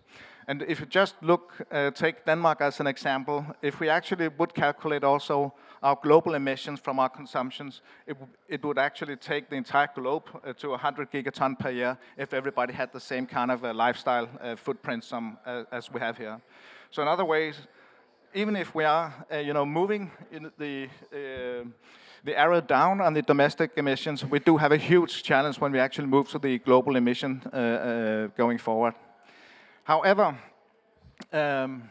what can we learn from this? When we looked at the Nordic countries, we are typically facing very much many of the same problems and challenges. And in particular, when we actually talk about accelerating renewable energy build-up in the countries, there is a challenge in terms of getting social acceptance to actually build up both, whether it's on land or it's on the ocean itself. So there's definitely a need to come around and work with local priorities and local acceptance along these issues as we move forward. Another issue, just to pick another one, is the phase out of petrol fuel cars. There's a huge focus on, the build-up or the phase-in of renewable or electrical powered cars, but we don't have enough focus on actually get rid of the fossil fuel cars. And that is actually an issue across the Nordic countries in the varying degrees. So there needs to be put much more emphasis on actually putting a price on driving in a fossil fuel car in the future. Then I think we should probably also be working much more on, in terms of the agricultural sector. Especially in Denmark, it's really complicated because of the political inertia that you have around this sector, but you see it also across the Nordic countries that this is an issue where we need much stronger political leadership going forward. Having talked a lot about the problems, I think it's also really an important element of this study that we basically ask ourselves the question, how do we build an image of the future that actually attracts people? How can we get away from just dealing with this as being a problem, a cost to society? How can we make it discussion around benefit for society, a win-win for both environment, climate, human, and all of the other political priorities that we're looking for? So what we did was that we asked 25 different thought leaders across the Nordic regions and basically asked them, okay, let's take for granted that we are in a decarbonized or net zero society. What are the other co-benefits that you see yourself in a future society, the Nordic countries? And basically, working with those interviews, we could see commonality in terms of the core benefits that people are looking for. They would like to have an economy that is in balance with the planetary boundaries. They would like to be healthier, they have more spare time, they would have stronger local communities and smarter and all that kind of things or qualities that they would also wish to see from a decarbonized society going into the future. So basically, we were able to paint a picture through the report on these kind of benefits that you could have, and that it really speaks to the great potential in actually building a narrative for the future which is much wider than climate change. It has to speak to where we want to be as a society. And it's exactly the same as when we speak very often about climate change and climate action in a global development south context, that we don't understand that it's an agenda which is so much more than just climate. It's access to energy, access to health services, all these kind of things. We need to actually do the same in the Nordic context, creating that positive, image of the future that we will really want. Because as it has been said, why run if you can't see the goal? And it's that goal that we need to paint for people to understand what we really want to look into. And then we have the panel, and I say thank you. Unless we have questions, maybe I should ask to the report. No.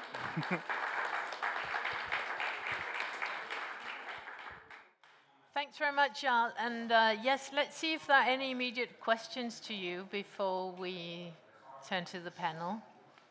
And now I feel like Nicholas did before. A bit worried. Great. No questions? All was crystal clear. Thanks so much. So now we'll turn to the panel discussions, and we're always, a lot of the focus here is on all the bad news, right? We're not moving in the right direction. We were just presenting the key findings of the emissions gap report, definitely showing that we are far from where we should be, and that the pace that we're moving at is not fast enough. But now we're going to talk more about the visions, because we want to, what is it that inspires action? It's not being told everything is, the future is gone, basically. We need to move from disillusion to action. And with us today, we have three excellent people, in addition to Jarl, of course. So we have Fatima Denton, who's the director of the United Nations University Institute for Natural Resources in Africa. Would you like to come to the stage, Fatima? And thanks so much for joining us. Then we have Nicholas Hörner, also one of the long-standing emissions gap report lead authors, co-founder of the New Climate Institute, and also a professor at Wageningen. And I think virtually joining us from Peru, we have Maria Paz Cigaran from Libelula. Thanks so much for joining us, Maria. Great that you could join us and be with us. And then finally, we will invite Jarl back to the stage, and you've already been introduced. But it's also, just starting as our visions is something that we are I've had many discussions, including with you, that we need to create a positive image of the future, one that we can relate to, one that inspires action and doesn't leave us all disillusioned. And it's also something that we're moving more into in Concito, where one of our focus areas is actually going to be on visions and how to create a positive visions for the future to inspire action. So to start us off in this discussion, I would like to just give each of you the floor to just pitch some of your top visions for a climate neutral and just future. It could be what needs to happen. Floor is open for what you want to bring to it.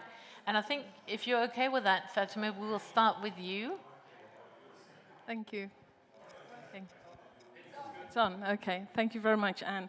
I think, Anne, you've set us a very challenging task because I think we're so hardwired to see the challenges rather than the positives of the transition, that it's often very difficult to kind of change course. But I would start off by saying at least two things in that sort of vision projection kind of pathway. The first one is that in my neck of the woods, I am not able to talk about net zero. It's not a set of words that sit very well with the people that I often talk to. So they're most comfortable with a climate resilient future because they don't really see net zero as a realistic pathway for them. So that's the first thing. The second thing I'd say is, to a large extent, Africa is starting off with you're talking about a positive rather than negative, but sometimes the negative is important as part of our historical, I would say, markers, so that we don't forget. But in this case, I'd just say that many countries in Africa are already starting with what I would call a negative sort of loss, in the sense that it's almost like one could say this is like I'm trying to find the terminology. It's a negative. It's a negative in the sense, I was trying to think about a better word, but it's a negative in the sense that many countries are already dealing with resource extraction and what comes with that. That resource extraction often comes at a cost to biodiversity, at a cost to ecosystems. But it comes with another cost, whereby some of the multinational companies that are involved maybe are busy with underpricing. They are sometimes also busy with taxation issues, in the sense that not all taxes are paid. And then the countries themselves, the elites, the comprador elites, very often are rather complicit in these negotiations, either in terms of contract negotiation, and there is also a sense that the illicit financial flows that kind of flow out of this economy is a huge loss to the countries. So that's already a loss to a large extent.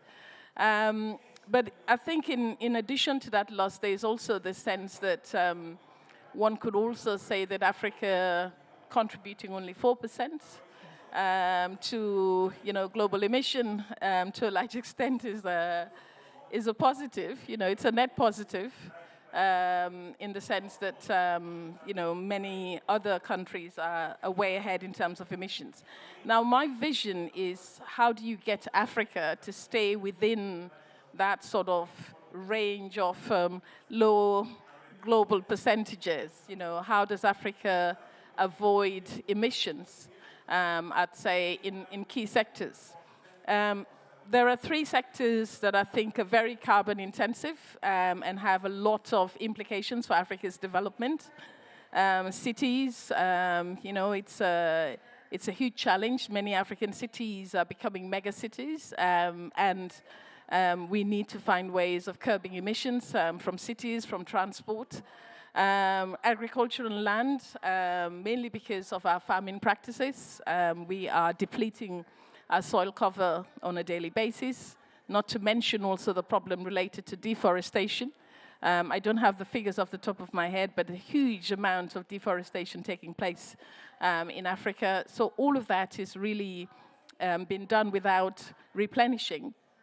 It's causing a huge loss to the countries, and also loss in terms of jobs as well, because it means that people who might be able to work in these sectors are not able to take advantage. So those are some of the losses that I see. But there is also, I guess, potentially in energy.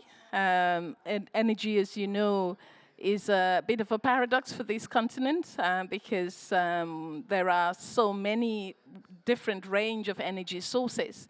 But at the same time, you know, the continent has over 640 million people that do not have access to clean cooking. So that, again, is a problem. So I would say my vision would be, how can international solidarity work faster so that some of these areas where Africa really needs support, and support in terms of solidarity, these areas can be areas of worthy investment.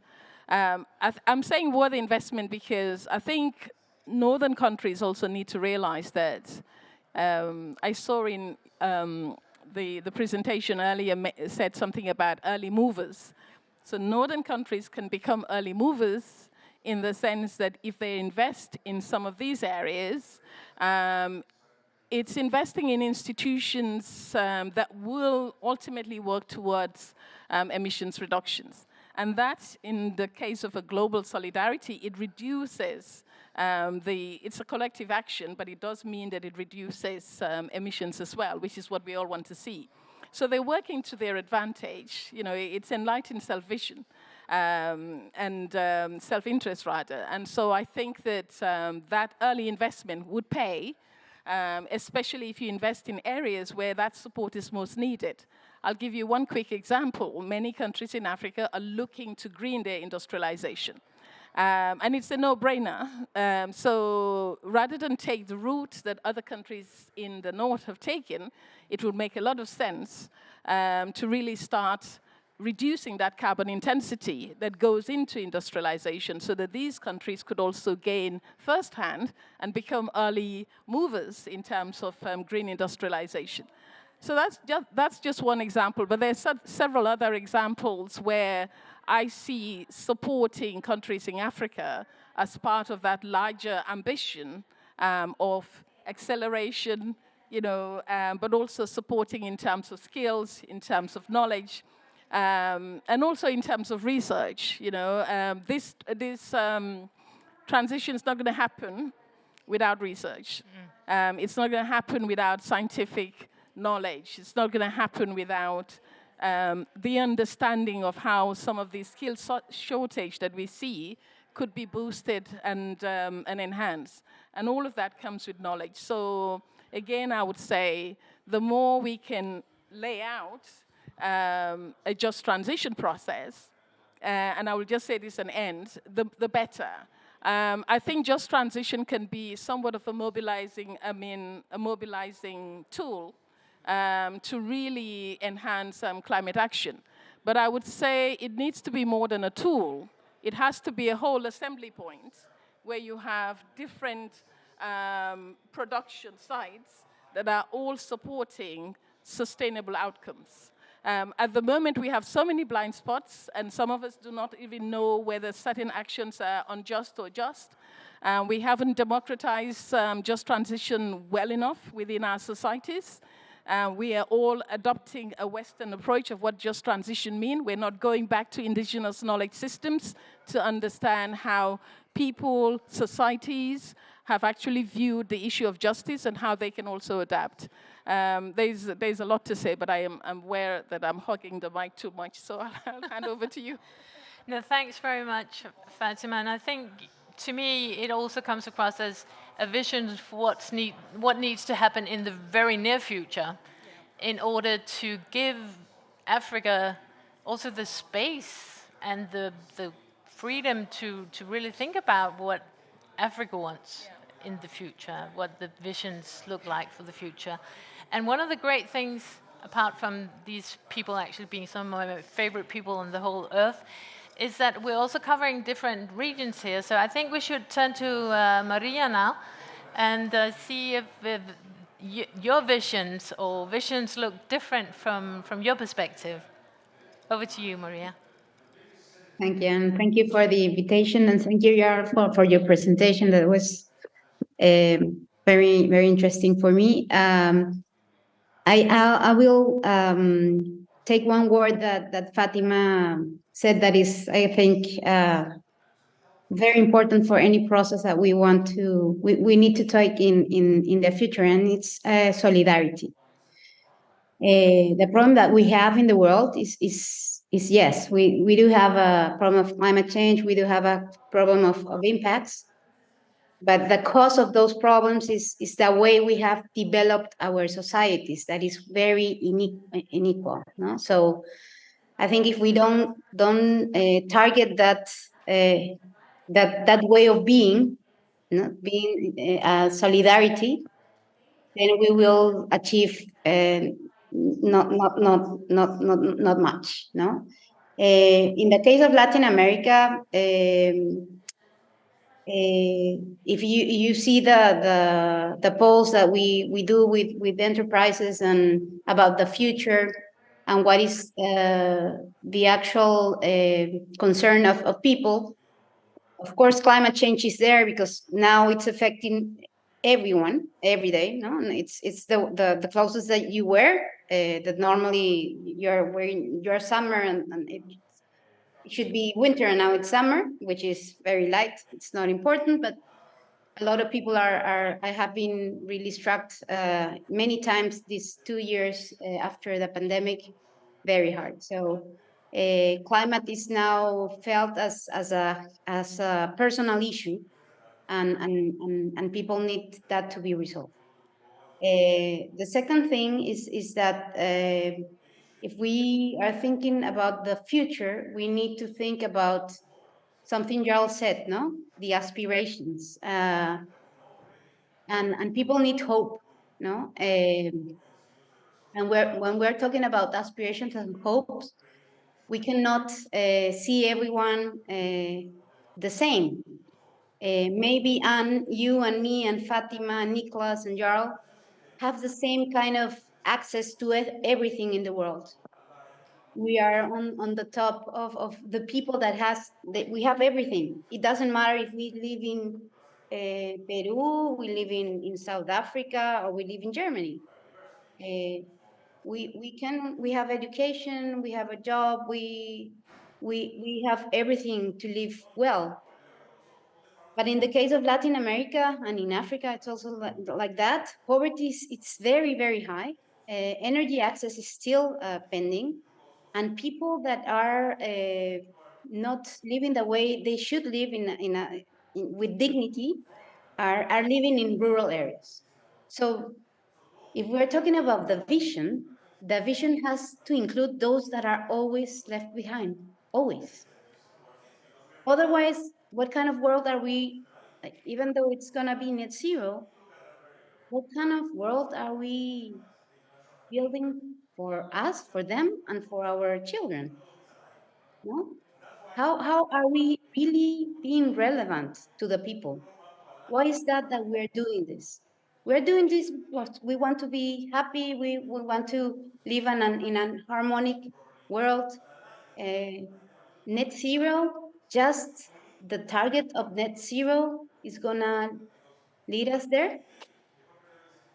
Maybe we're gonna be net zero and people are gonna be, without hope and without basis for living. So I think that's something for me to really highlight. No, we have the targets, we have the science that is very important, we have the technology. As Jarl said, technology is not the only thing that we need. We need to really be relevant for the people. And when we're talking people, it's not people like us, it's people that are really struggling to live their daily lives. And when we're talking about that we have to always think that the benefit, that central benefits need to be, first, that there's peace and trust between in a society. Second, that we are developing jobs and that jobs are giving dignity to people, because there are a lot of bad jobs in our informal jobs in our society. And the third thing is that we have to build resilience. So the capacity to have shocks, but can go to the same situation again. No, so and with that resilience in the world, since we're gonna be having impacts, more impacts every day and more frequent and more intense, we really need to think, of course, how to decarbonize our energy, the energy in the world and the industries, and how with that we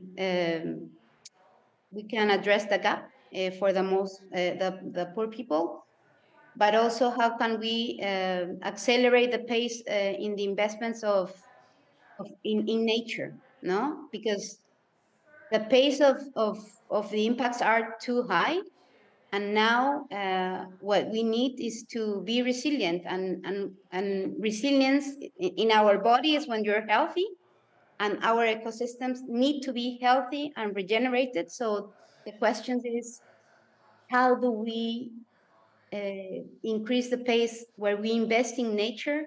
And when we invest in nature, we're giving the living wage and the lifestyles that all these left behind people need to have. So that would be my answer, Anne. Thanks. Thank you very much, Maria.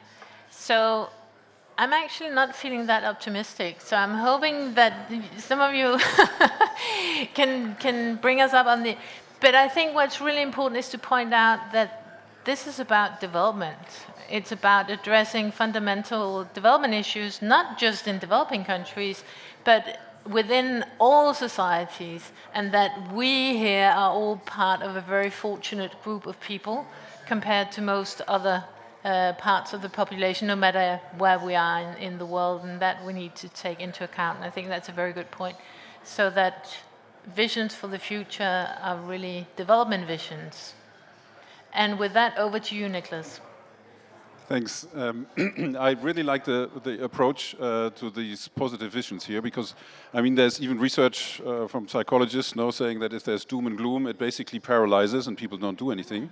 And if you want to get them to do something, you need to give them positive stories and that is motivating. And that's why I really like that approach. And we together wrote this UNEP emissions gap report. Each year there's a huge gap and it's negative. And I must admit, I get frustrated every once in a while, and that's why we actually wrote a paper with only good news. Yeah, so we, on full purpose, only looked at what is better since Paris. And even if progress is slow, there is a lot of things which are much, much better, and even outside of what we had imagined at that point in time, that are now better than before. And this is really super encouraging, for me at least, and I hope for others as well. So for example, this whole idea of net zero, 5 or 8 years ago, before the Paris Agreement, it didn't even exist. We didn't even think about going to zero. We thought, okay, somebody is reducing emissions here, somebody's reducing emissions there. You could always point to somebody else who should do it. It's not me, it's somebody else, a different sector, a different country. But you can't do that anymore. No, it's zero. It's zero everywhere, all industries, all sectors, all countries, everywhere. And we help each other to get there. And that is totally new, and that transformed the whole way of thinking about climate policy. So that's really good. And the other one, I think that is, everybody knows, is the renewable energy, which is now so cheap that it's used everywhere. And again, that's a positive story, because it's now used because of economic reasons. It's helping Africa, for example, or other countries with access to electricity. It's much better for health. It is really a very, very good success story. And another one is, that's probably more relevant than for the global north country. That's the electric mobilities. Electric cars really go fast. And we've heard here, yes, they are sold, but the old cars are not going out of the market. So we need to do much more, but it's again a positive story. And I think that's really the trick how to get there. And I think some countries have already understood to do this. So for example, the US Inflation Reduction Act is actually it's a climate law, but it's not called a climate law, it's an Inflation Reduction Act. And it's actually termed as a development thing, no? For more jobs, for good for the economy. So it's a total different communication, total different mindset. So this is good for the country, and not it's something negative that you can't do this anymore and you can't do that anymore. So yeah, I like the approach, and I hope you can implement that positive vision in the Nordic countries. Thanks very much, Nicholas. And over to you, Jan. Yes, thank you. And actually, it's really wonderful to hear my fellow panelists underscoring, we need language around hope and solidarity. And that actually came through as we spoke to these thought leaders across the Nordic countries, that they were all talking, in frameworks like that. We need hope, to guide us. And it was also a really strong common denominator. We want a society that is also globally shows more solidarity. So I think the entire theme and understanding that this is a development agenda for all of us is something that we have not yet successfully really been able to how should I say, translate into realpolitik. We can talk about it at the SDG kind of level or UN convention kind of language. It's all there. But when you actually want to translate it into what we are doing nationally, we don't see that kind of framework in place. And I think there's a huge, how should I say, depository of opportunities in terms of creating political language that actually translate these kind of benefits and co-benefits for societies that goes across the global north and south divide. One of the reasons why we've also in Concito went into this arena was when we did segment analysis of the population with partners and realized, there will be a 20-30% of the population that you will never reach with climate language. They will not change anything, no matter what you paint in terms of despair or generational and responsibility and all that. It really came to realization exactly reflecting psychological research. You need to speak issues related to values, ethics, norms, and provide and pull out that kind of motivator in how should we say, in the formation of societies stand on not only climate but greater equality, protecting also the other planetary boundaries that we are crossing. So when we go forward now working on the visions track, it's very much in a context of both reflecting, we cannot resolve climate while at the same time crossing all the other, planetary boundaries. And we cannot do this if it's not do it in a way where, based on inclusivity. And, again, using buzzwords like leaving no one behind, all that, but actually meaning it. We know that you're going to have discontent people that are losing their future because of climate change impacts, because of the speed of the transition. I mean, that we have to deal with. These are real concerns. And then I think you need then to add that exactly attraction pill that people can take, for the future. And that, okay, there's actually something in it for me. My life can also be better, even if everything is in a turmoil on the climate and all the other issues as such. So we're definitely going forward now, building a program that will work with a sociologist, anthropologist, and so on to help paint that kind of integrated approach across also the global north and the south. And we hope, for instance, very much to work with Fatima on this one. We are talking. Thank you. Thanks very much. And thanks to all of you. We actually now only have 3 or 4 minutes left. But I think excellent interventions. There is no climate vision for the future without a development vision for the future. We need more solidarity. I actually think that if we go all around the world and ask individuals what are the most important things for you in the future, I think we would get fairly similar answers. And And with that, I'm very happy to hand over to Minister Eriksson to come with some closing remarks, and then hopefully we'll have some drinks and snacks after the event. Thank you so much to all the panelists. Thank you so much for joining us, Maria, and thank you, Anna.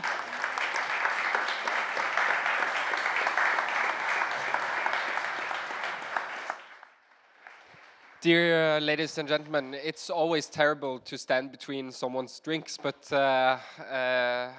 thank you very much for the nice and important remarks so far. And I mean, it's important in the spirit of what Niklas said to remember now when we do the global stocktake, which is basically a revision of how far have we actually come since the Paris Agreement, to remember some of the essential figures. I think before the Paris Agreement, we were expecting that the world was on track for a global warming of 3.5 degrees. Now, in the latest IEA scenarios, we are at 2.4. That's a positive and negative feedback at the same time. Positive because it shows how far the world has come in only 8 years. Positive in the sense that we know that we can do even more going forward to bring that down to where we need to be, and negative in the sense that we are still not on track. So we need to utilize that as both a positive and negative feedback to people. And then converting that into a Nordic stocktake, to me at least, the Nordics should be frontrunners in showing how this can actually be done in practice. And I think in certain important areas we are frontrunners in showing how this can be done in practice. We have goals, we have in many ways plans on how we are going to do this, and then we need to make sure that those plans are as concrete as possible, that they are followed up in practice, and that they take duly into account all of the other concerns that we are facing at the same time as societies, as people. And I mean, from a Norwegian perspective, I think it's been fascinating to see that now we have started revising where we are going in terms of cutting emissions every year, while we are revising our annual budget.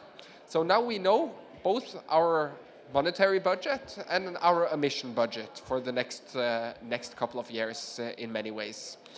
And in the short-term perspective, that shows that we can cut emissions in line with our 2030 targets, which we have reported under the Paris Agreement.